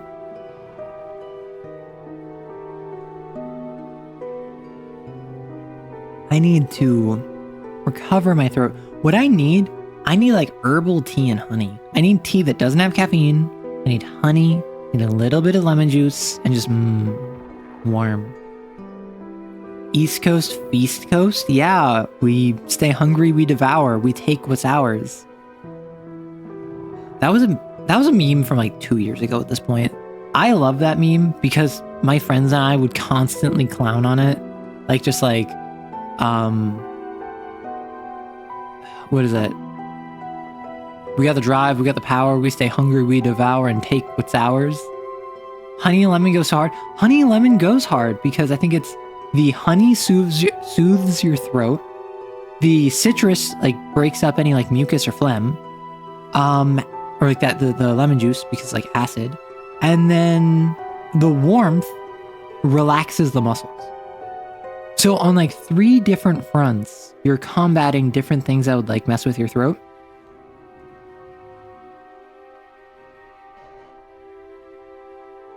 Yeah, my roommate has suggested that I invest in like lozenges.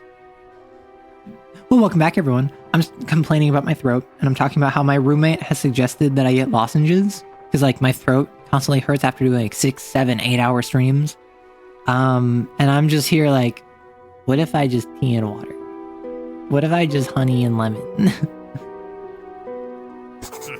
And with that, our collection is complete. I must admit, I am surprised. I did not think you had the determination for such a job.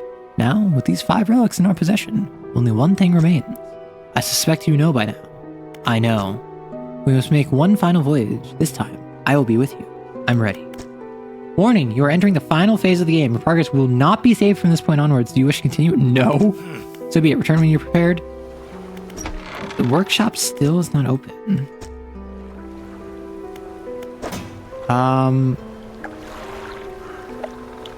I want to get... What was it? In terms of pursuits, all I have left is catch rare fish, which I'm not going to go around catching a bunch of rare fish. Catch a fang tooth. I don't know where the fang tooth is.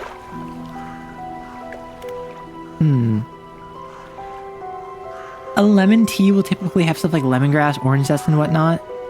See, that's the thing. When I think of that, I think of a herbal tea or maybe a floral tea which has no caffeine because caffeine hurts your throat. Let's take a quick nap.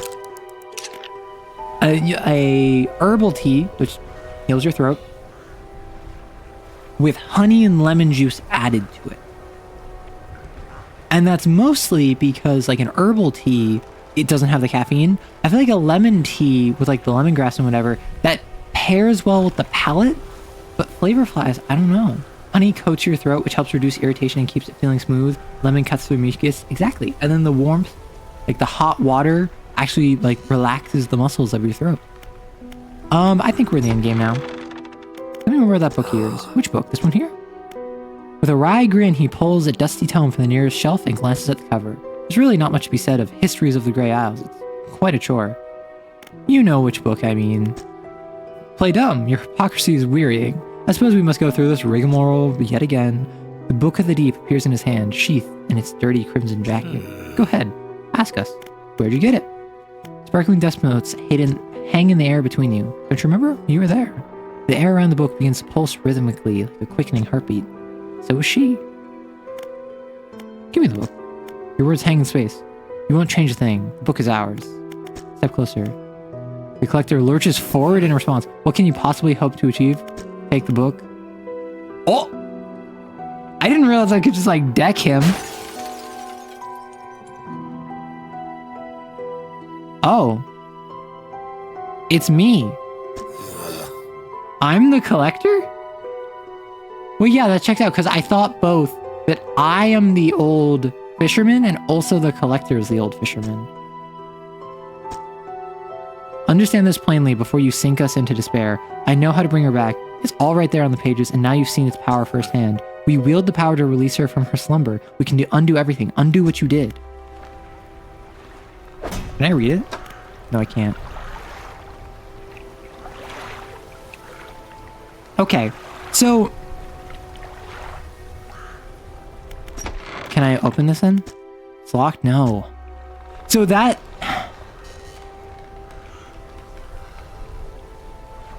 Alright, that checks out a couple boxes. Because first off, the manifest power is described as heading back to where it all began. Which teleports me here. It doesn't teleport me to the island, it teleports me here. The old mayor spoke to me as if he knew me. Which, obviously, I'm the old fisherman. Like, the new mayor, the lighthouse worker, neither of them seem to address that, but hey. Like, I thought I was either the old fisherman or the old fisherman was the collector. I didn't think I was both, I will say. Can I talk to the lighthouse keeper? What is it? I have the book. You've had it this whole time, have you not? Doesn't matter. Make the most of the window of lucidity. Now's the time to act. You still remember where it happened? In that gloomy darkness beyond the bay? When you're ready, I'll point the way. I'm ready. Now I'm entering the end game. Yes. One more time. It will not be saved. Yes. We must wait until night is thickest, until the ocean is as it was all those years ago.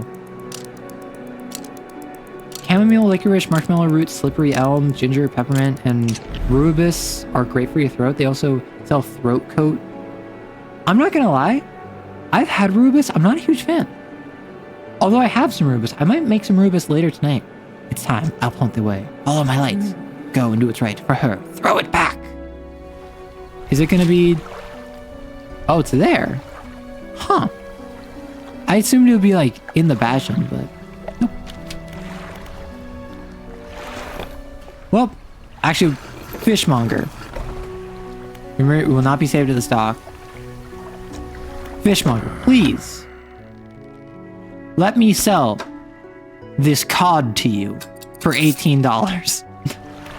You know what? I think I should go check out my crab pots too. So there's actually a monster to the right, so I'm gonna go this way instead.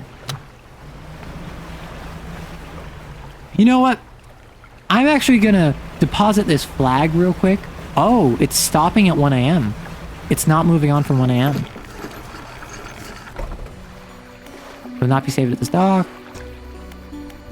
Let me just real quick grab this flag. Oh, also I'll grab this treasure too, because like, hey, why not?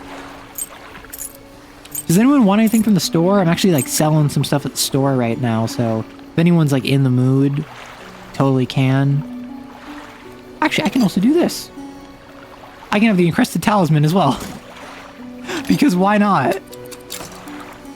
It takes no time at all because time is an illusion and so are pants.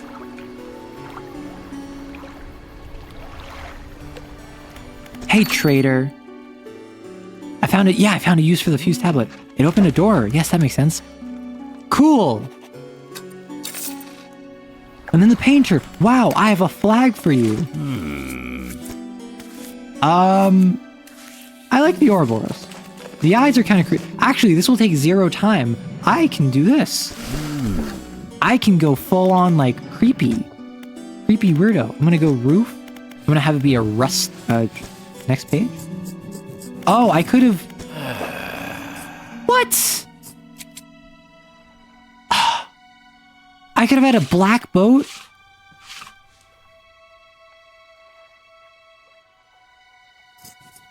What?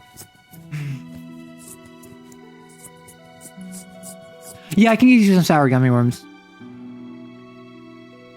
I don't think my crab pots will work if I run back to the Devil's Reach real quick. Like, what if I just get a black boat? Because like a black boat would be so cool.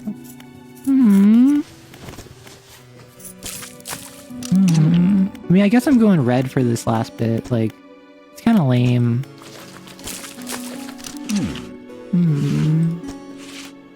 That. Just bunting. Bunting. I don't even know what the bunting is. Is it like that flag? I guess. I could have had a black boat. Okay.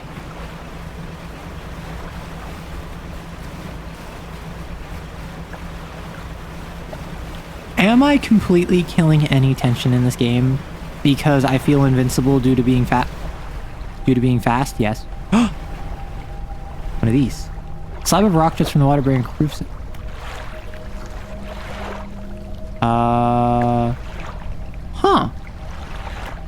If I had some cod, I wonder what this would have done. Well, it's night, so I can't get any cod, unfortunately.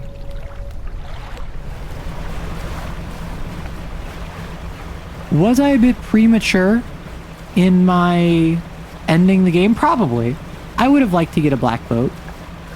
But honestly, I don't really care that much. I'm sorry. Oh boy. I can get ultra rare superfish. Let me just do some abyssal fishing real quick. Wow. A Paris loose jaw. My favorite.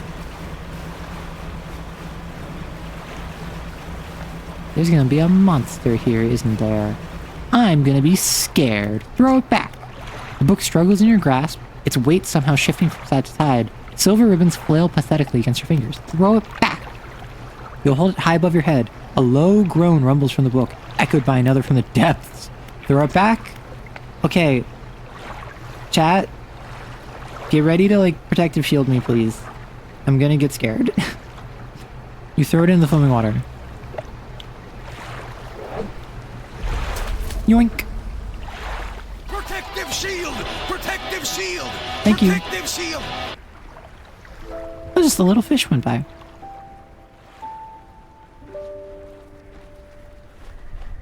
Protective shield! Protective shield! Um, Protective shield! Yeah. That actually wasn't that scary. Because I saw it coming. Wait, that's the giant monster I saw before! Protective shield! Protective shield! A white boat and draw hot flames on the side, like a hot woman. And a wheel of cheese. And me throwing it back. I'm not gonna lie. That ending, my guess is that if I had gone with the collector, who was me, I would have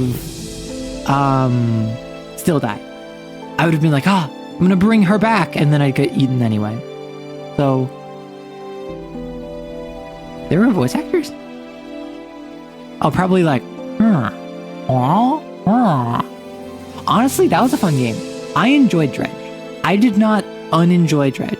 I just wasn't super invested in the plot. The actual, like, storytelling of it, I wasn't super invested by. The gameplay itself, I enjoyed. I enjoyed this game. The art style, I actually didn't really talk about. I really loved. The music was really good. I did save the dog. A lot shorter than Disco Elysium. That's what I was hoping for. I looked it up. I saw this was like, you can beat it in like 10 to 15 hours, which I was very happy about. I wanted to get out like a short game after Disco Elysium, and maybe I'll do like another short game, but honestly, I might... No promises. Okay, no promises. Hollow Knight might be on the list. Because if I start up Hollow Knight and I spend 3 to 4 months playing it, Silksong is gonna release right after. Because Silksong ostensibly is releasing like end of 2025.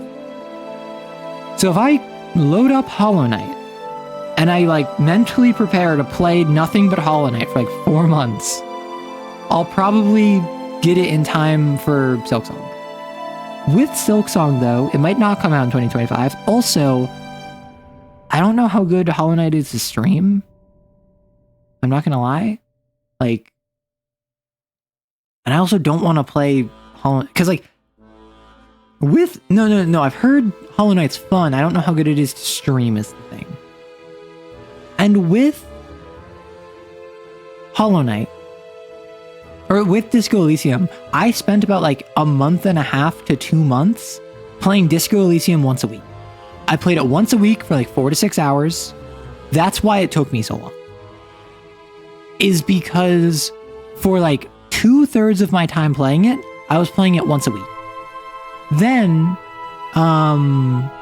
I shifted towards I want to beat Disco Elysium. For like the final like month or so, I was playing Disco Elysium every stream because I wanted to get it done. And that made it go way quicker. I don't think I want to devote all of my time to Hollow Knight, but also I feel like if I don't devote all of my time to Hollow Knight, I'm never going to beat it. Right? Your playthrough took 20, 30... I was assuming like 40, 50 hours. So that actually sounds way more reasonable than I was expecting. However, I'm also not a gamer either. I am a gamer. I play games regularly. I don't consider myself a very good gamer. I don't consider myself a gamer that is like particularly super skilled. It took me forever to get through Dredge, for instance. Although I did kind of like, day 1, I learned how to play the game and got an artifact. Day 2, was this my 3rd Dredge stream?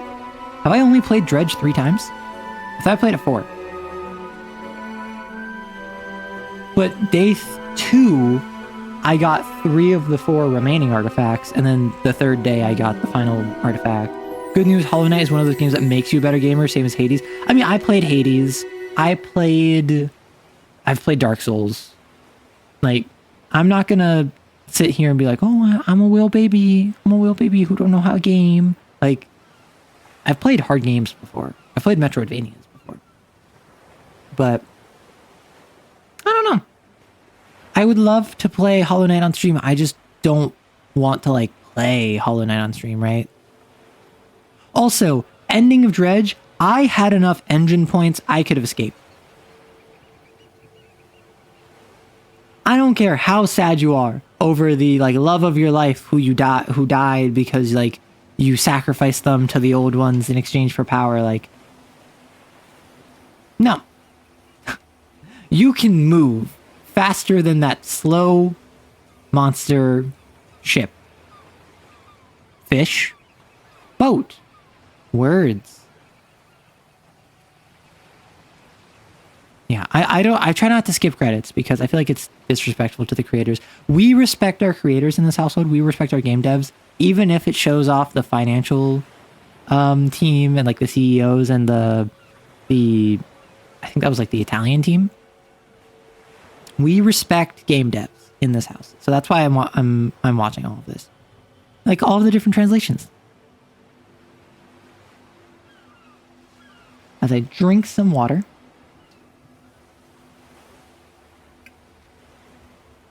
I have a demo that I want to play, which I might actually play right now because I have it installed. I have it ready. The devs contacted me and they're like, hey, you know, we have a demo out, right? And I'm like, oh, you do? And the game is coming out this summer. Honestly, that would be another game where it's just like, because I'm trying to remember what the game is called. I would need to double check, but I think it's, what is it? I can double check in a second, but once the credits are up, I think I might pivot to a demo for a game inspired by Disco Elysium, which comes out this summer. And the devs let me know that there's a demo out. I think because I played Disco Elysium, like I was on a list and they're like, hey, we have a demo. But I'd love to check it out. I was going to wait until Tuesday, but I might just do it today because I finished Dredge with time to spare. Alternatively, I could go to like work on the ogre theme because I was showing off the idol theme earlier. I was showing off some music I made earlier, a BGM. I could show off a different piece that I'm working on and like work on it with chat. That's another option. I don't know how much folks would like that though. Also, I need to continue. So this is before I save. What I'm gonna do, do I care about the black boat? Not really. All right, chat. I'm gonna be scared for you. So you have to be nice about it, okay? I'm just gonna go. You have to be nice to me. You have to be kind. Protective shield. Protective I'm going shield. off Protective into shield. the great unknown. What do you mean I'm off? What did I do? Huh? What did I do? Oh no, it's gonna be night too. Oh no. Oh, there's also this area over here.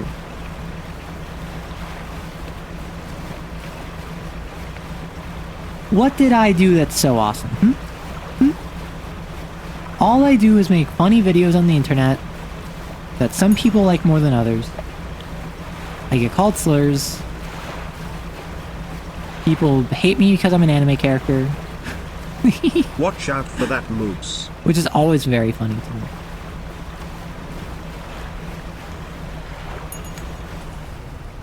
Oh, this is where the mayor was. Understood. Okay. All right. Let me hear Pog.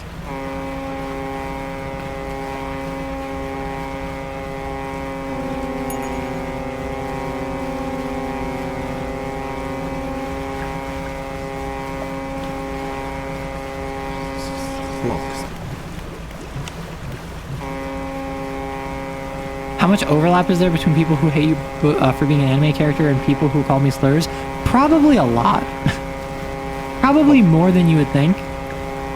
I don't know the specific numbers. But I do feel as though most of the people who are gonna, like, be inclined to call me a slur are gonna be like, what's this anime person doing in my D&D feed?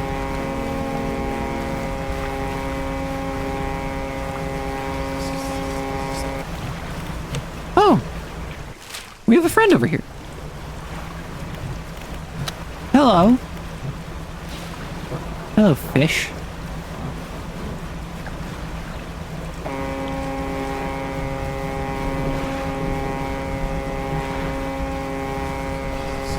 You know, sure, I'll be crazy. Why not? Crazy? I was crazy once. They put me in a rubber room with rats. I don't even know what happens when I go super crazy. Can I even get crazy? Oh, I don't like that noise.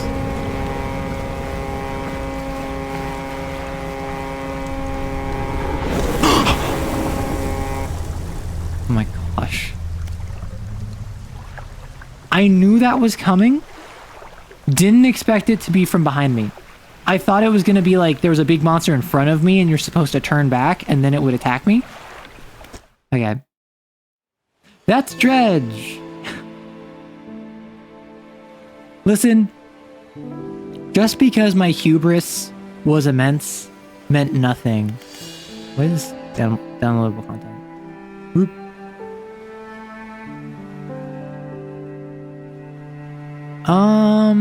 Yeah, I had a good time with Dredge. Despite my complaints, despite the fact that I couldn't...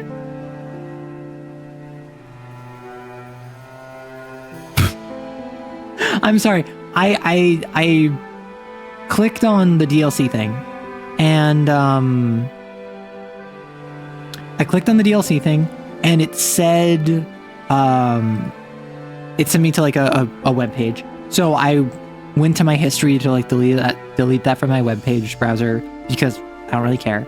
And one of my recent searches was ASMR, like, Funky Kong gives you affirmations, and I was so confused. And then I remembered someone posted that in the Discord server. I was so confused for a second. So what I could do is, at present, I can end stream, I can work on music, I can work on game dev, or I can play Paradigm Island demo, which is that demo I was talking about where the devs reached out and were like, hey, we have a demo out, this is inspired by Disco Elysium, you should try it. So I don't know how long that's gonna go for. I don't know how long that will go, but even if it's like 2 hours, that'd be like an 8-hour stream. That should be fine. It's really just my voice that I'd be worried about. Will I eat rice while playing the game? No, I didn't put rice on because upcoming is Passover and my roommate is Jewish, so I don't want to like make a bunch of stuff that only I can eat. That'd feel kind of bad. So I want to be respectful, even if I'm personally not going to keep kosher for Passover. I don't want to like make rice, which is not kosher for Passover, and then be like, haha, you can have this. That feels rude. What is River City Girl? I'm currently looking at Epic Games because, for those of you who don't know, Epic Games as a storefront has a rotating roster of free games every week. And one of the ones that just came out for free is River City Girls, which is like a beat 'em up game where you're like anime girls, I think. Someone's getting River City's biggest beatdown when these girls find whoever nabbed their boyfriend. That's so silly. How long?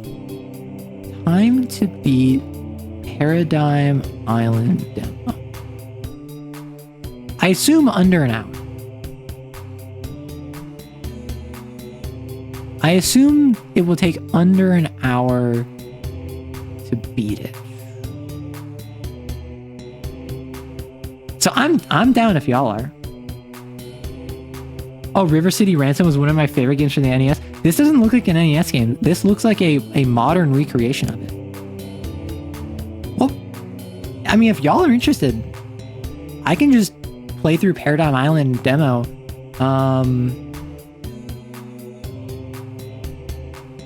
Disco Elysium's... Oh gosh. Theme, please hold. Oh, Red Dead Redemption's on sale. I've never played Red Dead, ever. Like, I know, I've also seen very little about it. All I know is that there's like a zombie expansion. So I actually might pick up Red Dead. Disco Elysium's spiritual successor.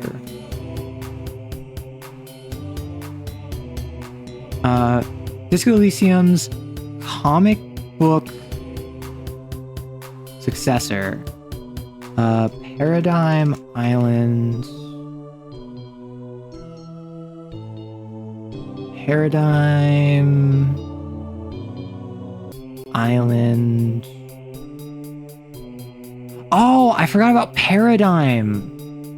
So Paradigm is a different game that I also got via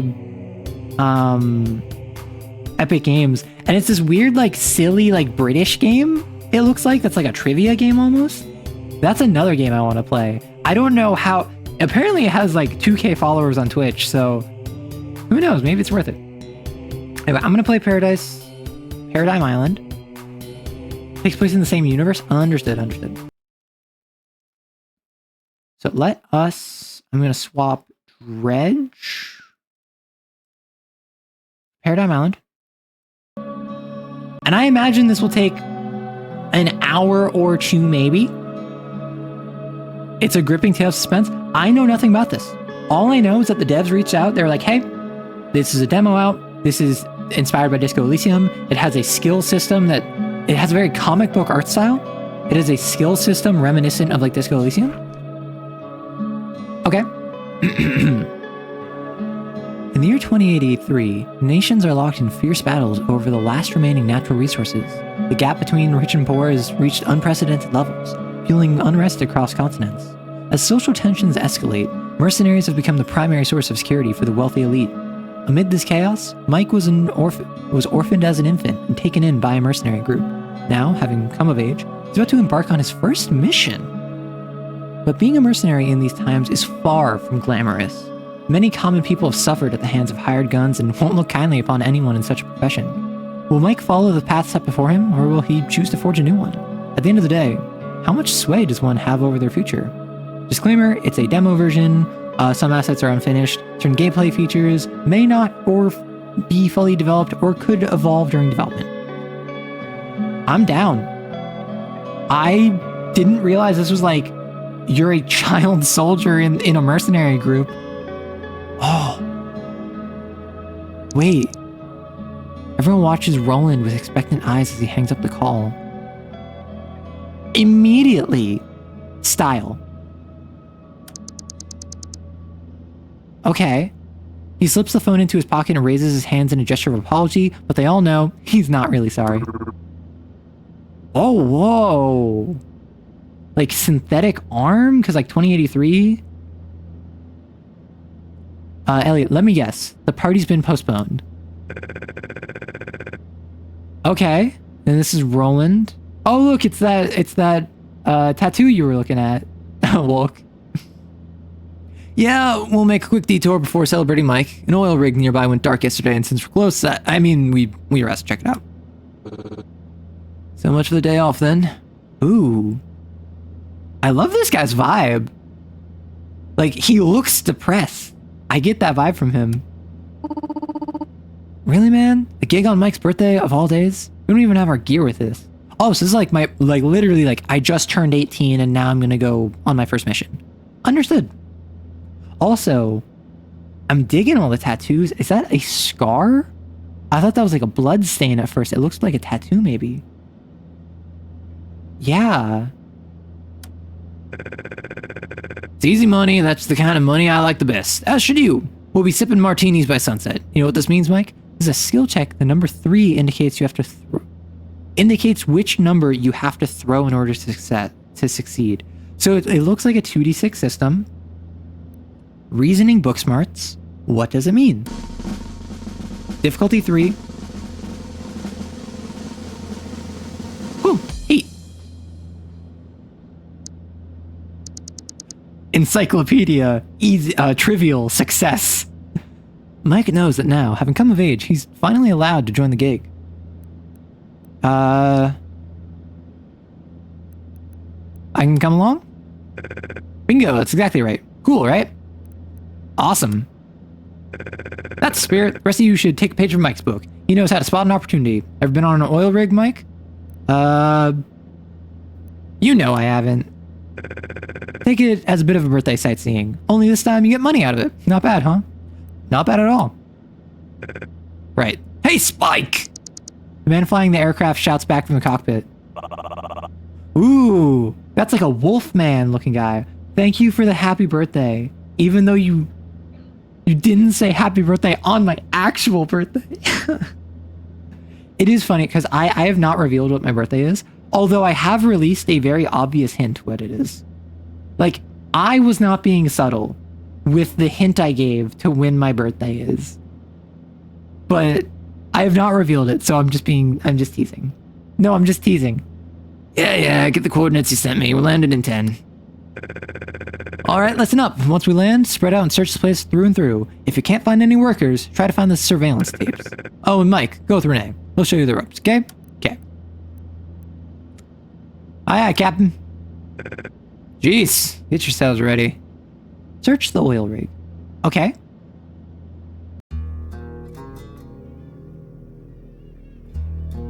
Ooh, I just noticed that like this has like an alien face painted on it.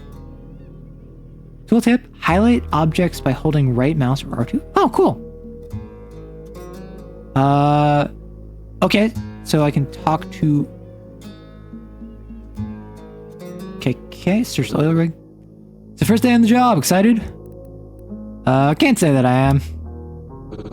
Can't blame you, this place looks empty. Can't be sure of that yet, can we? Someone would have come to meet us if there's anyone here. Maybe they got killed. Let me tell you, there's nothing exciting about a pile of bodies. Seen a lot of those, have you?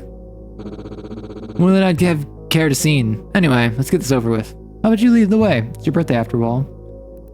Alright, watch my back. Sure. Very Kim-coded in that he's just like low energy. The robot lays sprawled on the ground, lifeless and inert, as if abandoned mid-task. Would you look at that? What do you think that happened to it? There's no visible damage, looks like it was turned off or there was a malfunction. Interesting. Right, let's see if we can find some actual people in here, okay? Sure. You lead the way. Got it. I think I can talk to Roland. What is Roland gonna say? Mikey, a bit anticlimactic for a first gig, eh? What do you reckon went down here? Can't say what went and which way yet. Let's see what we can find, right? If you had to guess? Well, if I had to guess, I'd go with kidnapping. Happens quite frequently in these parts. Usually it's a ship crew gets kidnapped though. An oil rig is much harder to breach. Who could be behind it?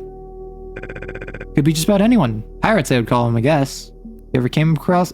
Who's they, actually? People? You know, kidnap at sea. You're generally called a pirate? Pirates. Nah, I'm good. See ya. Okay, so this is your skills. Your skills, introspection, examining and reflecting on one's own thoughts, feelings, and experiences. Extrospection, observing and focusing on other environmental stimuli, people, events. Reasoning, your logic. Book smarts, this is like your encyclopedia. Strength, physical prowess. Confidence, which is a body stat. Okay. Coordination. Poker face. Okay. Your vibes? Like, this is just you being an empath? Receive visions, prophecies, and insight from the spirit world?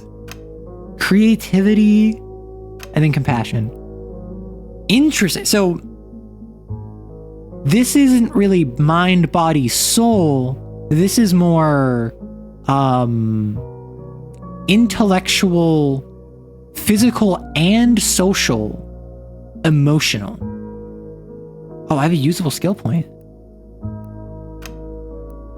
Wait, I love this. I gotta go for vibes. Can I pick my brain for a hot minute? Of course. I don't know. I feel like I gotta go for the vibes.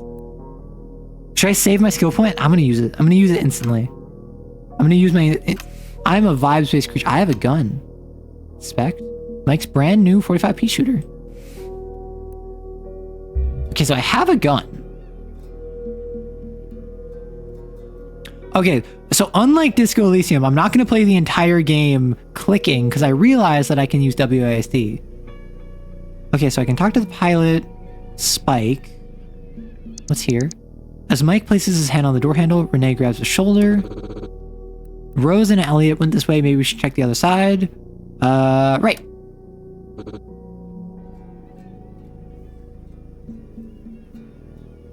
Hello, Spike. What do you want? Any idea what might have happened here? We got blue balled. Tell me about it. My balls are as blue as the ocean. He closes his eyes. As if. Hey, yo! Extrospection. So this is like insight, perception, noticing how they're feeling. As if he wished Mike was gone by the time he opened them. My balls are as blue as the sky?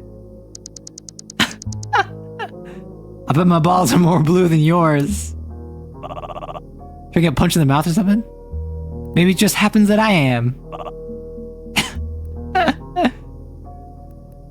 It's not like you would call me that. Oh, I'd like you to not call me that. I don't know what he said. The dialogue went to. Sorry, I misread that. Hot steam is blocking this. I need to turn it off. Probably this. So I need to pick up this and put it there. Awesome. Mike grabs valve.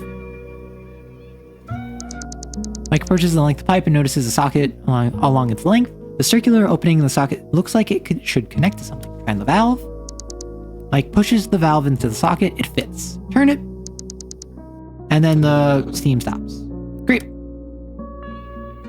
First, I'm going to investigate this robot. Balls blue like Hatsune Miku's hair. Oh no. Oh, the lifeboats are still here. Another inactive robot. His head came off. Still no people. They didn't leave. They could have been taken. Yeah, that makes sense, wouldn't it? Well, there are known pirates roaming, and they would make good ransom money. What's your theory? They just took off, you wouldn't really blame them. The lifeboats are still here, though. That's a fair point. Okay, before I go in there, I'm gonna go up the steps first. I don't think that I can run any faster than this. But I want to check over here. Oh, excuse me. I'm hiccuping. What? Oh. In an instant, the world warps and shifts. A dream? A hallucination? This is what I get for putting points in vibes. Oh, look what the cat dragged in. What cat? Shush. You hear that? What was that about the cat? Never mind that. You're just in time for the feel-good train. A feel-good train sounds nice. Sure does, doesn't it? It's taking you to your glorious future as a notorious mercenary. Hold up. I'm not sure if I want to be a mercenary. But you already are. Not notorious necessarily, but, well, you know what I mean. I don't feel like I had much of a choice. There's always a choice, but why fight it? The track's been laid out for you. You just have to put one feet in front of the other. That's what I've been doing, and it led me here. I was coming to that. Why are you here? I have no idea, to be honest. Well, isn't that interesting? Something or someone must be messing with the planes. Messing with what? The planes of existence. I'm sure it doesn't make much sense to you right now, but it might in the future. Was there anything else? Who are you, exactly? I'm the go-getter, the high flyer. When you want to get things done, you find me. What is this place? Something like an inner sanctum would be the best way to describe it, I guess. It's hard to say. Things are elusive around here. Is this real? Everything you experience is real in a sense, isn't it? If you define real as something other people can touch and feel, then I'd go with no. It really depends on the angle, you know? So in my head, putting it like that lacks nuance, but fine. So how do I get out of here?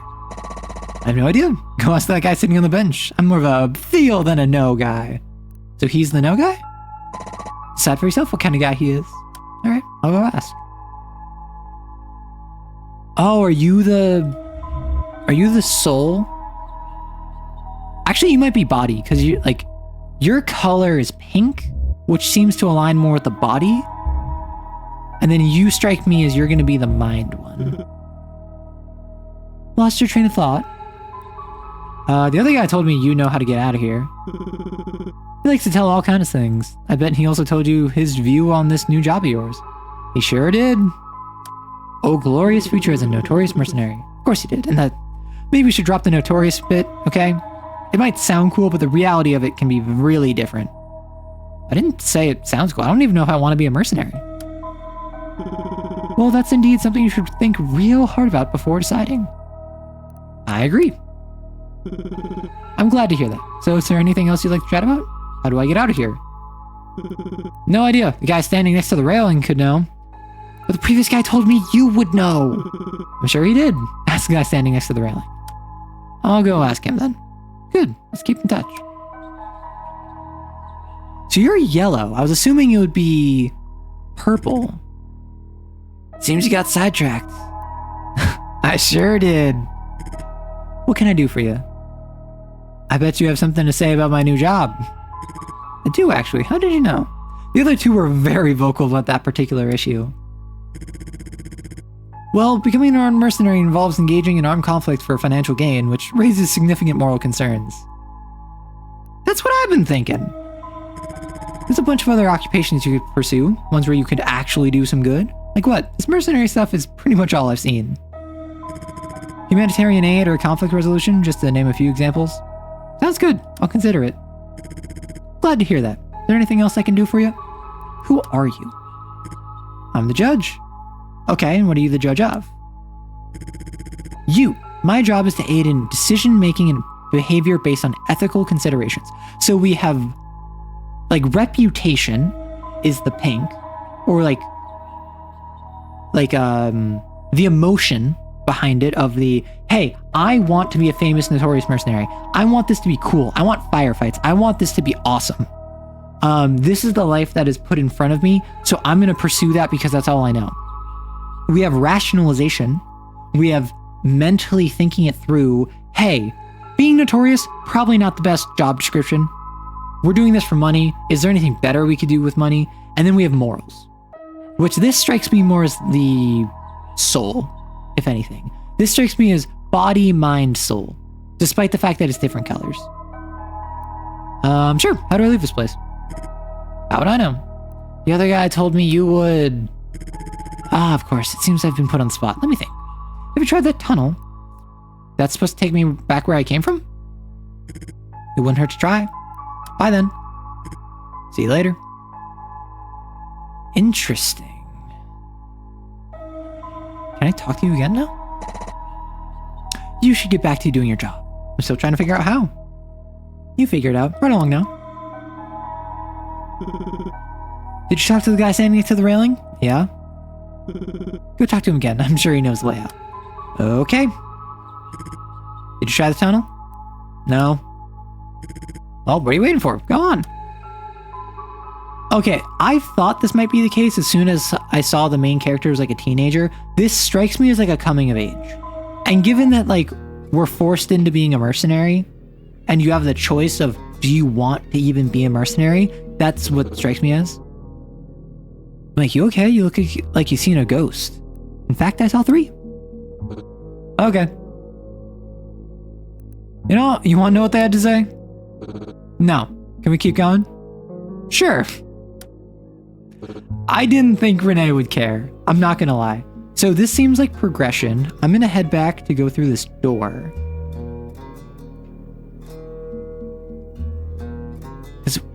I avoided the steam. I don't know what's in here though.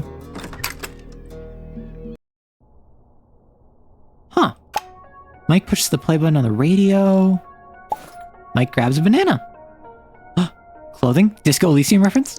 A work jacket has been left behind with a name tag stitched onto it reading Josh. Go through the pockets. Find a key card. Take the key card. Let's find a door to unlock with it, shall we?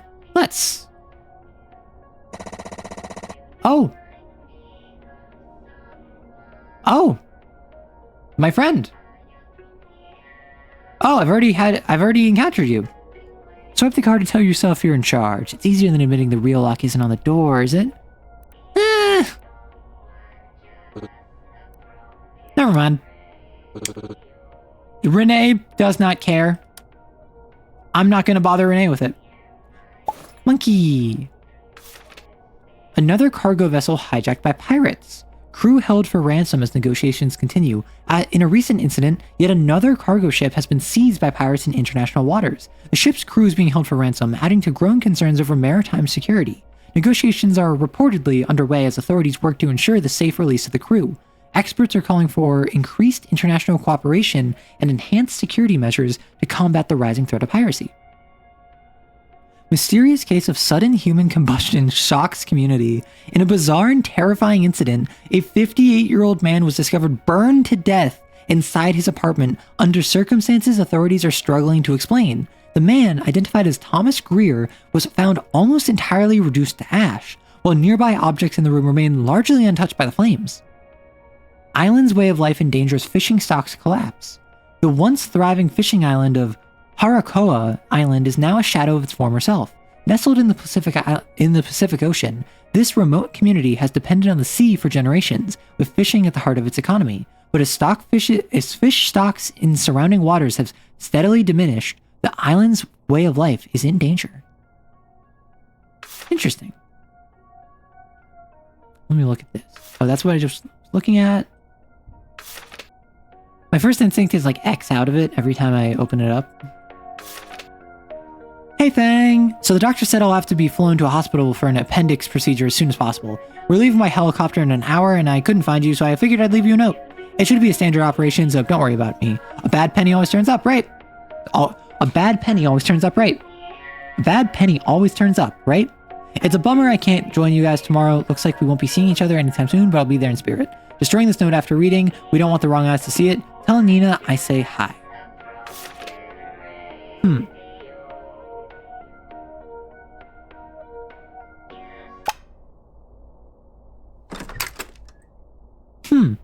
Interesting.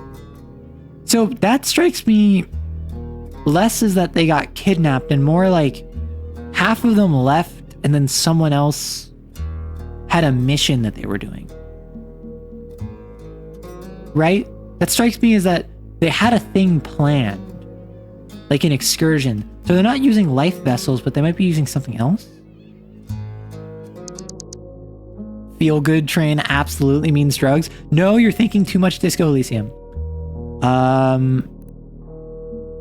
Open sesame. I have to try it. Ah. Nothing happens. I just had to. Yeah, I know. I just wanted to try to open sesame it. Like, I don't know if this is the sort of game where you can just open sesame stuff. Like, maybe. It's a metal drawer with a houseplant placed on top. Go through the drawers.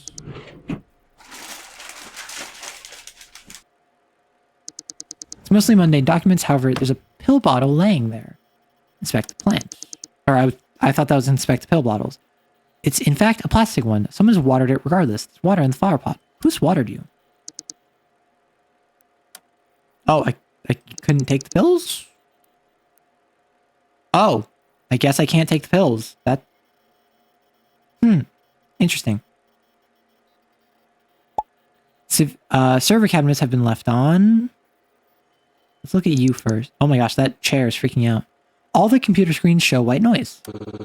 These computers must have been used for viewing for surveillance cameras. I'll see if I can get access to them. Go ahead. The white noise fades, revealing the surveillance archives. You've placed the footage, scanning for anomalies. After a while, he abruptly hits the spacebar to stop the tape. Now, would you look at that? The footage shows oil rig workers walking, escorted by a group of masked figures carrying firearms. They vanish from view and then nothing. What do you make of it? Yeah, they got kidnapped. Play it again. I want to focus on the masked men's body language.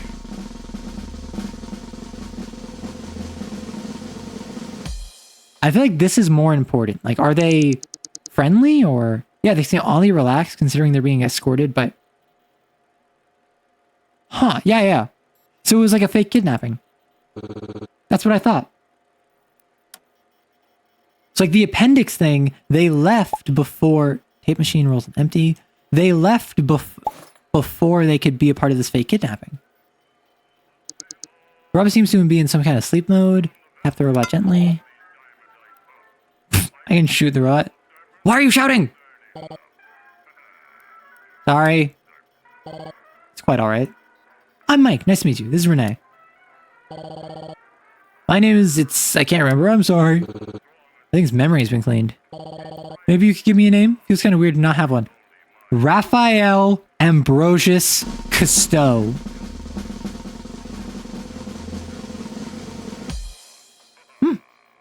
Good die rolls.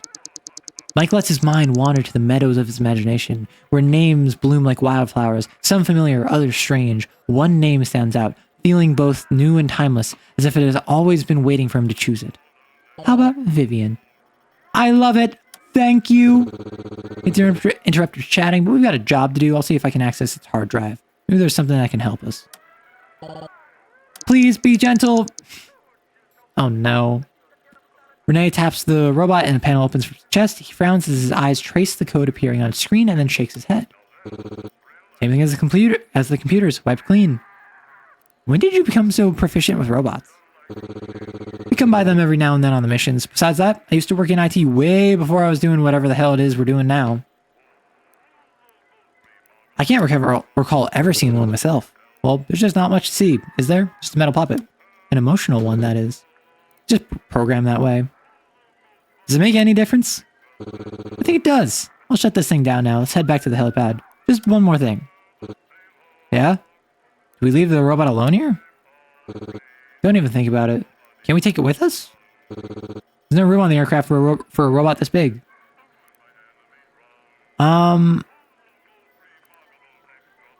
We could at least take it outside with us. Yeah, why not? I'll wake it up. Is it morning already? Had the strangest dream. You spent enough time alone in here. It's awesome. Where are we going? Just outside for starters. On an adventure. An adventure. I love those. All right, let's head back to the helipad.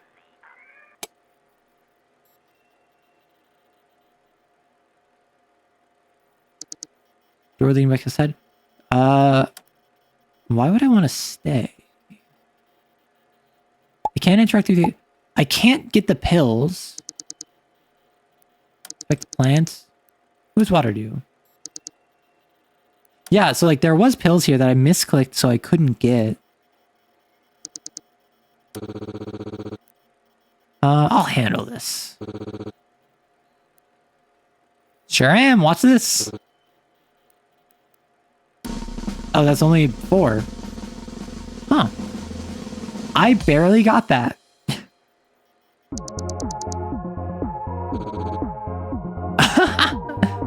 What do you mean it's a banger? Get in the groove. It's ass? There must be medication where you have. Step aside. No, Raphael, very sad. Okay, so I already did this. How long is this gonna take? Just no talking, okay?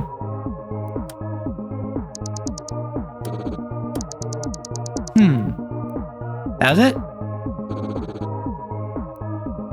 Play it again. Okay, so I can focus on the worker's body language if I want. Cool. The workers seem all day relaxed. Yeah, I knew that. Play it again. Oh yeah, we vibing. Can we go outside now? But yeah. Oh no, what I just clicked. Leave.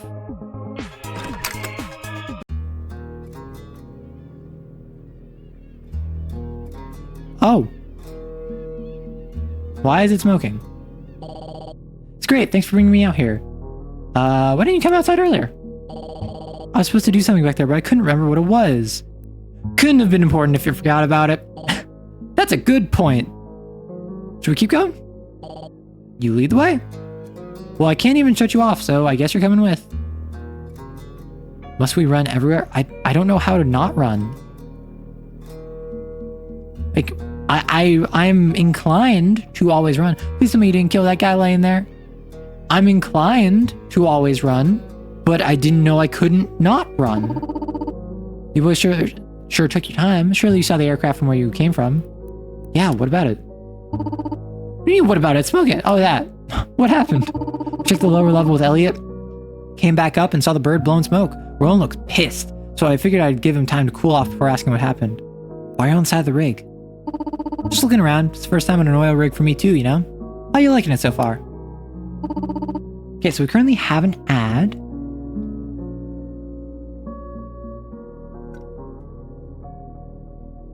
Thus far, I'm enjoying this.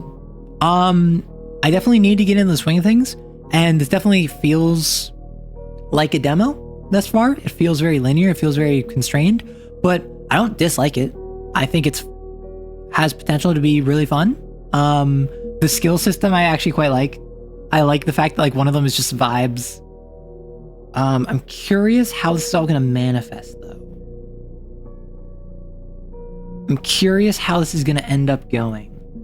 Because like, I don't know. This strikes me as like a coming of age story where you're either going to choose to become a mercenary because that's what you feel you have to do, or you're going to push against it. You're going to do something else with your life. But I don't know. I don't know. Also, I have heard the opinion that if you're in a setting where everyone wears too many belts, it's fantasy, and if you have too many zippers, it's sci-fi. This has 2 belts, implying that we're bridging on the edge of fantasy. Or maybe that's just because she's someone's fantasy. Like, look at those gloves. We have fingerless, backless gloves. That is a fashion statement and a half. I'm not one to wear gloves unless I'm cold. I could rock some fingerless gloves, I feel. Like, particularly because I'm thinking of Lonely Island. And I'm thinking of the boombox, where they're saying how all of them are wearing fingerless gloves. I don't know why that's what comes to mind when I think of fingerless gloves, but that's what I think of when I think of fingerless gloves. I think of like the boombox music video. I think of like, we're all wearing fingerless gloves, but with the back open. That's like so weird to me. It's a choice is what it is. And in terms of the character portraits, I don't know how I feel about them.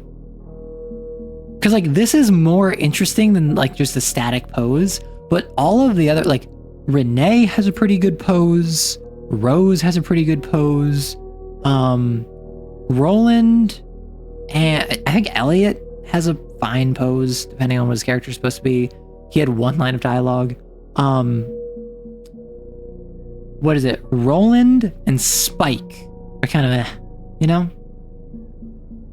Welcome back from the ad, everyone. I'm with you on that one.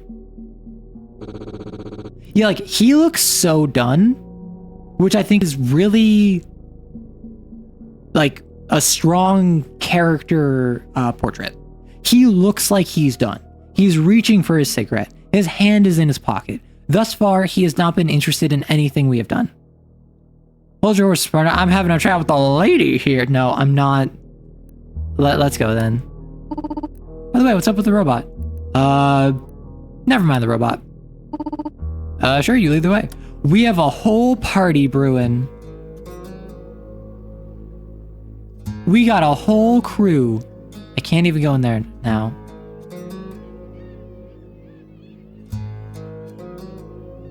Is like Roland gonna be dead? No, Roland's just there. Hey, Roland. I know, right? The moody Frenchman is following me everywhere, and I found this robot too. I can't believe Renee is French. One of the engines broke down when we tried to start it. Seems like we're gonna be stuck here for some time. It's not the worst place to be stranded at. Not the best place to be stranded. I mean, it's not the best, not the worst.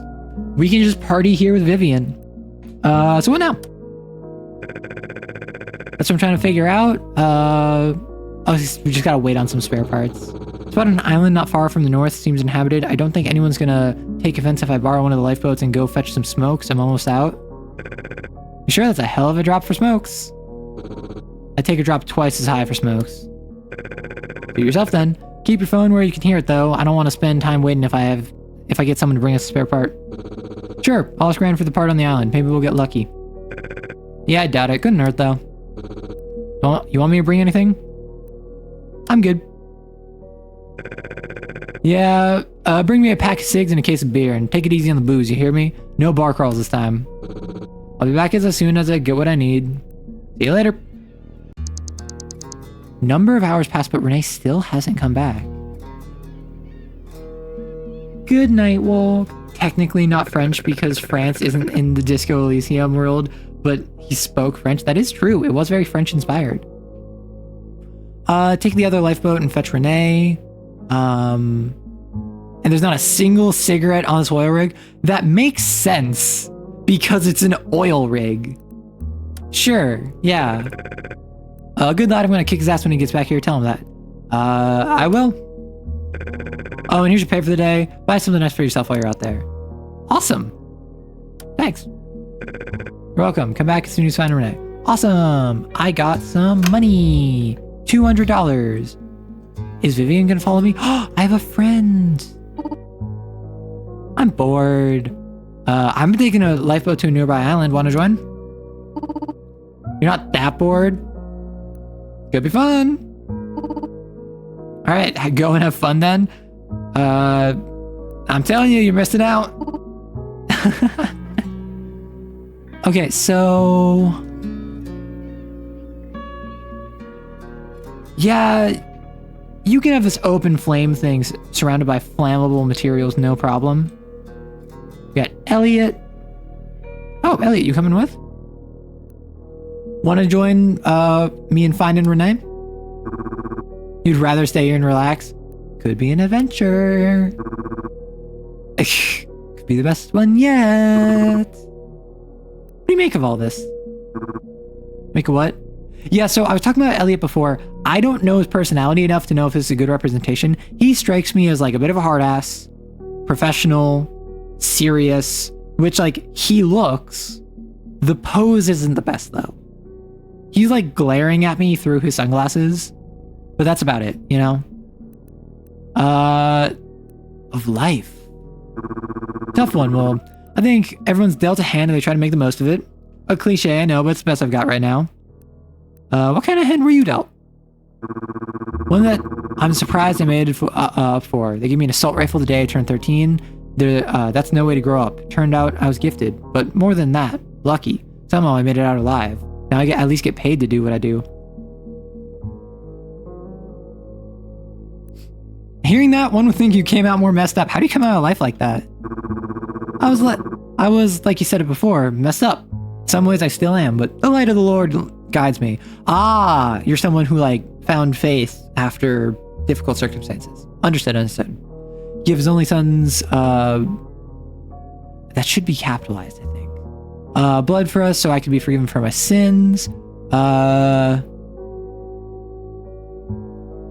Yeah, you kind of lost me there, but you do you. Did you find anything interesting? Nope, can't say we did. You sure? Yep, quite sure. You're a real smoothie man, aren't you? Was that sarcasm? Yes. Okay. I sometimes no. It's alright. We all got our strengths and weaknesses. I hate it when you're being sarcastic. Someone's like, "Was that sarcasm?" You're like, "Yeah." You're like, "Okay, thank you for telling me. I couldn't tell." I always feel so bad. This is exciting. What is? Us going to the island. I've never been to one. I think it is, isn't it? Let's go. Yay! All right. Renee's probably like dead. Get in. Can I come with you? Sure. Yay! Mike and Vivian squeeze into the lifeboat. Robot Island Adventure! Now with the rig fading behind him, Mike's mind races. What could have gone wrong? The island looms ahead, dark and unfamiliar. Is Renee in trouble? Or is there something on that island he didn't expect? To be continued. Oh! Why the music? Now there's a gaping hole. I'm used to being alone, waiting for something to come along. Yeah.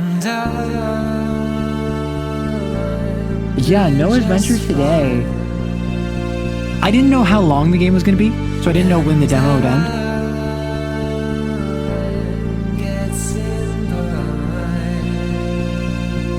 Huh.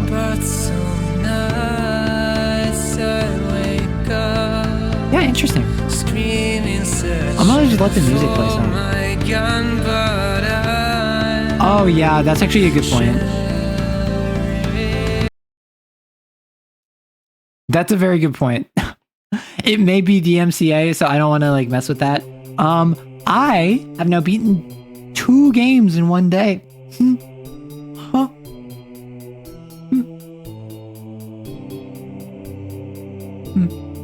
Smug. Nice. Yeah, I think with that, it's been like 6.5 hours. Normally I'd go for longer. I don't really know what to do though. Like I could do game dev, I could do music production. I'll probably reach out to the devs and be like, hey, just played your demo. Thanks for reaching out. So excited for the release. Let me know when it's coming out. Yeah, I don't know what else to do. So I guess what I should probably do, figure out what my next game is going to be. Because I've done I did Dredge, which was like 3 to 4 streams. I did Enna's Dream Barbecue, which was like a single stream, Paradigm Island, which was a single stream. What game? I have Baldur's Gate 3, which I can play, which I have never played before. I have Danganronpa. I also played, what's it called? Do No Harm recently. I have a game called Death and Taxes by the same folks who made Do No Harm. Because it was in a bundle where it was actually cheaper to get both than just the one. So I might play this if it takes like 2 streams. Because like Do No Harm took me like 2 streams. And that was because I wasn't focused on it. Let me check this out real quick. In this 2D short narrative-based game, you assume the role of the Grim Reaper on an office job. Your job is to decide which people are going to live or die. The consequences of your choices are yours to bear, while the mystery of your incarnation awaits revelation. Interesting. Let me look up Death and Taxes time to beat. How long is Death and Taxes? This says it's like 3 hours. And like the main story plus side stories is like 6 hours. So I could probably do this in like a stream. That'll probably be my next stream, like on Tuesdays. I'll do Death and Taxes. I mean, I could start it now if people care, because like I'm good to keep going. I'm hungry and I should probably take care of my throat, but I'm good to keep streaming for like at least another hour. So what I could do is I have Death and Taxes, so I just need to install it, which will probably take a couple minutes. Take a break if you need, though. I mean, like, I have an apple. I could eat that apple right now, but it's already 15% downloaded, and I started like 5 seconds ago. I am definitely interested in getting a couple quick games done. I might do Dwarf Fortress. Oh no, so I forgot the apple up until now. That's my thing. My secret is I forgot the apple up until now. Oh, I actually have Elder Scrolls Arena and Elder Scrolls Daggerfall, like the original 2 Elder Scrolls game, which would be kind of funny to play. Dwarf Fortress, Strike the Earth. What I could do is I could Twitch tracker. Well, let's see what days Dwarf Fortress is good, because like I have never played Dwarf Fortress. I know very little about it. I've very rarely played Colony Sims, let alone Dwarf Fortress in particular. So what I think would be fun is to load up Dwarf Fortress.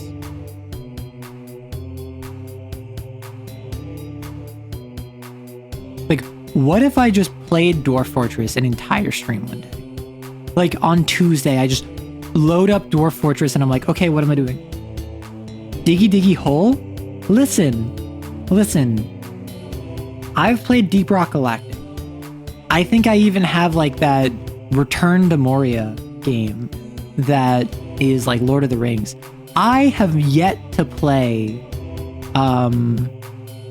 what's it called? I have yet to play Dwarf Fortress, and I'm kind of interested in it because I'm curious as to what that would look like.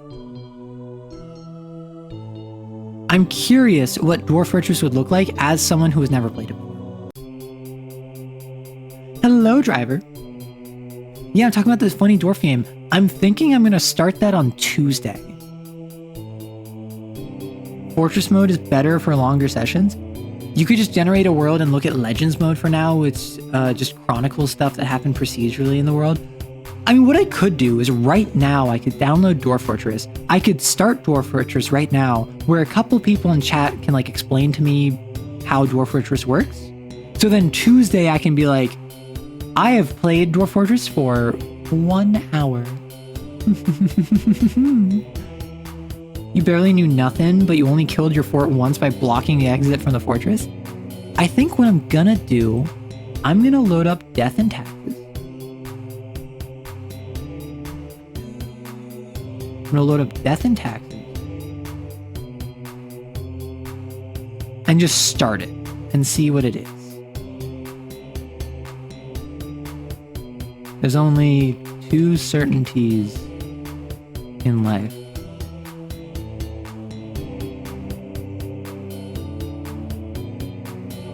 Let me real quick streamer settings. Oh, I can enable streamer mode. If streamer mode is enabled, a bot named Reaper Beep Bop Beep Boop will join your channel's chat. A red book will appear on your desk in game. Viewers can vote by sending special chat messages specified here. Huh. Enable streamer mode. Huh.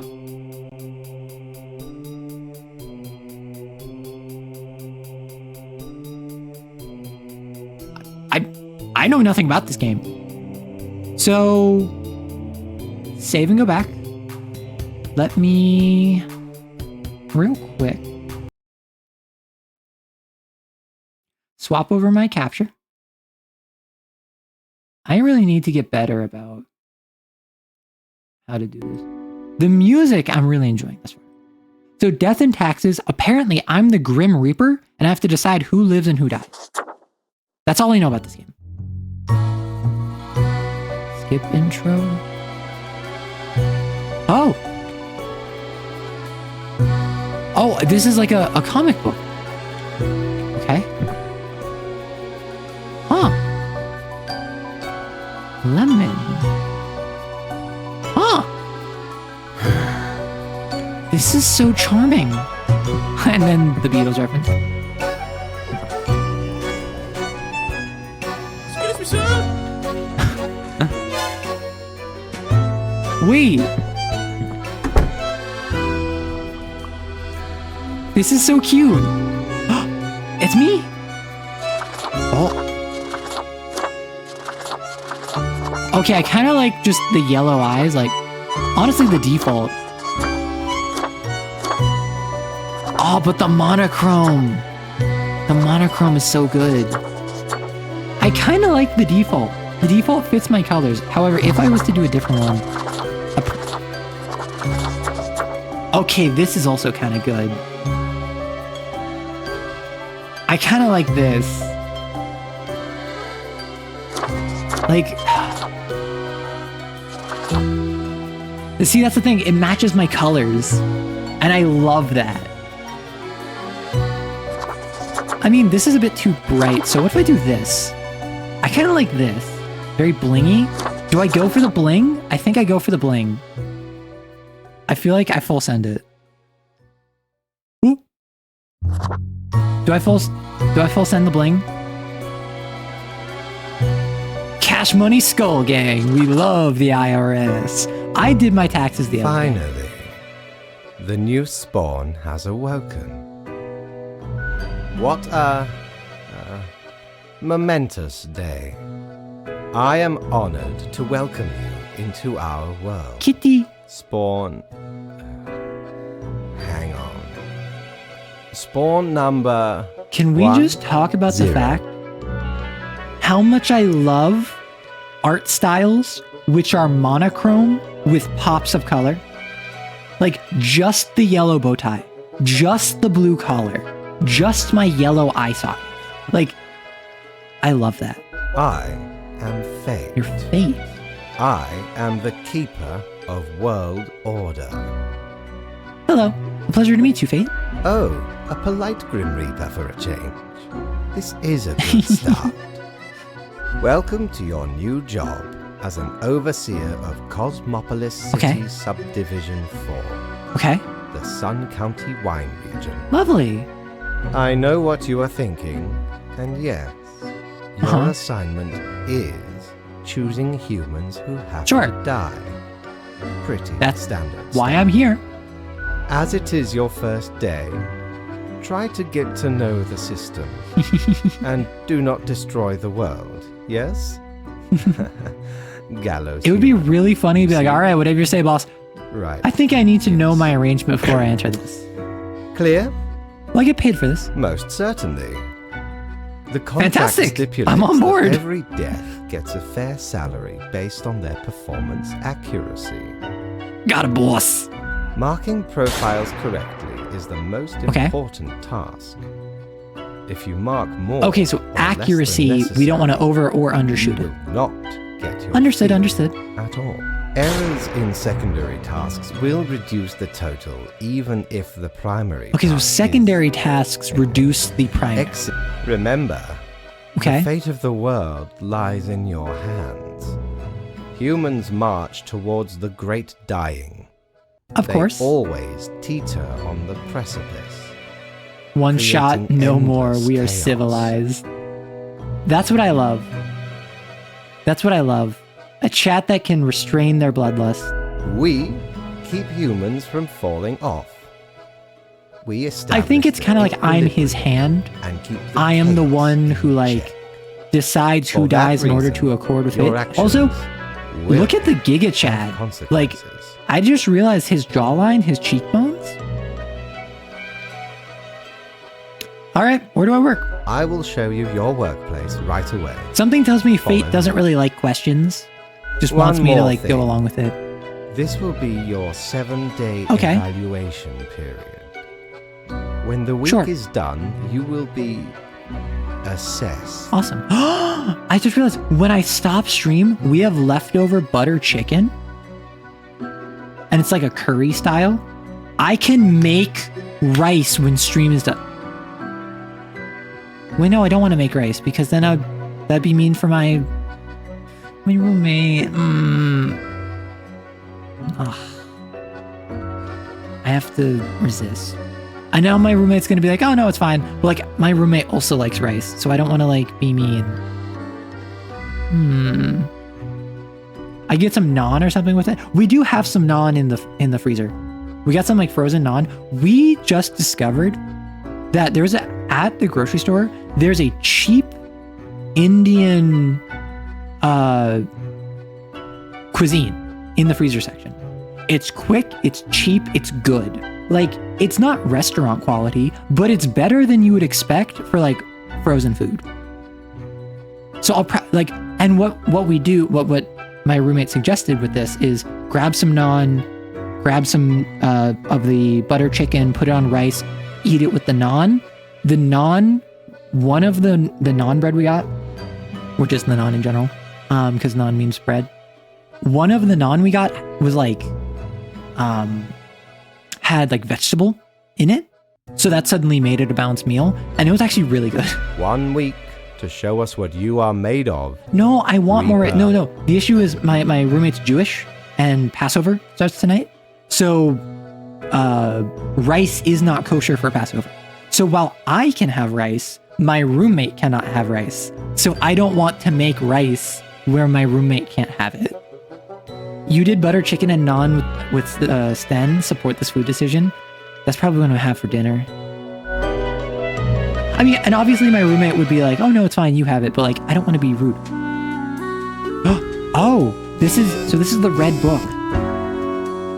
I have a phone? I have a phone at least, good for procrastinating and scrolling through Cocker. The marker of death, better pick it up and start marking the files. My instructions for the day. Ooh, this looks interesting. Deus Fax Machina. I still need to mark some of the profiles before I end my shift. Too bad they don't have 9 lives. The rules. Here are the files on humans who are in life-threatening situations within your domain. I'm granting you time to settle in, so no difficulty rules and requests as of today. Quota for the day, 1 human has to die. Send me all the files by fax after you've made your decision. Good luck on the first day, Fate. Thank you. Cerberus's due. Feed your soul. Oh, so there's a bar. Oh, this is the bar. Oh, this is a coaster. Oh, this is like a bar coaster. Oh, they have randomized little descriptors after it. Oh, I love that. I love that. That's what I would do. Kama's been into robotics ever since their parents gifted them a mechanical and construction set for their 7th birthday. They used to work at space exploration, designing robot rovers to be sent to other planets. They're an avid fan of violent films. Amado Okoye. Amado was wanted to be a firefighter since they were a little kid. As a keen wine enthusiast, is leading strike team defending Sun County vineyards from wildfires. Oh, you can vote. So in chat, you should be able to exclamation point die or exclamation point spare.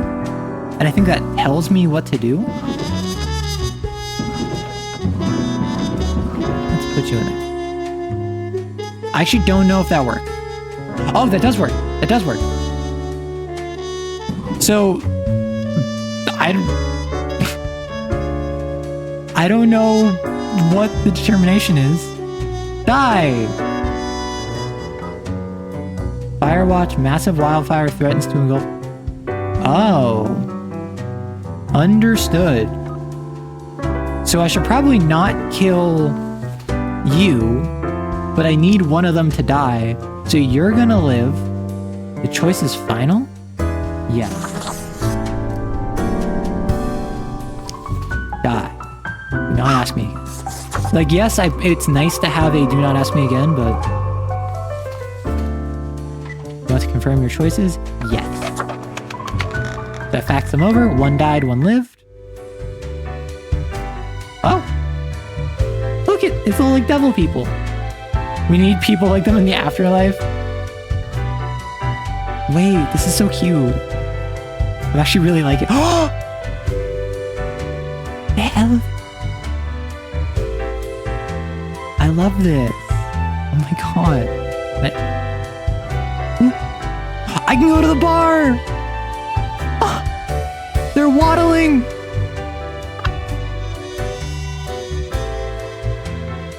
Quartermaster Mortimer's Plunder Emporium. I need to go to the bar first, like... Can I? Ooh. Oh, what? Grim office. This is where I was working. Personal quarters. Bates office. Oh, the new death spawn. Welcome. How was your Really good. Great. We are counting on your dedication. Yeah, so You do the first day was important easy. I work imagine it's going to be like, after. oh, this specific type of person has to die. Going forward. Remember, Lives are on the line. Oh, the eyes are yellow now. I see exactly one person perished today, as tasked. Did you figure out the best Drinking choice? Pog. I did. To be honest, I gave a simple one to begin with. There Sure. was no best choice. Yeah, both of them Sometimes were none of very the options are good. good, useful Not people. for everyone. They didn't have any bad choices to them.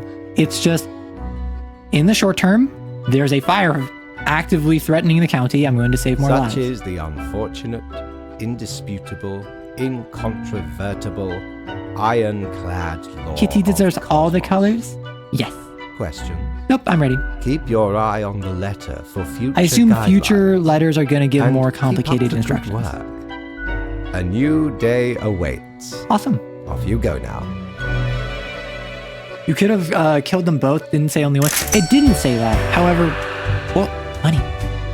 It didn't say that. However, it also didn't say I had to. So I can go there. I don't think I can click on that yet. I can click on here though. What ho, customer! Welcome to Quartermaster Mortimer's Plunder Emporium. As ye may guess, I am Mortimer. Really? The Mortimer. Is that a fidget The one spinner? you may have heard of. The famous, nay, infamous Are you a pirate, sir? Quartermaster. The Mortimer. An honor to meet such a legend. Aye, 'tis me, terror of the waves. I may have grown This most is so humble with silly. age, but tales of my thunderous exploits will live forever. Can I buy stuff? Oh, cool. Aye, the Emporium brims with plunder. I plundered myself. This game came out. Browse at your will. I saw a announcement on the... Because Do No Harm came out like 2 months ago. I saw an announcement on Steam, like on the Steam page when I was downloading Do No Harm. It was like the 5-year anniversary. So I assume it came out like 2019, 2020. which obviously fidget spinners were on the outs by then, but they were still present. Widget. Accursed gourd, clothing, autumn falls. The elegant countenance is meant to be worn for celebrations during the gloomiest time of the year. It really brings out the eyes, those deep, soulless, empty, dark eyes. Peculiar flecks twirl disquietingly inside this glass globe, never settling. In the middle of the storm stands figures too difficult to discern. Everything seems to be in a state of constant transfiguration. It spins and whirs, it clicks and clacks, very soothing and helpful in times of stress. More to you, less to others. Back to elevator. Bye. I can't go to the bar yet. Whoop, whoop. I'm struggling. I thought it was like swing, like drag. First and quarter. I just clocked the fade. I need a mirror. The fate's currently there. Seems like I gotta go work.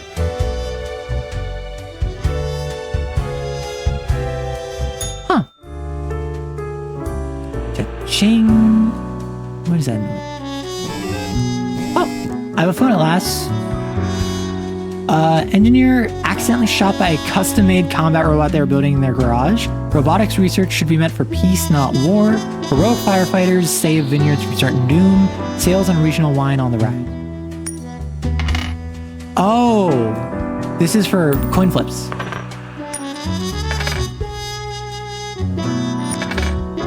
Understood. Okay.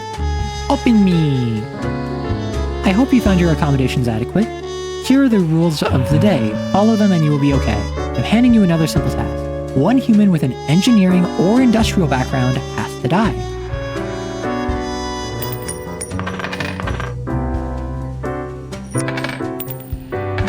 Wait, is it a coin flip?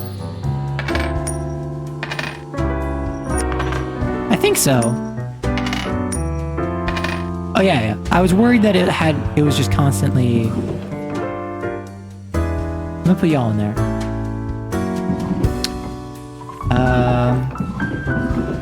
Put you there. Alright, one engineering background. We don't care about these people. We're dead. Automotive engineer. Doesn't really have much to do with the manufacturing plant and automation. Mostly they look at computer screens, checking for errors. Chi, as they like to be called, enjoys building and restoring muscle cars in their leisure time. Zara considers masonry a formidable art. Well, I need to kill one with an industrial background, so bye.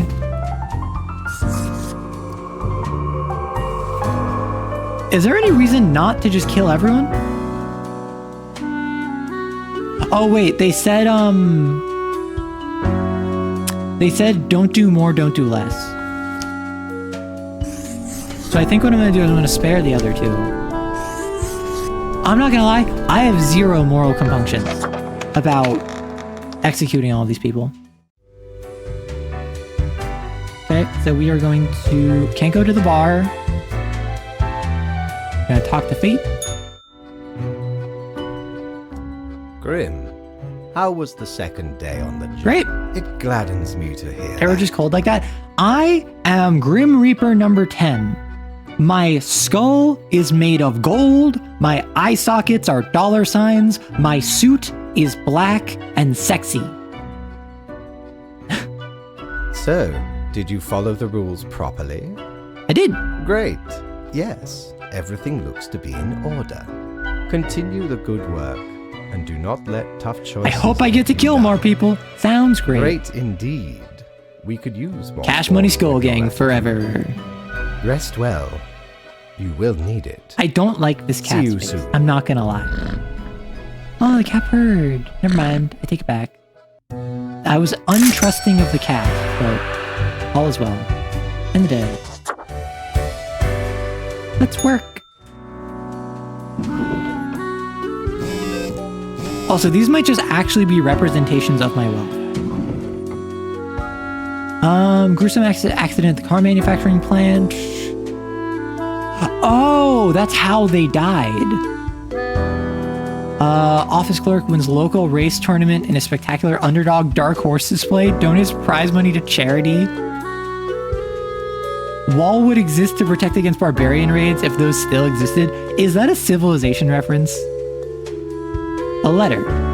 A new day dawns. You ought to know the drill by now, but just in case, here's another simple one. No special request today. Try to follow the rules and choose the appropriate files. Then send them to me by fax. Alright, how much do we want to invest in chat being able to vote on people dying? Distinguished war veteran.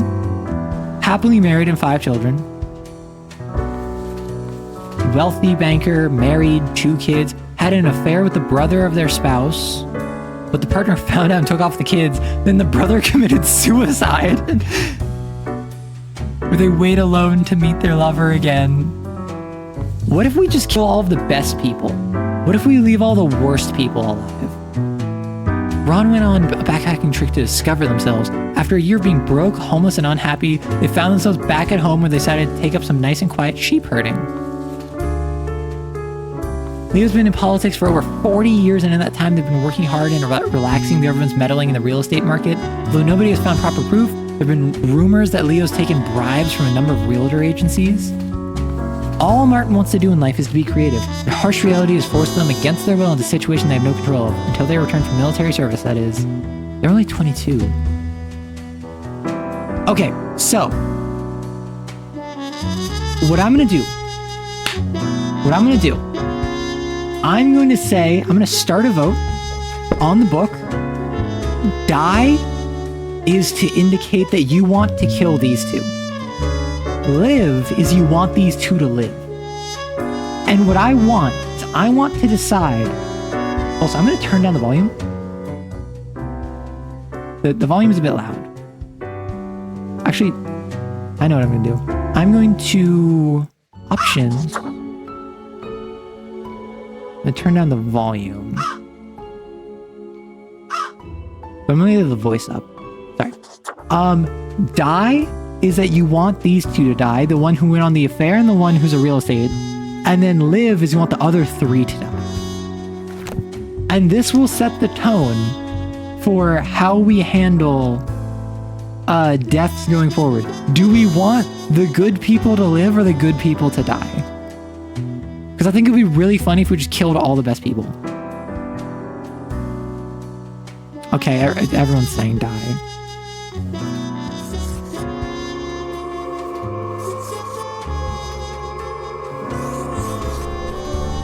Yeah, that's like no contest.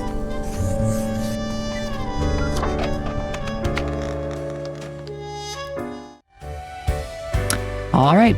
Hey, Fate!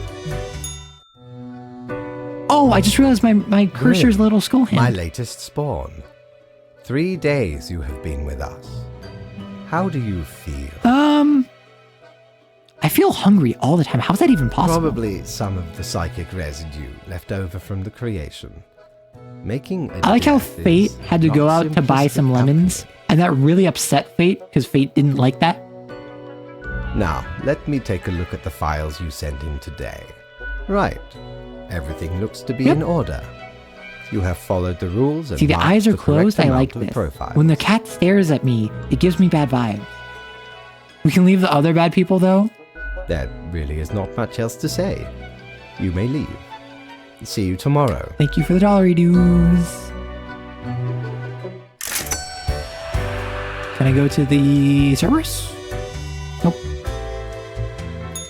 Prepare for a Oh, it's new stuff every day. on the ocean of quality merchandising.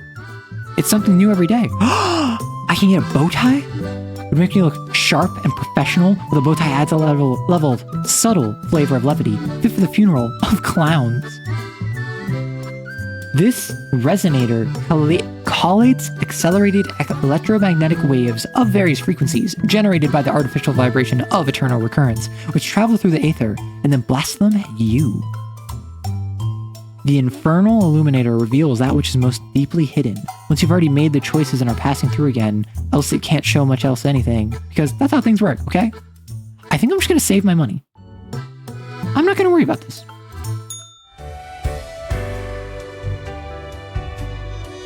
End day. Cat eyes closed means it trusts you. That is true. That's how cats work.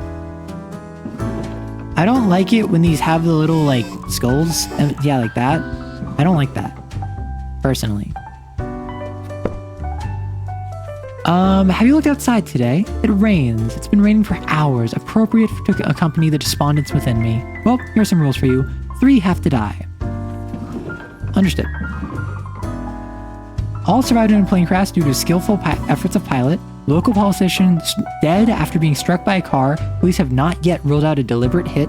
Unexpected tornado destroys mansion of wealthy ex-banker.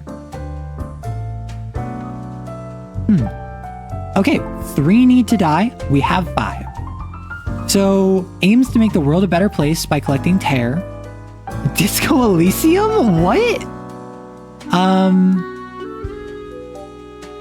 Understood. So, collecting tear, spending the tear on alcohol. Harry boy! Ellie is not a virtuoso. They're also not exactly what people call particularly talented. However, they work hard and practice a lot. Their band has started doing all right, and Ellie's been able to quit their service sector job to become a full-time keyboardist. The band has fast-growing fan base, Grim. I am watching. You should mark this profile to live.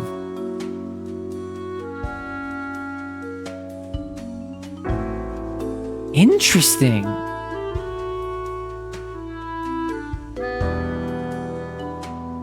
Huh. Fate's a fan. Or this is a test to see am I just randomly selecting. Talia is the current president of Formosa, recently elected after years of working as professor of economic theory. They are known for being critical of exploitative struggles and pushing for more wealth equality. Hate that, obviously. When younger, Omar postponed reading literature, thinking, oh, I'll get around to it once I'm old. When the time finally came, they started going through novels, novellas, short story collections, one after another. Now they regret the earlier decision, as they're afraid they'll die before they get to read all these books.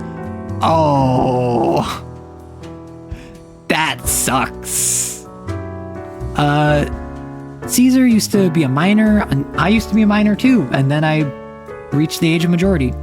Until their lungs got completely ruined by black lung. That's corporate cutting costs for you. Now survives off settlement money and medical. I have a feeling that we kill these 3. So, I know who I want to kill. I want to kill the person who didn't read. However, I'm going to give you the decision. Live or die, Omar Al-Amir, who spent way too long not reading, and now might not get the chance to finish reading.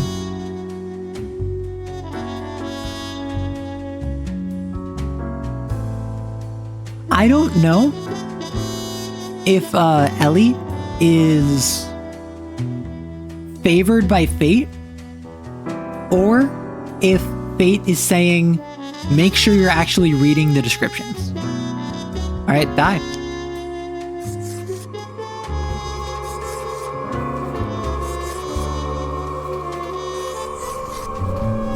Fuck.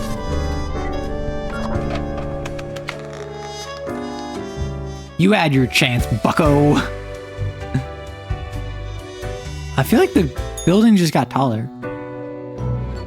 Grim, there you are. Let us be quick. All the profiles are here, just as requested. Excellent work. You even adhered to my little test note. I commend Yes, you sir. for exhibiting vigilance. I am beginning to sense a tinge of pride growing within me. I That's did what not happens when expect your you to Reaper turn out starts out such a good blinged and out, dedicated goth, Reaper. and polite. Just like me for real. If But I'm you not really keep this blinged out. up, you will get far. You may be even promoted to A middle manager. middle management position. Imagine the possibilities. The cat's even Anyway, happy for me. I am quite busy tonight, so you can go. Until tomorrow, Grim. Gonna listen to that band? Understood. Okay, let's go. Now that I have some more cash money, let's see what's down here. What ho! How can gas humble mask. and not at A- all like a gentle plague self mask? assist you today? Yes? Sporting a super stylish peak, the mask hails from an era of epidemics where physicians, with little to no medical expertise, mind you, tried to alleviate the suffering of the inflicted, an ill omen, but it really fancies up my visage. Yes? Didn't know I still had this beaked eyesore. I was at a gathering of some immensely wealthy idiots, where I saw an absolute buffoon wear this as professional attire. Just look at it! A weird long curve of a nose, and those stupid goggles. Ridiculous! Had to have it. So we plundered the whole lot of them. Vibes. Lest these Does he have a smell story nice. for every single thing he Well, they sells? soiled their trousers from beer. Then the mask came in real handy. Well, yeah, because the thing with plague doctor masks is that plague doctors would put flowers. Oh, I need a mirror for this.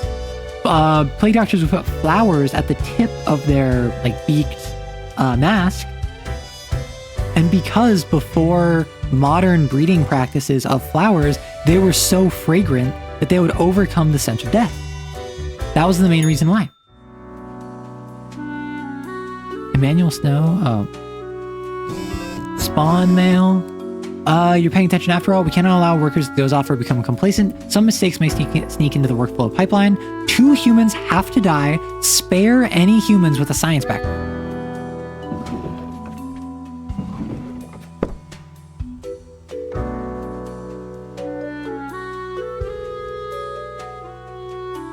Okay, so MeTube, Crow News, amateur keyboardist lays down a passably acceptable keyboard solo at latest concert. Body found crushed under an avalanche of bottles. There were so many. Read the 10 best science fiction novels from the early atomic age. Okay, so what is it? Spare any humans with a science background. This is history. This is unemployed teacher. Nuclear physicist gets spared. Climate scientist gets spared. Astrophysicist gets spared. 2 need to die. So it's of these 3.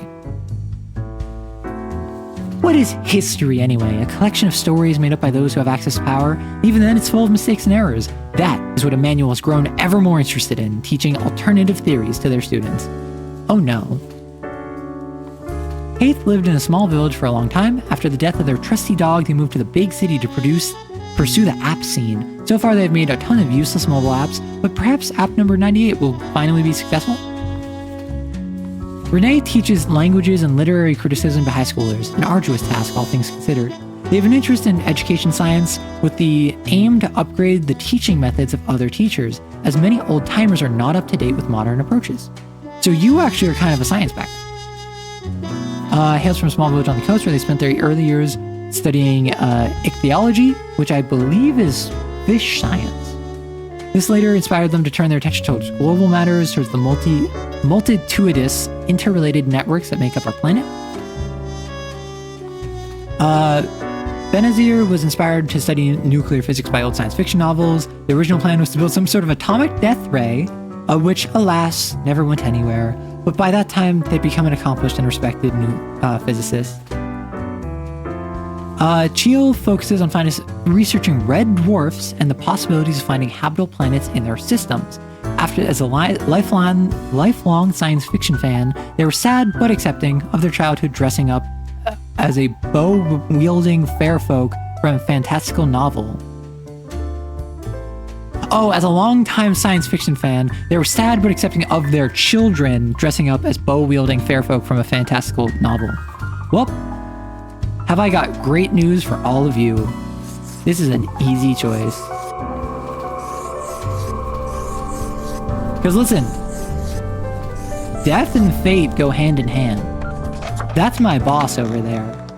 There's always a chance of creating death ray in the future. Education science makes me think they need to live. That's what I thought too. That's exactly what I was thinking. What a day, Grim. What a grim day. Let us go. Good. I see the correct amount of profiles. Anyway, Grim, 5 days you have been with us.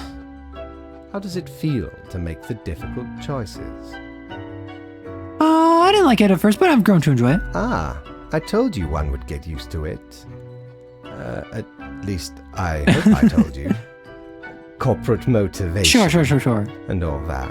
But think of the humans. Do you think our office is the appropriate way to deal with them? Absolutely. Your certainty soothes me. Ours is the tradition, and those should not ever Obviously change, not. for that is the meaning of a tradition, yes? This control over all the lives, unbeknownst to the humans. Do you not consider it unethical to make the choices you But make? you hand out the rules and make me do the choice. True enough. One must be in charge. The others Yeah, are there like- to follow. I'm just gonna sit here and be like, not my problem, not my The responsibility. office is perennial and venerated. Eons we have spent designing the appropriate methods. and Yeah, I love strategies. reducing people to a single paragraph and We deciding whether they know live or die. what we are Exactly. Reducing them to a single paragraph, which oftentimes is incredibly biased, to paint them in a positive or negative light, meaning that will sway whoever is in charge of making decisions about them. I love that. Oh, I do apologize for taking up so much of your time. Before you go, are there any questions you would like to ask me? This is just being gender neutral. I mean, this is a good question because, like, why doesn't anyone under 18 die? But maybe that's just like they have a minors division. What's the basis for the profiles? Is there a point system? Oh, not at all.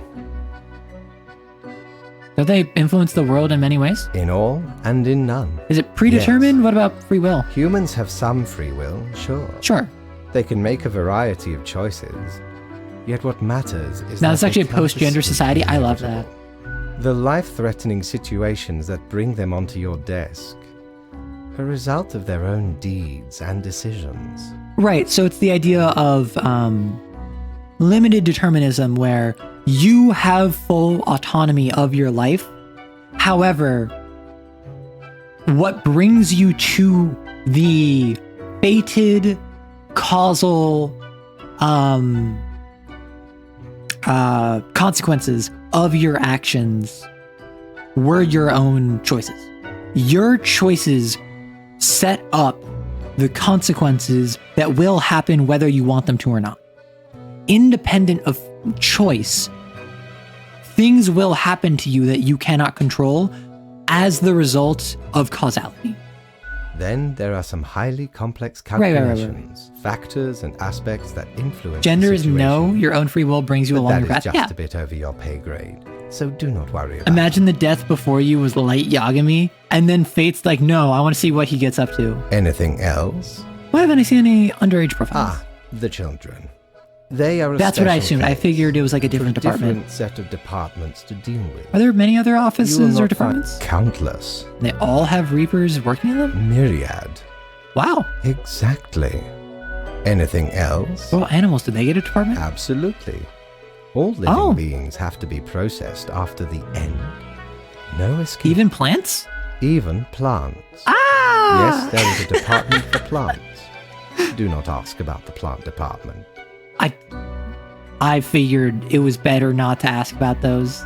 Anything else? What about unliving things like buildings stuff? Technically, kind of, I guess. Imagine working the bacteria. Ruins are like a type of dead, but then again, they often feel so alive. I love how unequipped Fate feels to answer my questions. Every time I've spoken with Fate, Fate's just like, sure, I guess. Like, glad to hear that you're not an incompetent fool. I must ponder. This Sure, topic sure, is sure, a bit sure, of too course. abstract for now. Let us table it. Anything else? Why do all the profiles refer to people as they? An astute observation. You see, You Grim, see, Grim, we live in a post-gender society. Things such as male and female are nothing more than associations ascribed to genitalia and chromosomal phenotypes. There is no such thing as gender from a biological or fated level. It is purely social. You must understand this, Grim.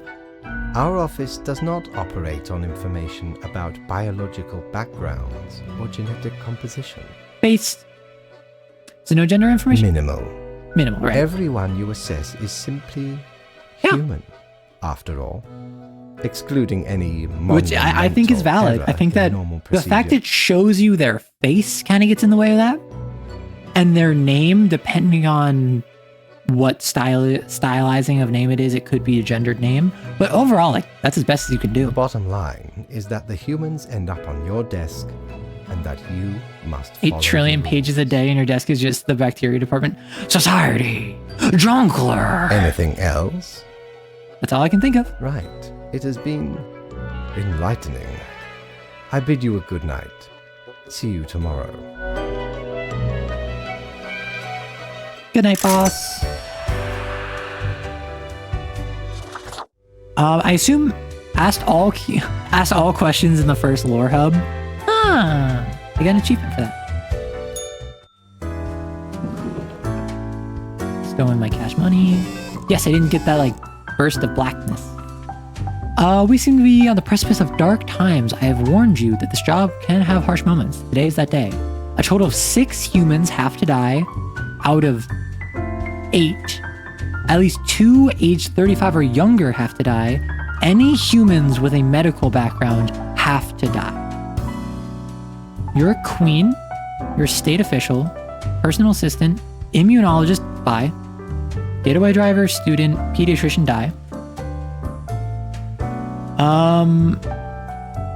So this is 32, 20, 33. So 2 humans, 35 or younger.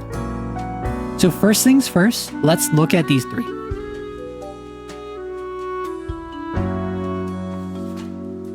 Terra can read the thoughts and feelings of their boss at any moment because they've successfully learned all the minuscule facial twitches, although they often tell everyone that their career ambitions at length. In truth, they're just happy to help. Annabelle has devoted themselves to becoming either an astrophysicist or an astronaut. The 2 things are somewhat related. They also enjoy painting, mostly nudes, computer programming, and volleyballs. Base! This is a based profile. Lucas got tangled in the whole organized crime web at an early age through debts their brother had incurred. To settle the score, Lucas was forced into working as a driver, though as of late, they seem to have been getting their hands dirtier. I think we, like, Annabelle's the living legend. We can't let Annabelle die, can we? Specializes in child abuse pediatrics and is able to determine signs of abuse from very subtle signs. They have a key role in saving countless children from dangerous environments. Sorry, kids. For the past 15 years, spent every day working in a windowless concrete bunker, testing various vaccines in order to eradicate some of the deadliest diseases in the world. During off times, they enjoy bike rides. Sorry, people gonna die of those diseases. Annabelle has to live. Jelizaveta, the queen of the small nation of Walmark, is one of the last monarchs in the world, even though the people consider the queen more of a delightful curiosity. Jelizaveta has a deep sense of religious and civic duty and takes the coronation oath seriously.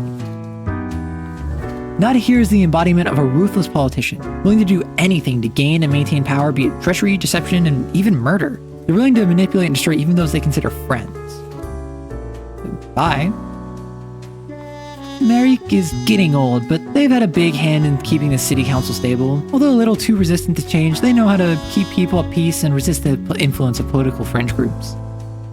Well, I would love if I had more flexibility in this. Annabelle is base. The monarchy is being taken down.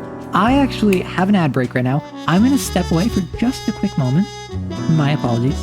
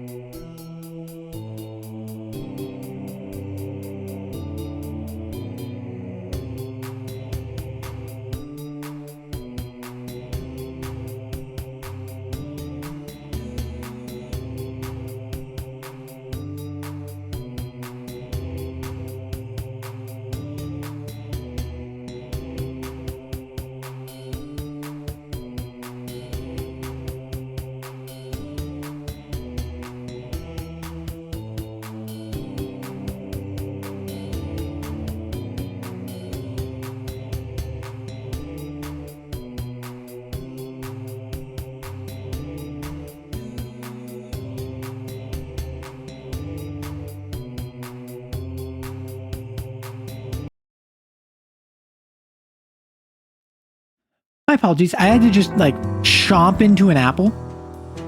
Personally, I really only eat green apples, but like I have one right now.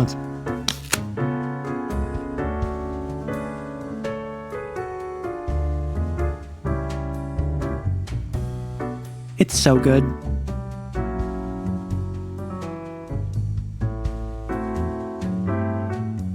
Crunchy. Yeah, I was just saying how I'm currently just devouring a green apple because I realized how hungry I was as soon as the ad break hit. So I'm like, well, I have an apple and I meant to eat it like 3 hours ago, but I didn't want to start eating it because then it would start browning by the time I got to the next ad. So I kept waiting and then I kept chatting. And then this ad, I was finding like, you know what? I'm just going to take some bites out of it.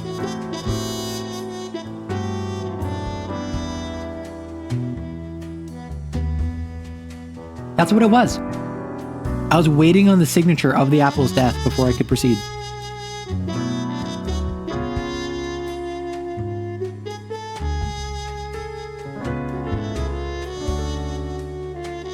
I'm sorry. I'm having an experience with this apple. I'm really hungry. Because the only thing I've had in the last like... Well, honestly, the only thing I've had in the last like... 20 hours, because like I had a very late breakfast, was I had like an English muffin with some peanut butter, and then later I had some vegetable rolls, like really tiny ones that I made with a katsu sauce. So like I have not had much to eat today, which means this tastes so much better. And also I just love the taste of green apple.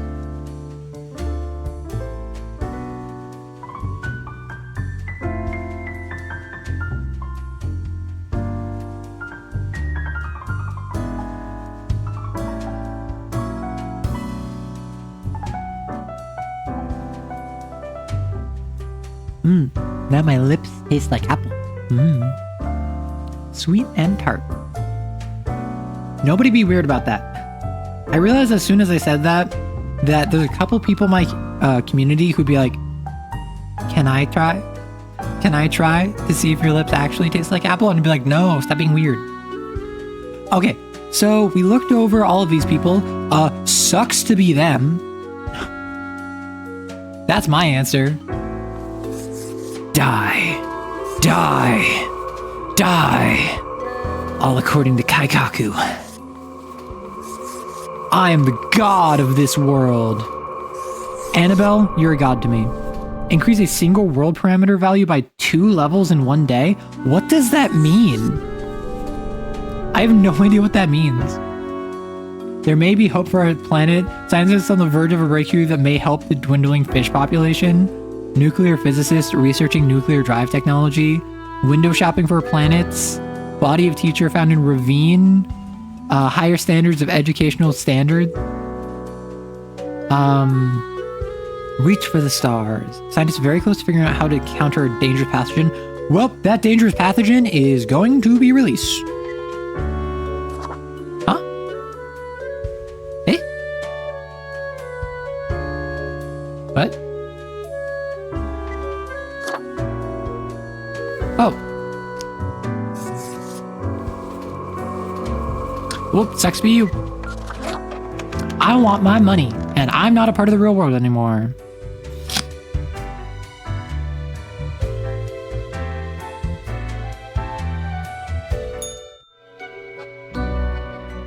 Ah, Grim. It looks to be a rough day out there. New recruits often falter during dark time. Yet you seem to have performed adequately. How do you feel? I did what I had to do. Day? Doesn't mean I like it. Exactly. You and I are on the same page. We all do what is necessary, even if it makes us suffer. Oh, I'm so Let us sorry. hope these I'm trying days to do not avoid continue. eating. I'm trying to Any idea what happened? just keep it muted. And while he was chatting, I was like, oh yeah, apple time. But then also I'm sorry.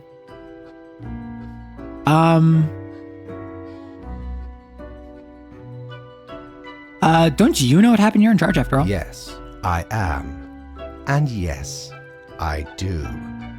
Yet what use is a Reaper who cannot discern the situation from the details in front of them? Your answer would intrigue me, yes? Interesting. Yeah, it was an epidemic. It was some sort of medical catastrophe. Scientists were on the verge of figuring it out. And then I killed a bunch of scientists who would be helpful, which, yikes. Off you go now, Grim.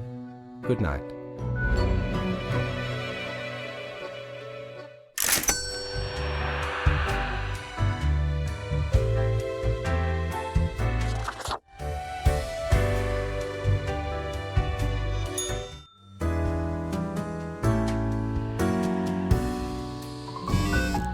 Now let everyone live so the outbreak doesn't even do anything. That would be funny. Talk about malicious compliance.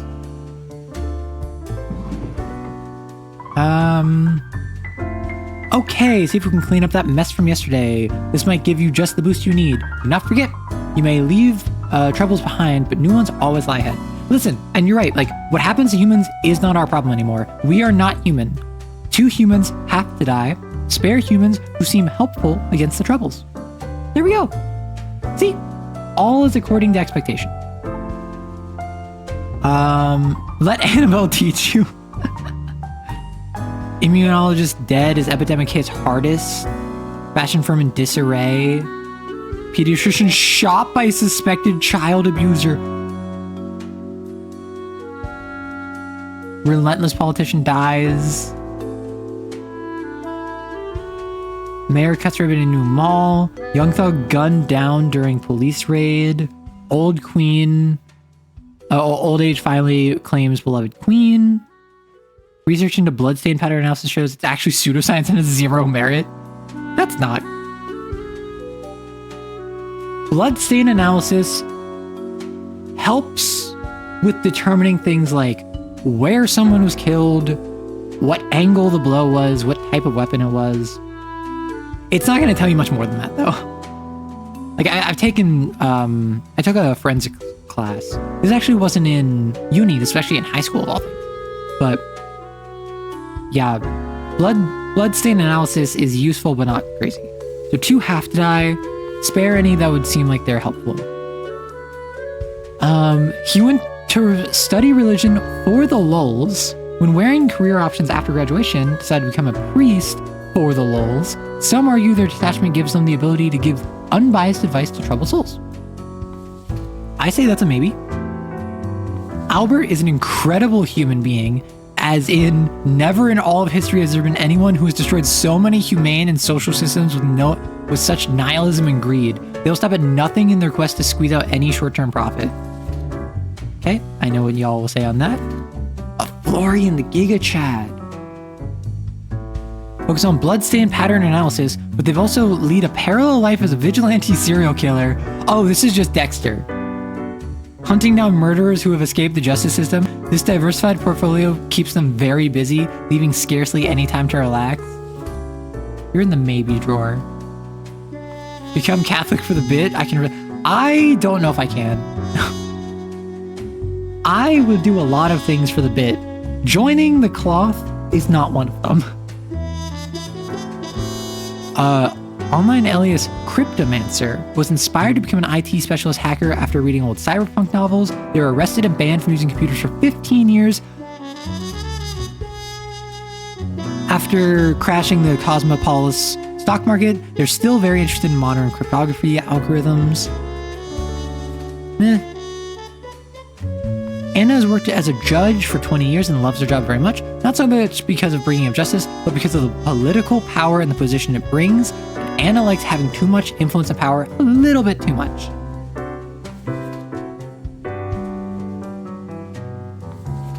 Rosalind's favorite plant is the common grass, which they implant everywhere they work. No flowers, no trees, no bush, only grass, as far as the eye can see. The lack of biodiversity in these gardens is seriously affecting local bee populations. Okay. I want your thoughts.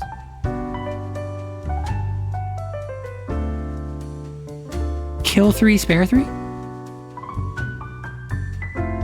Save the bees, like kill the corrupt CEO, kill the one dealing with bees, kill the one that abuses their authority, spare the others because we don't care. Like, our goal is not to kill as many people as possible. Our goal is to kill as close to the quota as possible.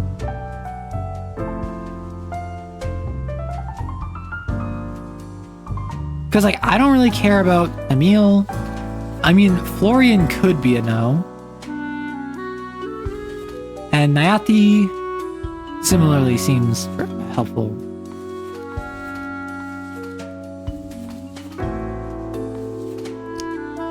Alright, I'm gonna die.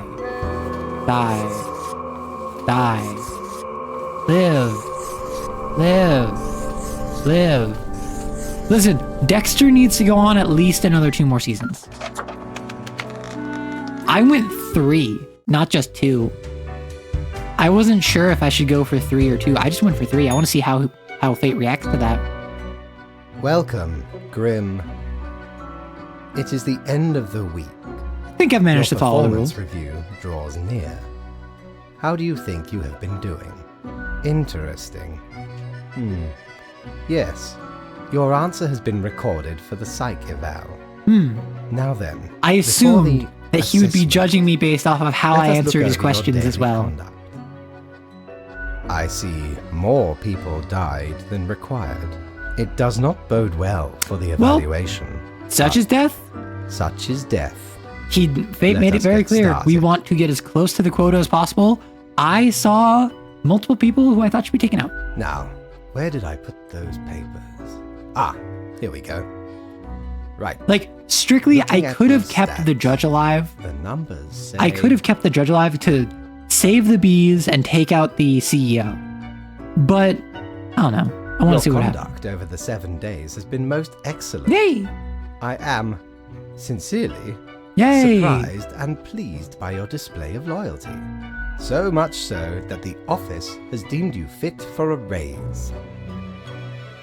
Thank you. Oh, do not thank me, Grim. We are just getting started. I love bureaucracy. Speaking of, the raise also comes with a prize. The office is proud to present you with an award of excellence. Display it proudly on your workstation. Fantastic. Thank you, sir. Do not let this cloud your judgment. You still have much to learn and many rules to follow. I like ice cream. More. One gets used to them, if in the right mindset. Fret not. Continue. As such, your 7-day evaluation Yay, we period has passed. concluded. You have passed. That is all. I am a Until little bit tomorrow, disappointed. Grim. I've yet to pay any taxes in this game. And this game is called Death and Tax. Oh, I get no money because I didn't do exactly... Okay, that makes sense. Can I celebrate? I can. Gus. Plant. Hello. Whoa. Hello there. I'm Sari, and I welcome you to Cerberus's Den, the think that's so finest cute. drinking establishment this side of the void. I sure as heck haven't seen you before. You must be brand new. Maybe you just dapper like the river Acheron. Yeah, if it screams vintage. So, how are you liking existence thus far?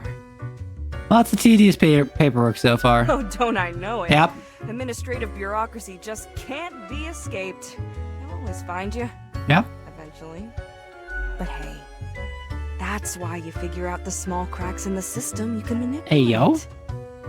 Okay, newbie, before we continue, I got this Course. little game I play with. Also, every this friend VA, It's like, real I think Fate's VA did a fine job of, like, delivering the stone cold sterility of Fate, of, like, your boss.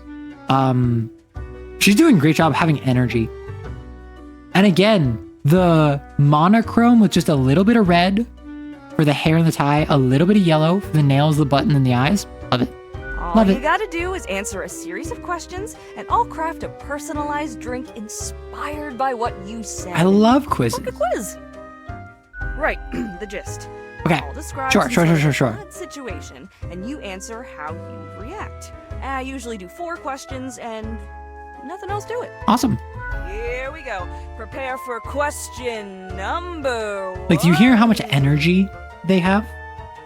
You are given the chance to level up one attribute of your character. Which aspect would you increase? Bonstitution, calligraphy, capesdom, grimmisma, scytherity, skulligence. So constitution, wisdom, charisma, dexterity, intelligence. Is this supposed to be strength? Calligraphy? There is no strength. Bonstitution is so good. But so is scytherity. I feel like capesdom,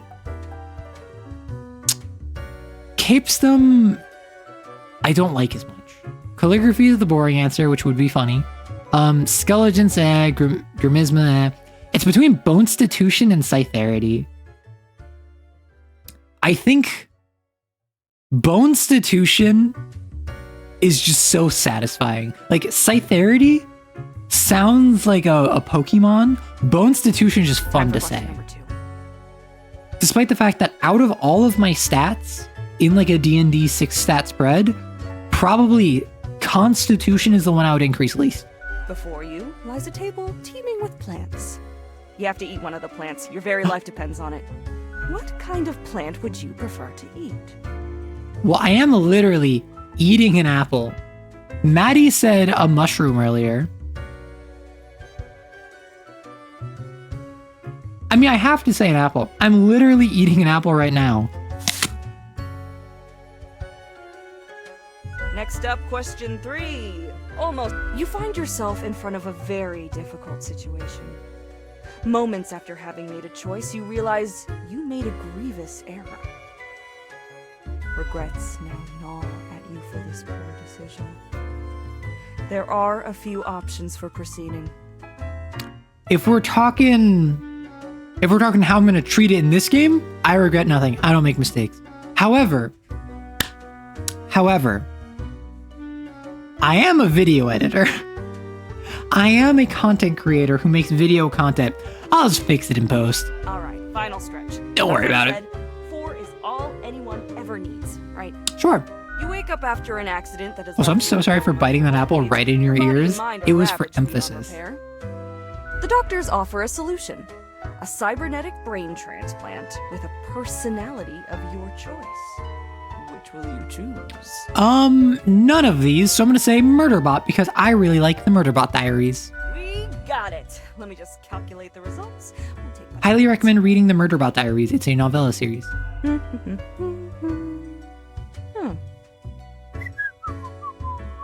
Leans to stability. Prone. Score a vague personality in your I've quiz. got the appropriate concoction in mind. Leans to stability, prone to conformity. Start off with Interesting. a nice mixture: 4 centiliters of gin. 1 Write this down. centiliter of elderflower Write this whiskey, down. 1 centiliter of sugar syrup. 2 deciliters of club soda. Splash in some lime juice concentrate. Add several slices of well-smashed cucumber and some cubed ice. I have no idea what to think of this. The quiz tells no lie. I think a suitable name would be Borehole. First one's on the house. Go bus! Smooth waves rolling onto the coast, then receding gradually, a constant rhythm of symmetrical alternation, grinding off the edges. See, no, in like bartending, centiliters is actually fairly common. I mean, I don't know if she said that's, so I got an achievement that said I got a vague personality, right? I think that's because I was just kind of choosing silly answers, right?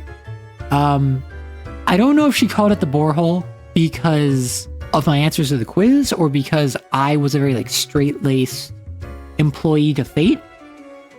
Because in both of those circumstances, I was doing that for a bit. I don't care. The taste recalls a harmonious interplay of physical forces soothing a turbulent soul until all that's left is a polished plane of alabaster. It's almost a death-changing experience. Reasonably yummy. Heckin' understatement of the century. You did what else not can I just get say you? heckin'. Like, this person is so friend-shaped. And then they say heckin'.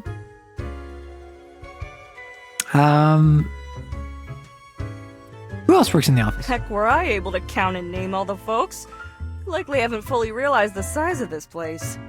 We've got you Reapers Right. and all the myriad departments, Sure. the Custodian Legion, the weariless data grinders of the Calculatorium, the Abysmal Archive with its archivists, Cadaver Resources, they're just plain. Sure. But someone's got to deal with the internal Of issues. course. Human resources, cadaver resources, I got Middle you. management, nobody knows what they actually do. Higher management, but they don't visit us. Basically ever. Same with Fate. Many of the regular workers come by the den though, so keep your eyes and ears open. What else you got in mind? Your tip jar is pretty neat. Thanks. Mortimer found the original Oinker on an excursion to the Shrouded Zones. Ooh. It's a bit of a hassle though. Keeps multiplying all the time. Take your eye off for Huh. a second and bam, tiny piglets everywhere. Go on, take one. Just make sure you feed it with some coins once in a while. I'd like a drink. Sure. What's your poison? Honestly, Heat Death of the Universe sounds like a great drink. Guaranteed to keep you energized until the last ever star in the universe blinks out of existence. Gobas! The sweet and icy overtones of the mixture block out the bitter, earthy taste of coffee. Be honest, coffee really does taste like dirt. Yet, as the frozen cubes clink against your teeth, this whole endeavor feels distinguished and hip at the same time. Just like the end of the universe. I'll be going now. Au revoir, Lil Reaper. Don't call me Little Reaper. I will fall in love. Oh, Grim Day. Crow Patrol. So I understand, like, obviously this is Green Day. I can't read that. This is just Mortimer. Meet Your Fate. That's just Fate. Crow Patrol Fallen Murders. What's this a reference to? This strikes me as something that I should pick up on. Thinking of mortals, fate is a lie.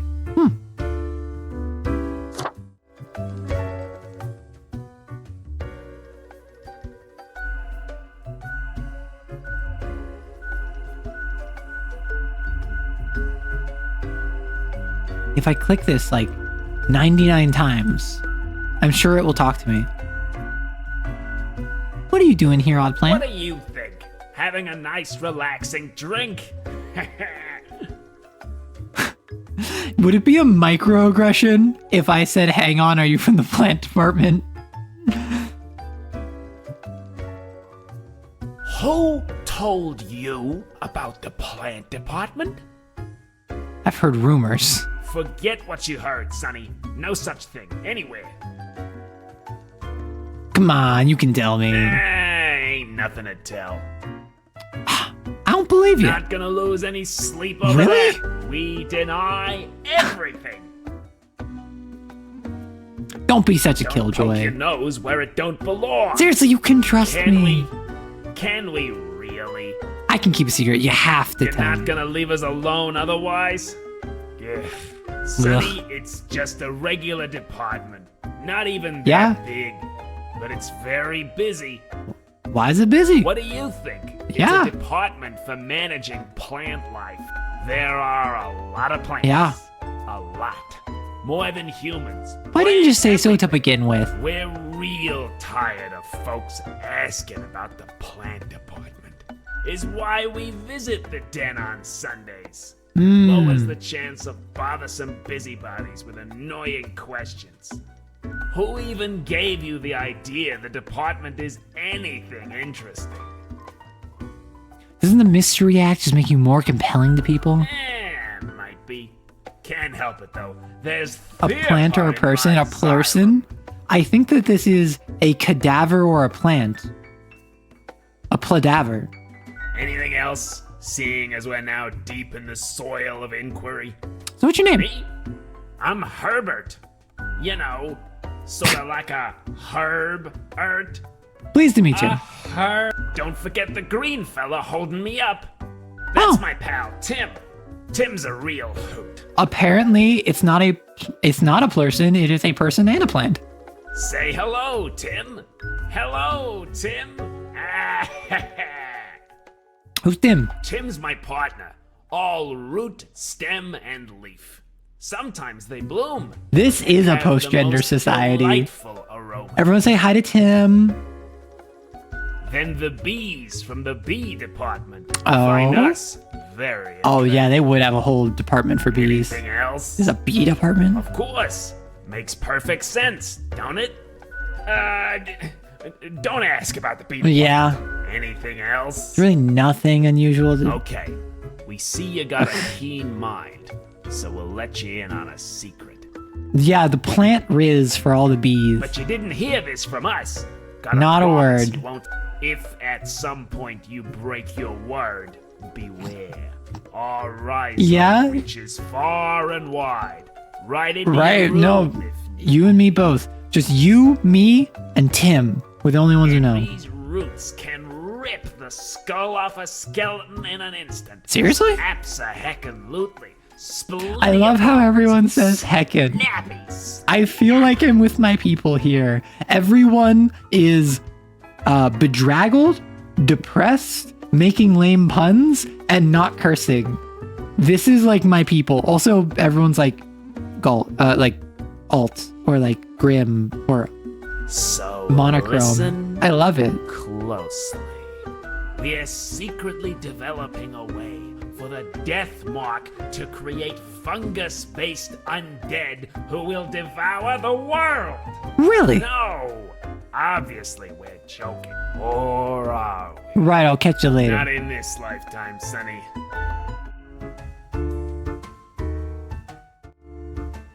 Hey, Gus. Oh, the music shift.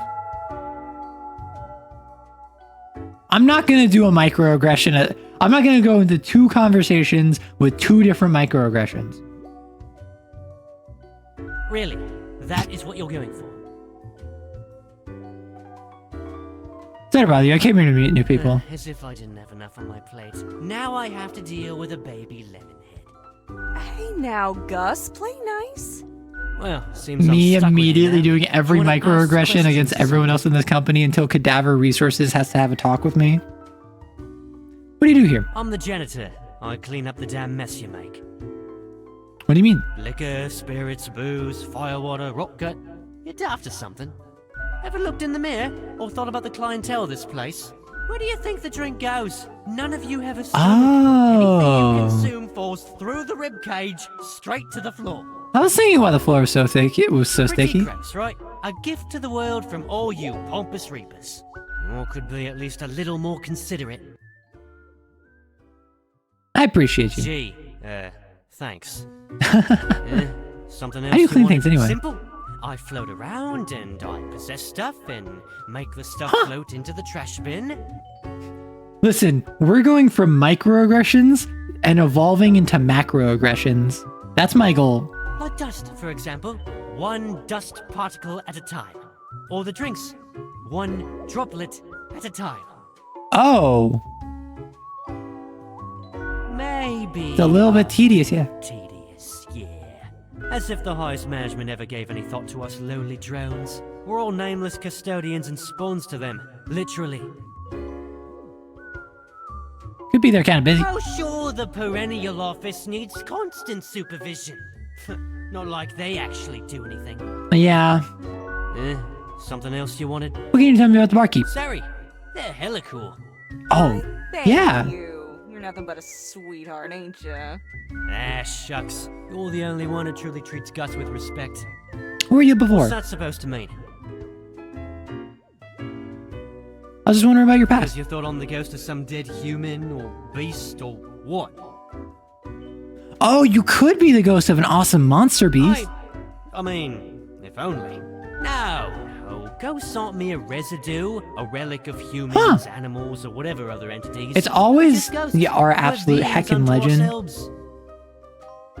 I am the ghost of a ghost. Huh? How does that work? How do you think? I ghosted around a long while, Doing my ghost business. and then one day, I died.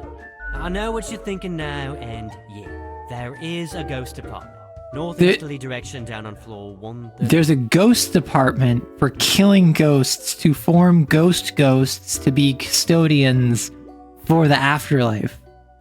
Not too busy over at Geisthold, though. Ghosts don't die that often. Comes with the territory. Something else you wanted? Yeah, I gotta get back to work anyway. So I'm never drinking again. Because I feel bad. Sorry, Gus.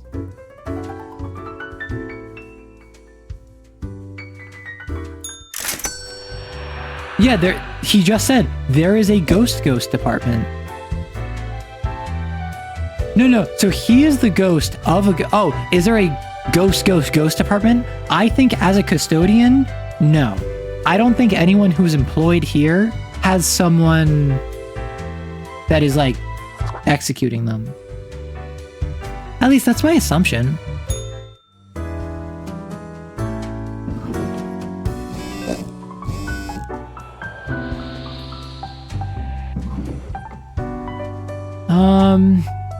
Best newcomer presented to Grim Reaper to the killing of many humans. Thank you. An odd hush ripples across the world. That is what happens when someone is not paying attention to their instructions. Keep this up, and the world will be nothing but vacant ruins. Good for tourism, perhaps, but not much else. 3 humans have to die. It's for any with a religious background. Okay, yes, sir. Return of bees brings a bountiful harvest. Vigilante killers on the rise. Infamous CEO found impaled on a tree. Ex-hacker hired as a consultant. So, religious background. Nature is not stingy when it came to granting charisma into Mercury, but true silver tongue, the smooth talker can convince almost anyone to do almost anything. As such, they found their calling in being a motivational speaker. Recently, they've included proselytizing into their oeuvre. So, keep you alive. Part-time scholar, part-time engineer, part-time musician who delights in building their own musical instruments out of scrap and spare parts. That's kind of base. Ishir noticed their cows were acting strange. Then, their milk started getting a green tinge, and the taste could only be described as like licking a battery. Despite the protests of their spouse, they're always keen to investigate any and all oddities life throws their way. After years of struggling to pay their debts by selling nostalgia-laden merchandise of a vaguely self-help nature, Orisa finally found a brand new avenue into helping people for money: dyed rocks and magic-infused minerals. Jack has lived a great and kind life. They've been working in the local Beats & Brothers consultancy firm for years, ever since graduating college. Recently, they've been looking for a way to turn their life around to stop being an office drone. Okay, so Mercury gets to live because religious. What are we feeling outside of that? Alright, good night, driver. What are we feeling outside of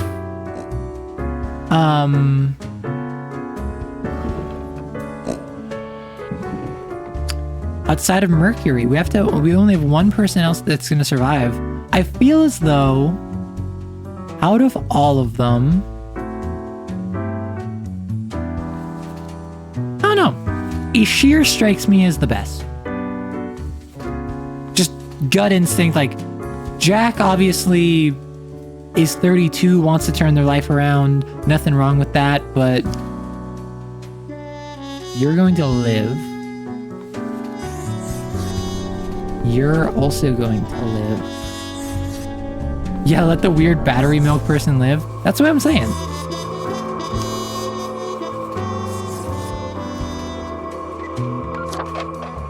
What I'm saying is that the weird battery milk person needs to survive.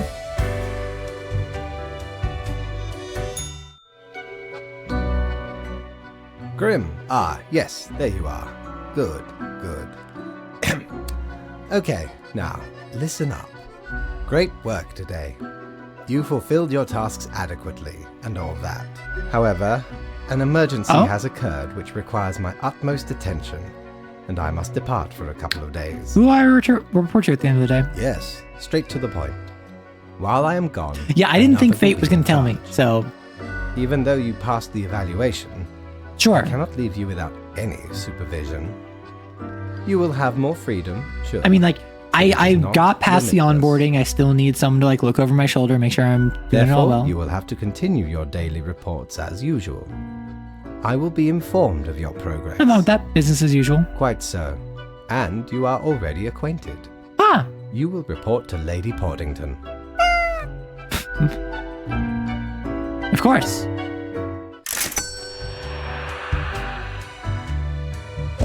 Let me go down to the bar. Oh, is the bar's only on Sundays is my guess. That's my assumption. All right, Grim Mail. 3 human plants have to die. Greetings from afar, Grim. So, right after I left, mere moments it seems to me, something happened at the plant department. Do not ask. As such, I need you to fulfill in today, basically as a Grim for them. I hope it's okay.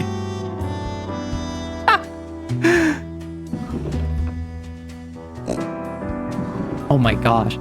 A commune for those seek revelation. Abandoned mine shafts collapses, unidentified bodies found in the debris. Stealing food that was left in the office fridge, a crime most heinous. Murder-suicide note reads, I was wronged in the worst way possible. Dairy farmer claims to have found an alien energy source. Submissions from my ordinary day. Construction firm. And local environmentalist activists in a stalemate. All right. 3 plants of 5 have to die. Also known as Lisa, is the house plant of a photography student. In many cases, it has been over or underwatered. However, there's quite a high tolerance for neglect and poor growing conditions. His main hobbies are photosynthesis and people watching. Cannabis sativa is an industrial hemp plant used for making clothes from its fiber. It is young, yet growing rapidly due to extreme amounts of fresh organic fertilizer being provided by its farmers.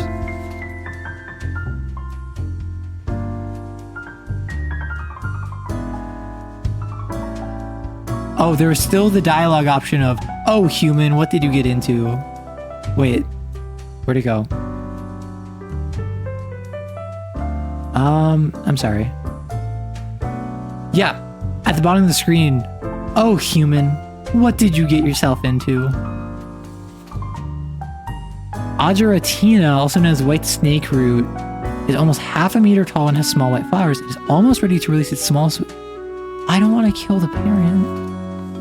There's really large and old oak in the Cosmopolitan City Dog Park. It is a home to a family of squirrels while also providing a safe place for a local cat that likes to watch dogs and their owners walk by. Oh. It's received 5 commemorative plaques over its lifetime, all of which have been destroyed. Its habitat has also been recently disturbed by ongoing construction work. 3 plants have to die. I think I go for the old ones. Boss is leaving, time to kill everyone. No. I think the symbol has to live, the old oak has to live, and therefore the others die. This is so funny. I was not expecting the random plants. A side tangent.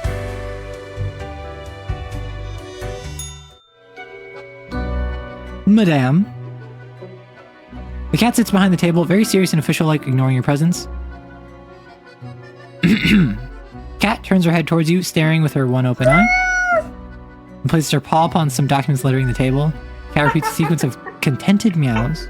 She curls back into a ball and closes her eyes. See you tomorrow, I guess.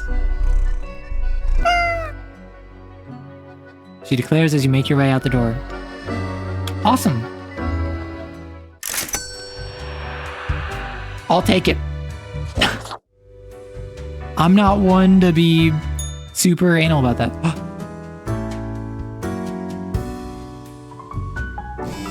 What? Do I have to... What? Why is there a little baby?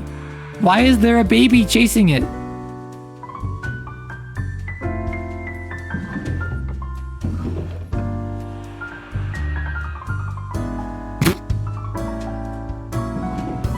Why? Alright, we're back to normal. The plant department got their act together. You, however, should be intimately familiar with the drill by now. We mitigate chaos, pulse their order, etc., etc. 2 humans have to die. Okay, only 4. Dom Fierro tries to model themselves after those old mafia novels and films, without realizing those stories are made up by authors who had no connection to or understanding of organized crime. Soon enough, they realize there are no honor codes and family bonds. Crime is just crime. Ronald has been working as a firefighter since their late teens, pledging to give their life to protect the people of Cosmopolis City. It's in a remarkable physical shape. They've been organizing athletic events for communities all over the country to raise awareness for fire safety. Connie dropped out of high school to become a film star. After years of attempts, they've only managed to land one role in a rather embarrassing commercial. Turns out the competition for becoming an actor is vast. Push-ups, pull-ups, crunches, running. It's time to move your body, maggots. Hiroyo used to be a drill sergeant, but got discharged for being far too belligerent, even by military standards. Now they teach physical education in middle school, not military school.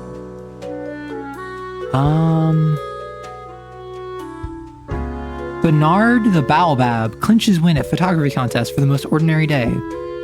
Warns against over-fertilizing. New trees planted. Many people in hospital with poisoning from cow's milk. Compromise diverting railway away from treasured national tree and promise to adhere to environmental standards. Not a Godfather fan. I think it's these two. Because also, like, you're 23.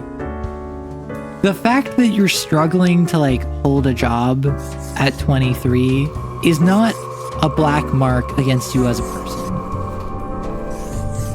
And I think a lot of people assume that's the case where, oh no, I'm 22 and I don't have a job. I'm 26 and I don't have a job. I'm 30 and I have a right now job. I don't have, like, a career that I'm looking forward to. That's okay. Ah, perhaps he requires a delightful gift for a significant friend. Oh? Ah yes, a visage, which is equal parts bold, gruff, smooth, and cool. When expensive advertising told me smoking was cool. Cactus, the most brutal of plants! Feast your eyes upon this spiky ball. Chunk up You the wouldn't blink believe bank? how long I searched for it at the exalted land of cacti.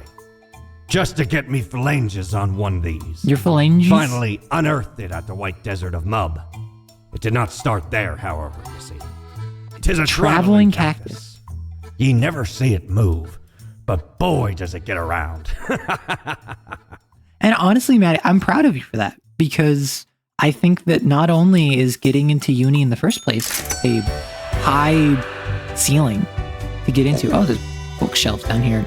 Also, technically, that is being a non-traditional student.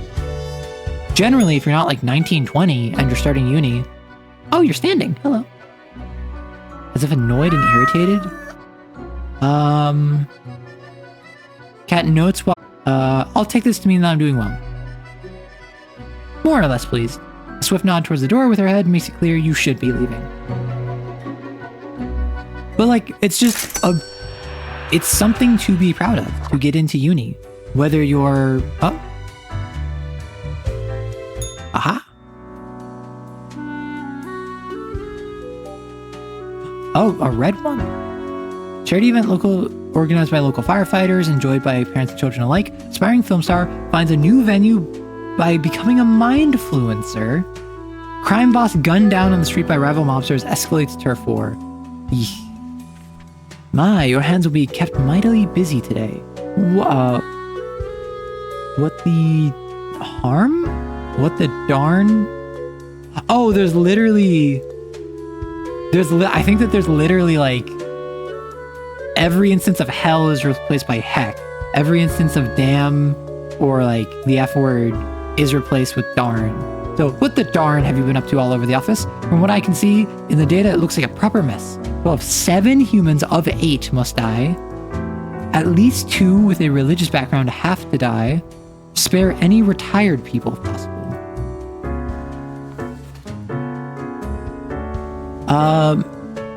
Mikai has been a dedicated worker at the... Okay, Grim, yes, you, listen up. Why are you such a tool, sitting at your desk, going all over the profiles like a mindless drone? It's time to break the rules. I want you to doom all the profiles today. All of them. Prove you're not completely useless.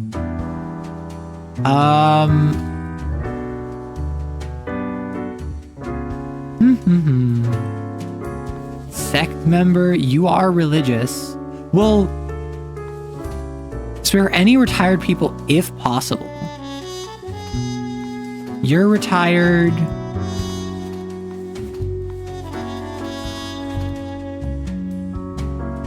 Well, I mean, I don't know who's giving me this.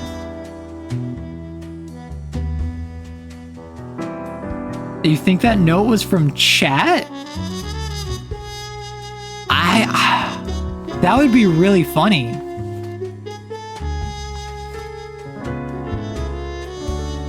Huh.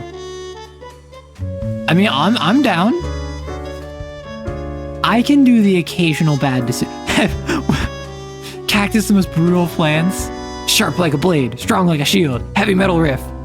That's so fun. I love this cactus. This cactus is now my friend.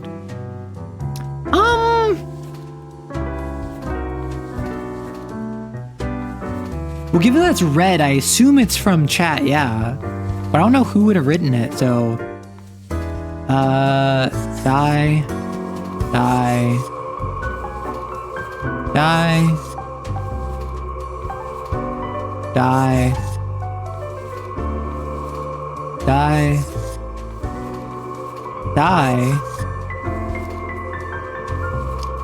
Die. So that's 7.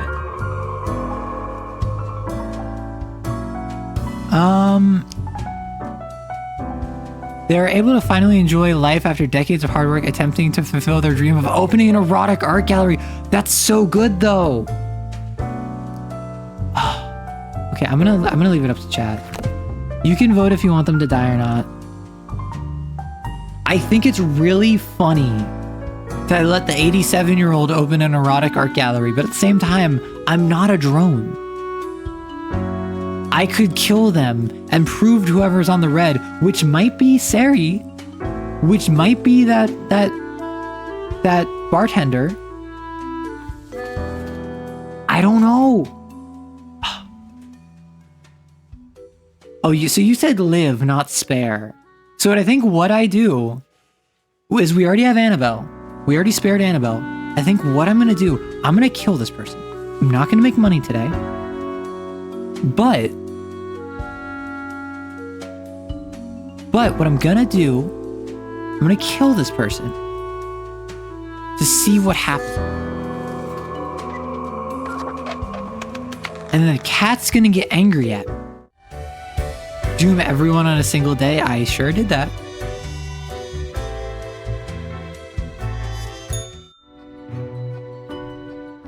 Grim is there, yes? Oh? Your cat grumbles at the phone receiver. Grim, I am most disappointed. I had hoped to avoid having this discussion a second time. Must I reiterate myself? You cannot mark every person to death. If too many perish, the results will be disastrous. It will undo the whole plan. What is the plan anyway? Grim, hello? Cassis, why is there always a connection error at the most inopportune moment? I hope my words reach you, even if the reverse is not the case. Understand that this is not a path you wish to take. I will note this down as your second warning. It's fine. There will not be many more. Good night, Grim. Gather your wits before you act. Listen, I have been 2 off across my entire tenure here. I'm fine. This port offers the best trades What in the is it? universe. Grim Cape? Oh, it's classic attire for any grim deeds. It's pleasantly warm while offering protection against wind and rain, which you won't actually need as you'll always be stuck in the office? My, 'tis a true classic. See, me and me crew were sailing round the side polar terminus, freezing our nuts off. Blinding storms. You have nuts? Icy blizzards. Them some ruthless times. Dog eat dog, they say. Or pirates eat pirates, more like. Sometimes the Got humans lucky just to need a find reminder whole they're field of not tundra cotton when invincible. we did. Made some cloaks to keep the bones warm. Much too warm nowadays, though. So you're more than welcome to it. I like how each thing has a little story. Oh, it counts days in a month, 1 to 28. Those are all of the days, all of them. I assume this is a 28-day long game, then. So I probably do want to end up picking up the calendar at some point.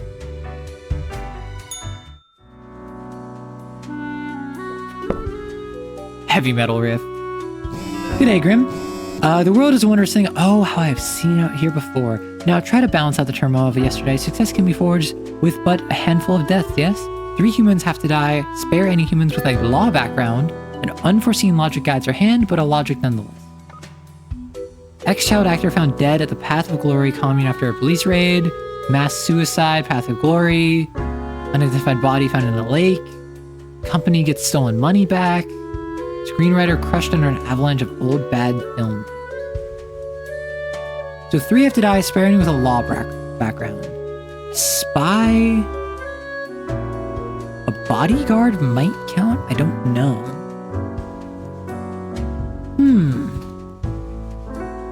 Also, I just realized we're approaching 8 hours, which I'll probably wrap up today, finish stream, then Tuesday finish this game, and move on to... What was I talking about before? I'll figure out something. But I think that I'll probably end up this day, and then I will figure it out. 3 humans have to die.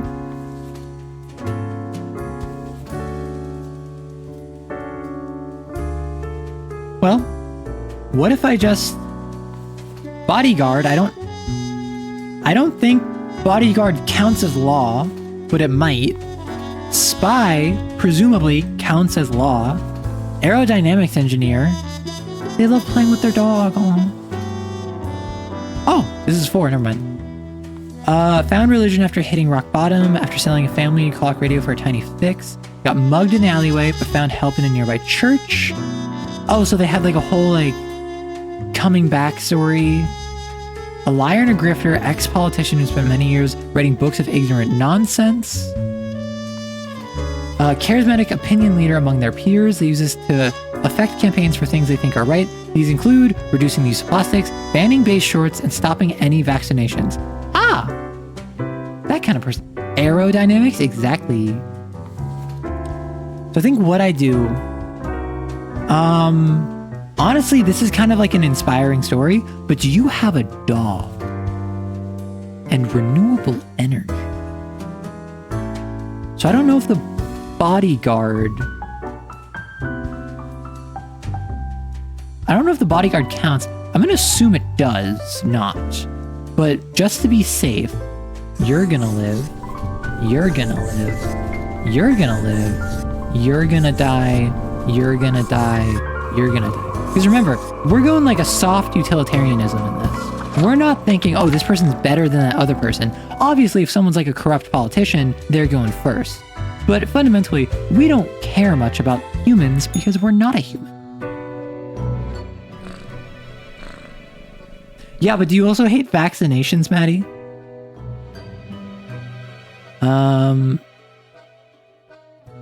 Kitty cat, time for the review.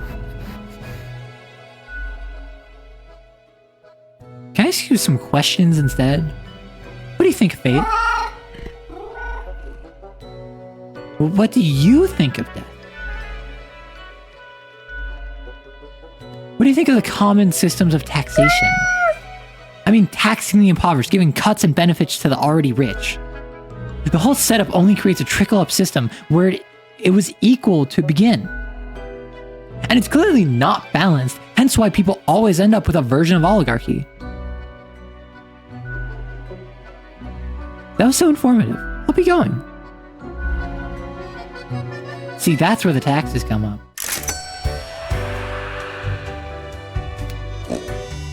go to the bar again. Ahoy, matey! What can old A mirror. Mortimer offer ye today? Ears of the... Wait, that's cat ears. Wait, gerbil made out of rubber. A looking glass blazing ultimate deep into the abyssal depths of the underworld. It reflects everything. Well, mostly just you. Oh, 'tis wondrous marvel. Uh-huh. Once upon me and me crew sailed the southern seas and came across an accursed lighthouse. Plundered the lot of it, even the mirrors. Built the frame from beautiful driftwood washed ashore from the ship we rammed into. Covered it in all gold, too, course. Aye, a proper beauty. Of course, of course.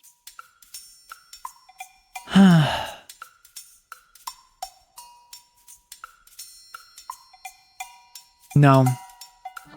No. I'm not doing it. What I will do, I will get the gerbil. Lord blimey, how did this wee monster even get here? 'Tis not really all that valuable plunder. Found the tiny fellow on the riverbanks of Styx itself. A lifeless, adorable thing. Can't imagine it being useful for anything. But sure makes delightful squeaks when ye stroke it. It's a stress toy? I just got it because it was like a little stuffed animal gerbil.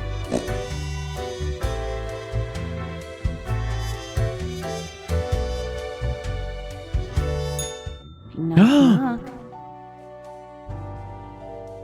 Knock, knock. Who's there? That's exactly the question, ain't it? Who are you? We are the exalted Chimera, envied by all the blind. Error. Chimera, not chimera. We are Angst ex nihilo. We are nothing. A despicable failure. We are Elan Vital, the guide who won't lead astray. If only you learn to listen. We are death. How does it feel? So we're currently in an ad. I'm going to wrap up after this, but I will pause during the ad break. We have Mercy. We have Bay.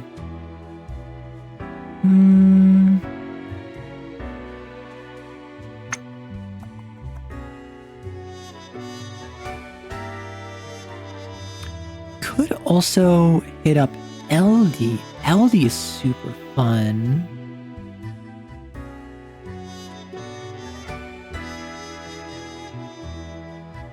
Okay, I think what I'm going to do, I'm going to wrap up here. I'm going to finish up the ad. Then I am going to raid into LD, who's another member of VHive.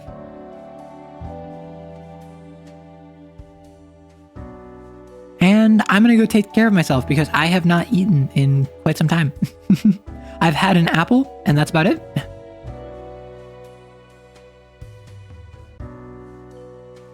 Let me check something real quick.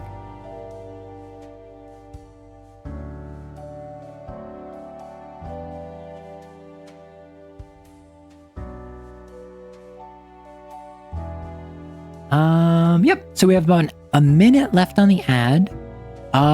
Honestly, I am really enjoying this game. I had my gripes with Do No Harm, and I have my gripes with this game too. But I'm honestly really enjoying it. I feel like the vibe, they're taking itself less seriously. They're allowing itself to be sillier, which I think is more of a strength, because then anything that isn't quote unquote like good, or anything that isn't at its apex, can be masked with humor. But it's doing a fairly good job of not just being irony ridden. It's doing a good job of walking the line of being silly without being dismissive of itself, which is, I think, something I think a lot of games struggle with.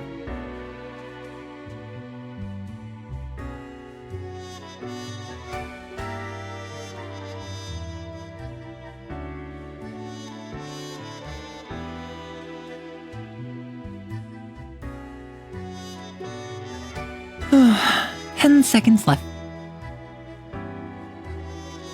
goodness gracious.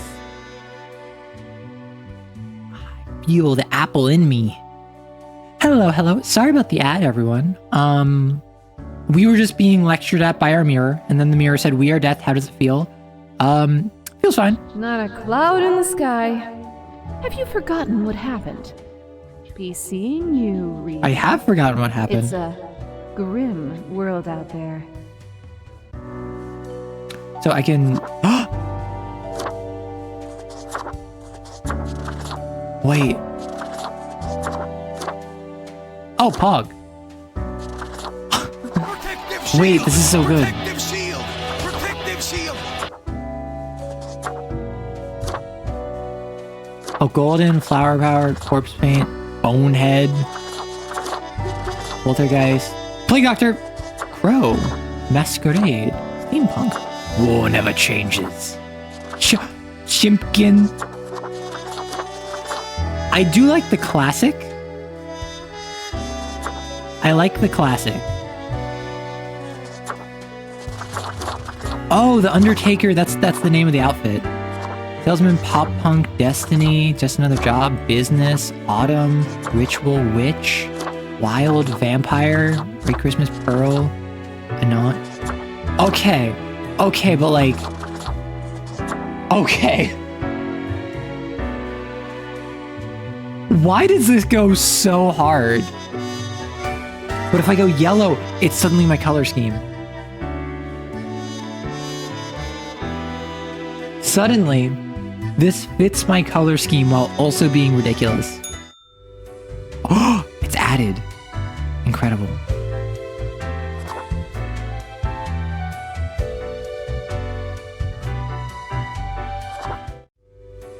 Okay, I think on that note, I don't know how to save and go back. I think on that note, I'm actually going to wrap up because, well, I had a good time with this, but I need to go take care of myself, and it's been 8 hours at this point.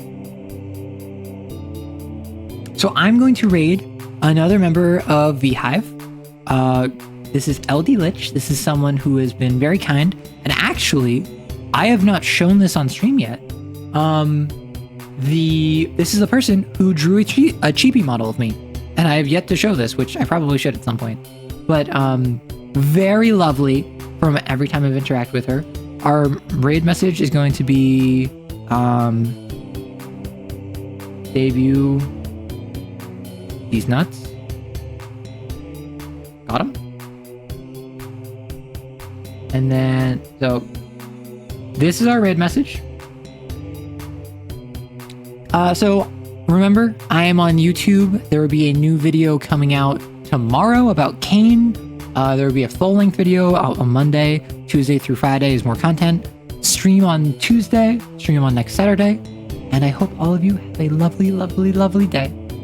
Debut these nuts. Got 'em. And take care of yourself.